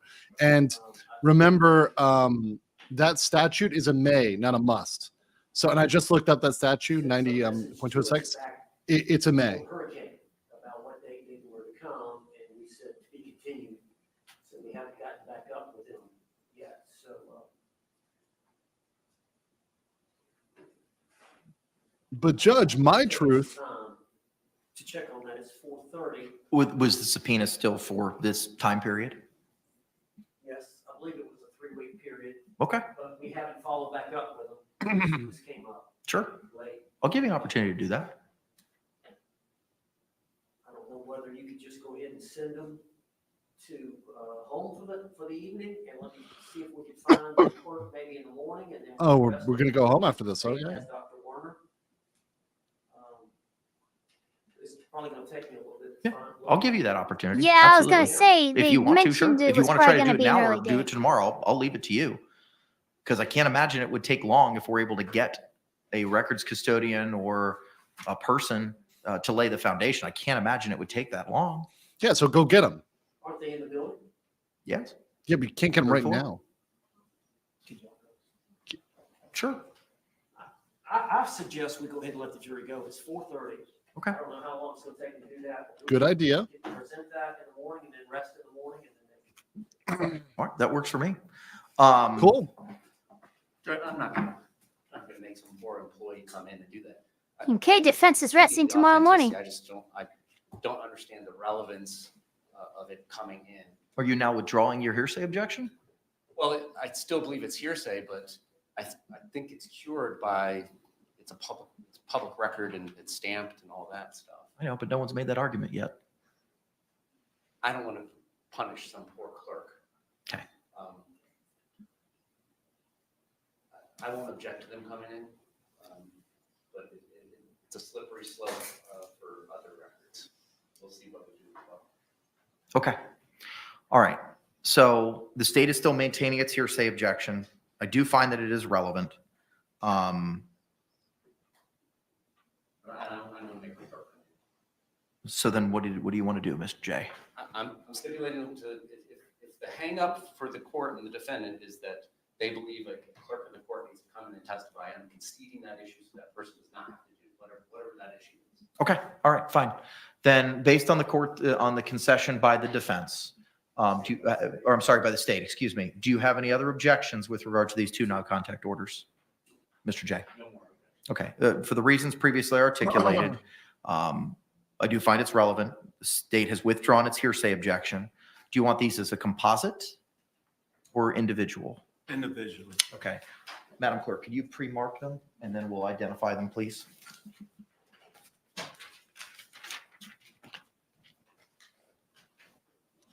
Yeah, I mean, he didn't have to concede there. The reason why he did that is because This is still outside of the jury's presence. And the reason why he did that is they all work for the same boss. They're all working for the state. So the clerks are going to get pissed at him. So this is sort of they work together. So the clerks are going to get pissed at the prosecution for making them come in. And if the clerks don't play ball with the prosecutors, if they start fucking with their cases at large, that's going to be a problem for the prosecutor's office at large. So the last thing you want to do is damage your relationship with the clerk's office. So this is a 4D chess. This is going to impact our relationship because the clerks are going to have to come in and it's going to be some big woman who's like, you make me come in over this bullshit. Like it's going to be annoying for them. So in order to prevent that from happening, I know the people in the clerk's office, they are a shade shy of Shamu. They're going to be mad they had to go up the elevator. No contact order in 2019 MM 5062, dated June 16, 2019 has been pre-marked as AB. And the no contact order in 19 MM 5114 dated June 19th, 2019 is dated as AC. Typical government employee behavior. Yes. Government employees having to do their job is a problem. Let's just tackle a couple other housekeeping matters. It's true. Guys, I'm telling you the truth. It's exactly what it is. Move those in. I've heard from the government before as well. I know witnesses, evidence, or testimony, sir, that you're going to be offering this afternoon. I will 100% back that statement without a doubt. Either this afternoon or first thing in the morning, but we want some time to talk to Sarah Boone and explain to her, why we think we should rest, not call any further witnesses, not introduce any other exhibits, just to make sure that we're all on the same page with her about what our strategy is. Yeah, the military will never piss off logistics. And then have us come back in the morning and do that call. Oh, we're out of bullets? But we do need some time. Okay. All right. So then here's what we'll do. I'll bring in the jury and I'll excuse them. You can save those pieces of paper and you can move them into evidence tomorrow morning and then present. That'll work. Thank you, Madam Clerk. We'll bring the jury back at 9 a.m. tomorrow and you can continue with your evidence presentation at that time, including but not limited to calling any additional witnesses. Court can have any further colloquy with the defense at that time. The state then can put on its rebuttal case. State, how long do you anticipate ballparking it for the court, your rebuttal case? I don't believe Dr. Warner will take long on our part. I'm not sure how long it'll take on their part. And then there's about... How long is that for your part? I'm not going to hold you to it, Mr. J. Probably less than 30. How long do you anticipate your cross being? And ballpark it. Again, I won't hold you to it. If direct is 30, my cross is probably going to be 30. Okay, what else do you have to present? And then there will be about 2 hours of videos from body-worn camera. 2 hours? Extraction. And then reading video. a good bit of phone text messages into the record. Separate and apart from the 2-hour video. Yeah, the body presentation. cam Okay, footage got it. should be All right. interesting. Okay, so that's going to take us in tomorrow afternoon. Are we going to be in a position for the state to rest its rebuttal case tomorrow and proceed with closings? Or are we going to proceed with closings Friday morning after had the opportunity to have a full... We're closing this Not week. that we We're would not finishing have the this full week, charging ladies and conference, gentlemen. But after having a charging conference Thursday afternoon with regard to the jury instructions. I just don't know how long. I think all the instructions are pretty. Andrew, you called it on the head. A 1 week Agreed. trial to 3.6 the F. date. I agree. Yep. This is good. I like it. Instruction is I love complicated. it. I I agree. love it. Special jury instruction on that spouse. Okay. I know someone's like, Andrew, you can't milk it. I like quick trials. I don't want to milk it. I like it to get through it. It's more Do entertaining you for want some more of it? me.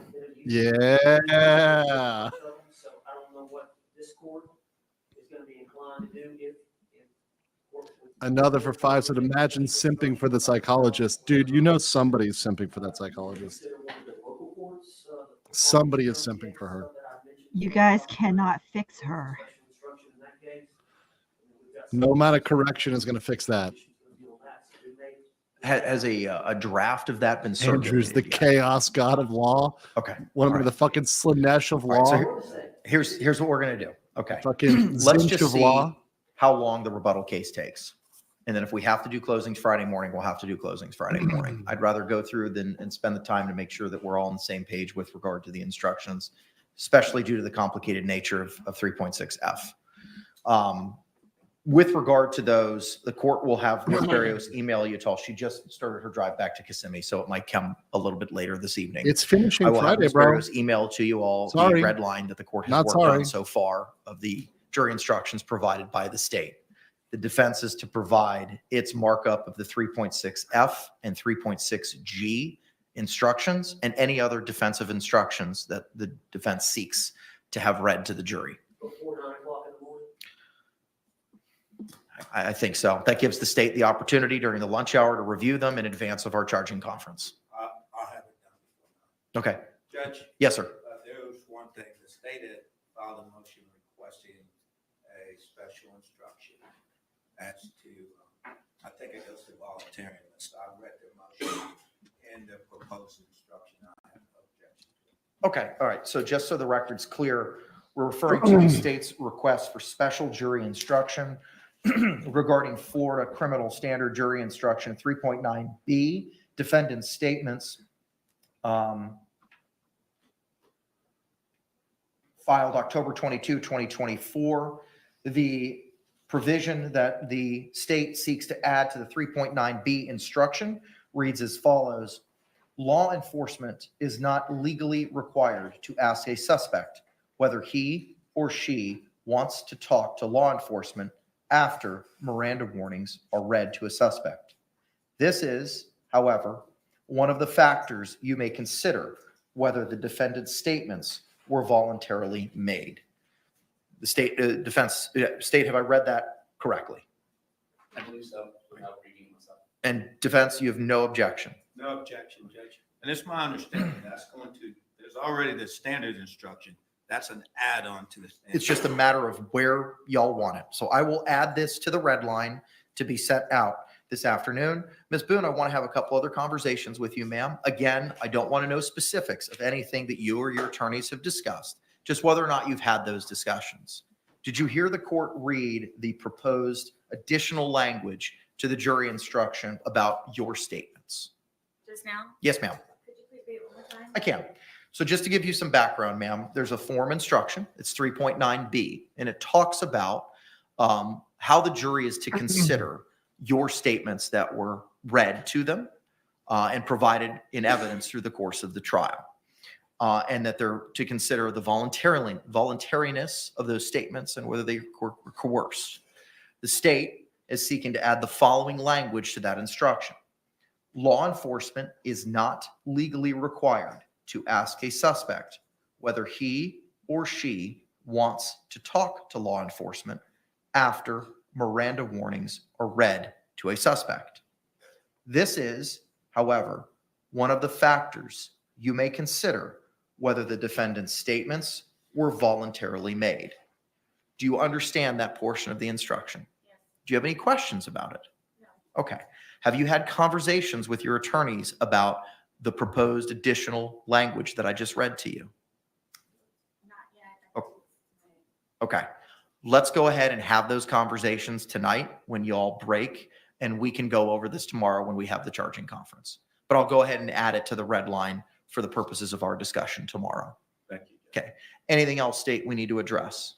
No, Your Honor. Defense, anything else? No, sir. Okay, let's go ahead and bring our panel back in, and we'll tell them we'll commence tomorrow with additional evidence and testimony at 9 a.m. They'll be happy about that. But yes, guys, if they're doing closings on Friday morning or Friday in general, there's going to be a decision this week. The thing is, a jury is not just behaviorally. If you send them out on a Friday, they don't want to have to come back on a fucking Monday for this bullshit. They're coming to a decision, right? Like one way or another, that there's going to be a decision on Friday. Juries are not going to want to go out on the weekend and have to come back the next week, right? This is not fucking OJ here. You know, this is not some sort of highly politically sensitive topic, right? The judge has run a good trial, an efficient trial. This has been great. He's putting them to work. He's making them work. So it's great. Also, we have a very based elvish new member, Elfspire Eva. Welcome, Elfspire Eva. Whoever you are, right? It's weird. It's weird. Yes. Yes. Welcome.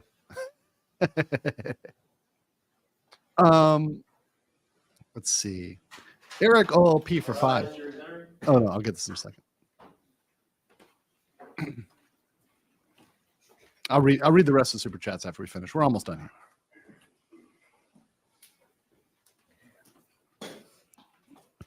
Oh, sorry. Yes, and I will kill the banner because we're done today.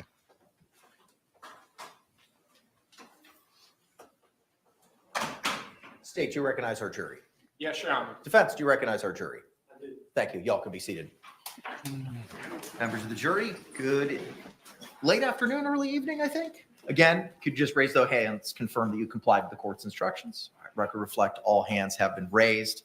Members of the jury, it's 4:43. We're going to go ahead and break for the evening. I'm going to ask you to be back here at 9 a.m. tomorrow morning. We'll continue with evidence and testimony presentation by the defense, and then we'll proceed accordingly thereafter. I want to read you the same instruction that I've read you multiple times over the last week, and I beg your forgiveness as you hear it again, but I just have to keep reminding you. Jurors, you must not conduct any investigation on your own. This includes reading newspapers, watching television, or using a computer, cell phone, the internet, any electronic device, or any other means at all to get information related to this case or the people and places involved in this case. This applies whether you are in the courthouse, at home, or anywhere else. You must not visit places mentioned in the trial or use the internet to look at maps or pictures to see any place discussed during the trial. Jurors, do not watch local news or read local newspapers. Jurors must not have discussions of any sort with friends, family members, or even your fellow jurors about the case or the people and places involved. So do not let anyone make comments to you or ask questions about the trial. I want to stress again that just as you must not talk about this case face-to-face, you must not talk about this case by using an electronic device. You must not use phones, computers, or other electronic devices to communicate. Do not send or accept any messages related to this case or your jury service. Do not discuss this case or ask for advice by any means at all, including posting information on an internet website, chat room, or blog. With that, members of the jury, again, I thank you for your time, your sacrifice, and your attentiveness in this matter, and we'll see you tomorrow morning at 9 a.m. Today was a much different day than yesterday. Efficient, quick, prosecution W's. I mean, much different. They can use their phones. They just can't look up stuff about this case. Prosecution ejected both of those expert witnesses. That's a huge win. Huge win. Y'all can be seated. Thank you. Anything else we need to discuss, State, before we go into recess for the evening? Defense, anything else? No, sir. All right, we'll see y'all tomorrow morning at 9 a.m. Thank you very much. Court's off the record. And there we go. That is the Sarah Boone trial today. That is day 4 wrapped up. Awesome. I'll read the supers and then we'll go through. Describing the trial today, the lion, the witch, and the bias of this bitch. Just thought I'd sum it up. That's actually a perfect summary. Thank you, Hound of Eloman. Eric Olip says, if Andrew is Slanesh, then Vice is his Papa Nurgle and Rackets is Corn, not who thinks who it's Zinch. Oh, no. Mark of Reality says the jury's voting guilty, so they might as well just let defense have their records admission and avoid any landmines. Yeah, just stop pissing people off. I mean, at this point, why are you going to piss off the government workers? They just want to go home and eat, watch their Netflix and get their chicken nuggies. You're going to slow them down, right? They're not going to be in a good mood. It's not a good thing. Krampus for 5 euro says, I wasn't able to get the whole stream yesterday and no stream today. Is Sarah already done? So yes, Sarah's already testified. She's off stand. We're actually closing out the defense's case, and we'll be going into the prosecution's ability to open their case back up and kind of examine the evidence that was presented by the defense, called it into question, kind of look at anything that was presented during the defense case in chief and rebut that. It's called their rebuttal. Right. So they're able to go back in and present a rebuttal case to what the defense presented. So that's going to be coming up, and we should maybe conclude that tomorrow, Thursday, and then Friday we'll go into closing. And then I would expect for us to have a verdict on Friday. I do not expect juries, like I said, they do not want to go out over the weekend and come back. They're getting paid nothing. This is not fun for them, right? As long as they have enough time to read that jury form, they're going to come to a decision one way or another. And my instinct is guilty. My instinct is guilty. Michael Oosthuizen, welcome as a new member. Appreciate you joining the Based Legal Mindset. Let's do a quick for you. Quick. Yes. Thank you very much for that. All right. So general thoughts for today. Eva first, and then we'll go with Cypher.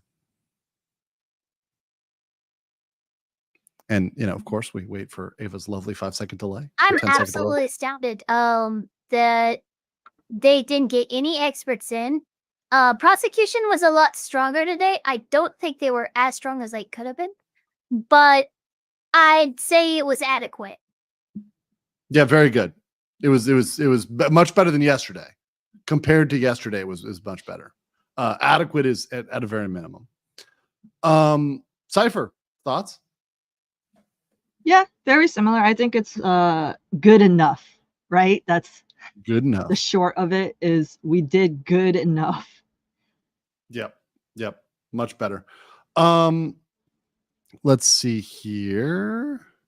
Let me get back to this. So Bahamut's Wrath earlier gave a very generous super chat. So I wanted to say real quick, since you mentioned family court, and I'll let Ava speak on this, but real quick, before I'll say in the beginning, the main things that end up getting screwed with family court, there's a lot of things, but some of the big things people don't know about are just inherent to the law and the way it makes preferences, particularly usually of the wife over the husband or the woman over the man, are things like, innate biases in the law, whether it's an interim parent agreement that may favor the primary caregiver, which typically is the mother, whether it's a particular law that may be kind of slanted one way, or maybe it's the hearings that end up just where men have a harder burden of proof at the hearing. And if you look at the outcomes, just are much more likely to have negative outcomes, losing custody, etc.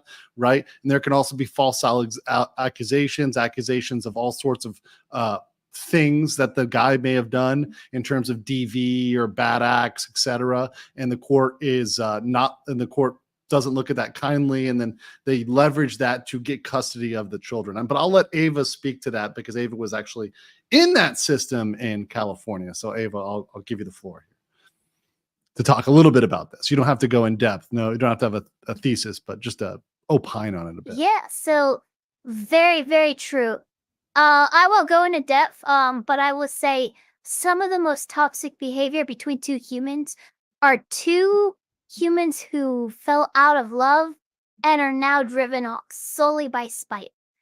There have been more than one case where it was reported to us by the client that the spouse went and got their pet put down, like as revenge.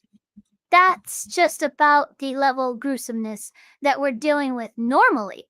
Like, that's just normal. Defamation suits and usually criminal charges will end up coming out and being pursued in a really messy divorce as well.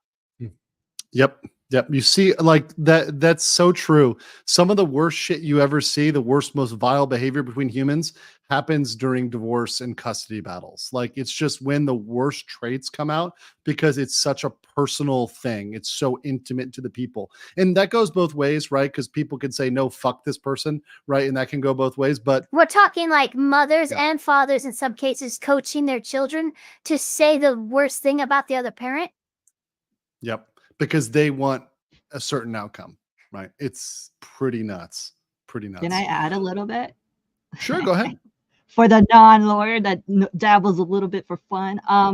But this dabbles. also applies to certain countries too, where the system sides more with the culture instead of the people. So for example, for us expats, if someone had married into a different country and wanted to go through divorce, the person that is a citizen of that country, so not the expat, would actually have advantage over the family court. So for example, in like South Korea, if a American had married a Korean, the Korean will like 99% of the time get automatic custody of the children and the assets because in their culture, they 100% believe that it is healthier and like the benefit of the family to keep the culture within the child, for example, right? So the American would have to like fight tooth and nail to get their kids back and actually go back to the country that they came from. And it applies to the Southeast Asian countries as well. So even if you're like a Filipino wife, sure, she's a female, she should have custody of her child.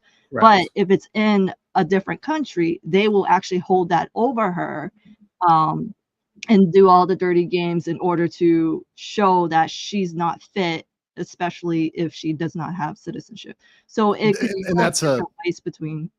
Yeah, go ahead. And that's an expat game, right? That's an expat game. So if you're abroad, you know, because people always think, oh yeah, it's a party for expats. It's so great. It's like legally, you understand you're on the back foot. You actually may not even have standing in that country to bring a claim or a case, right? The meaning you don't even have the ability to come to court and bring a claim. The court will say, nope, you don't. We can't even hear your complaint because you're not a citizen or at least a permanent resident, right, of this country, right? So that's a thing, and I've experienced this when I was in Korea. I dealt with some litigation of a friend, and it was insane to see, despite the fact that the facts were horrible, right, how the bias was towards the party that was Korean, right? Because it's like, well, they're Korean, so we're just going to default to assuming everything they said is okay, even though they did horrible, horrible shit, which is how you get contracts like VNU in the VTubing world, right? We reviewed that contract where they were trying to charge the poor girl like $500,000 in damages. Well, you get insane stuff like that because the courts are just like, well, one party's this way, one party's not. So fuck these people, right? You know, and they're just like, you know, and that can happen that can happen abroad, right? So don't think it's all fun and games for expats. It's not. And this is there's a lot of problems with the system in general. But yeah, just wanted to bring that up.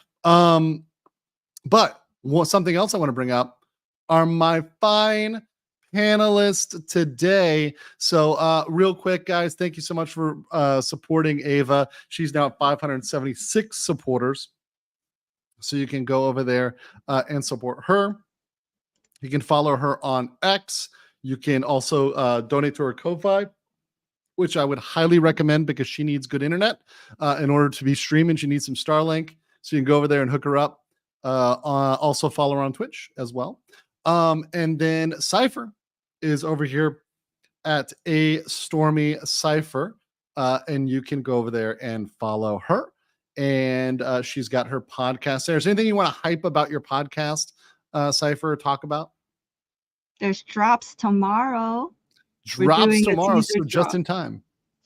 Yeah, well, because it's Halloween, right? But I'm gonna be releasing the first episode of The Dead Wears White. So that's very much like a radio play, right? You guys don't have to watch a movie, but you can listen.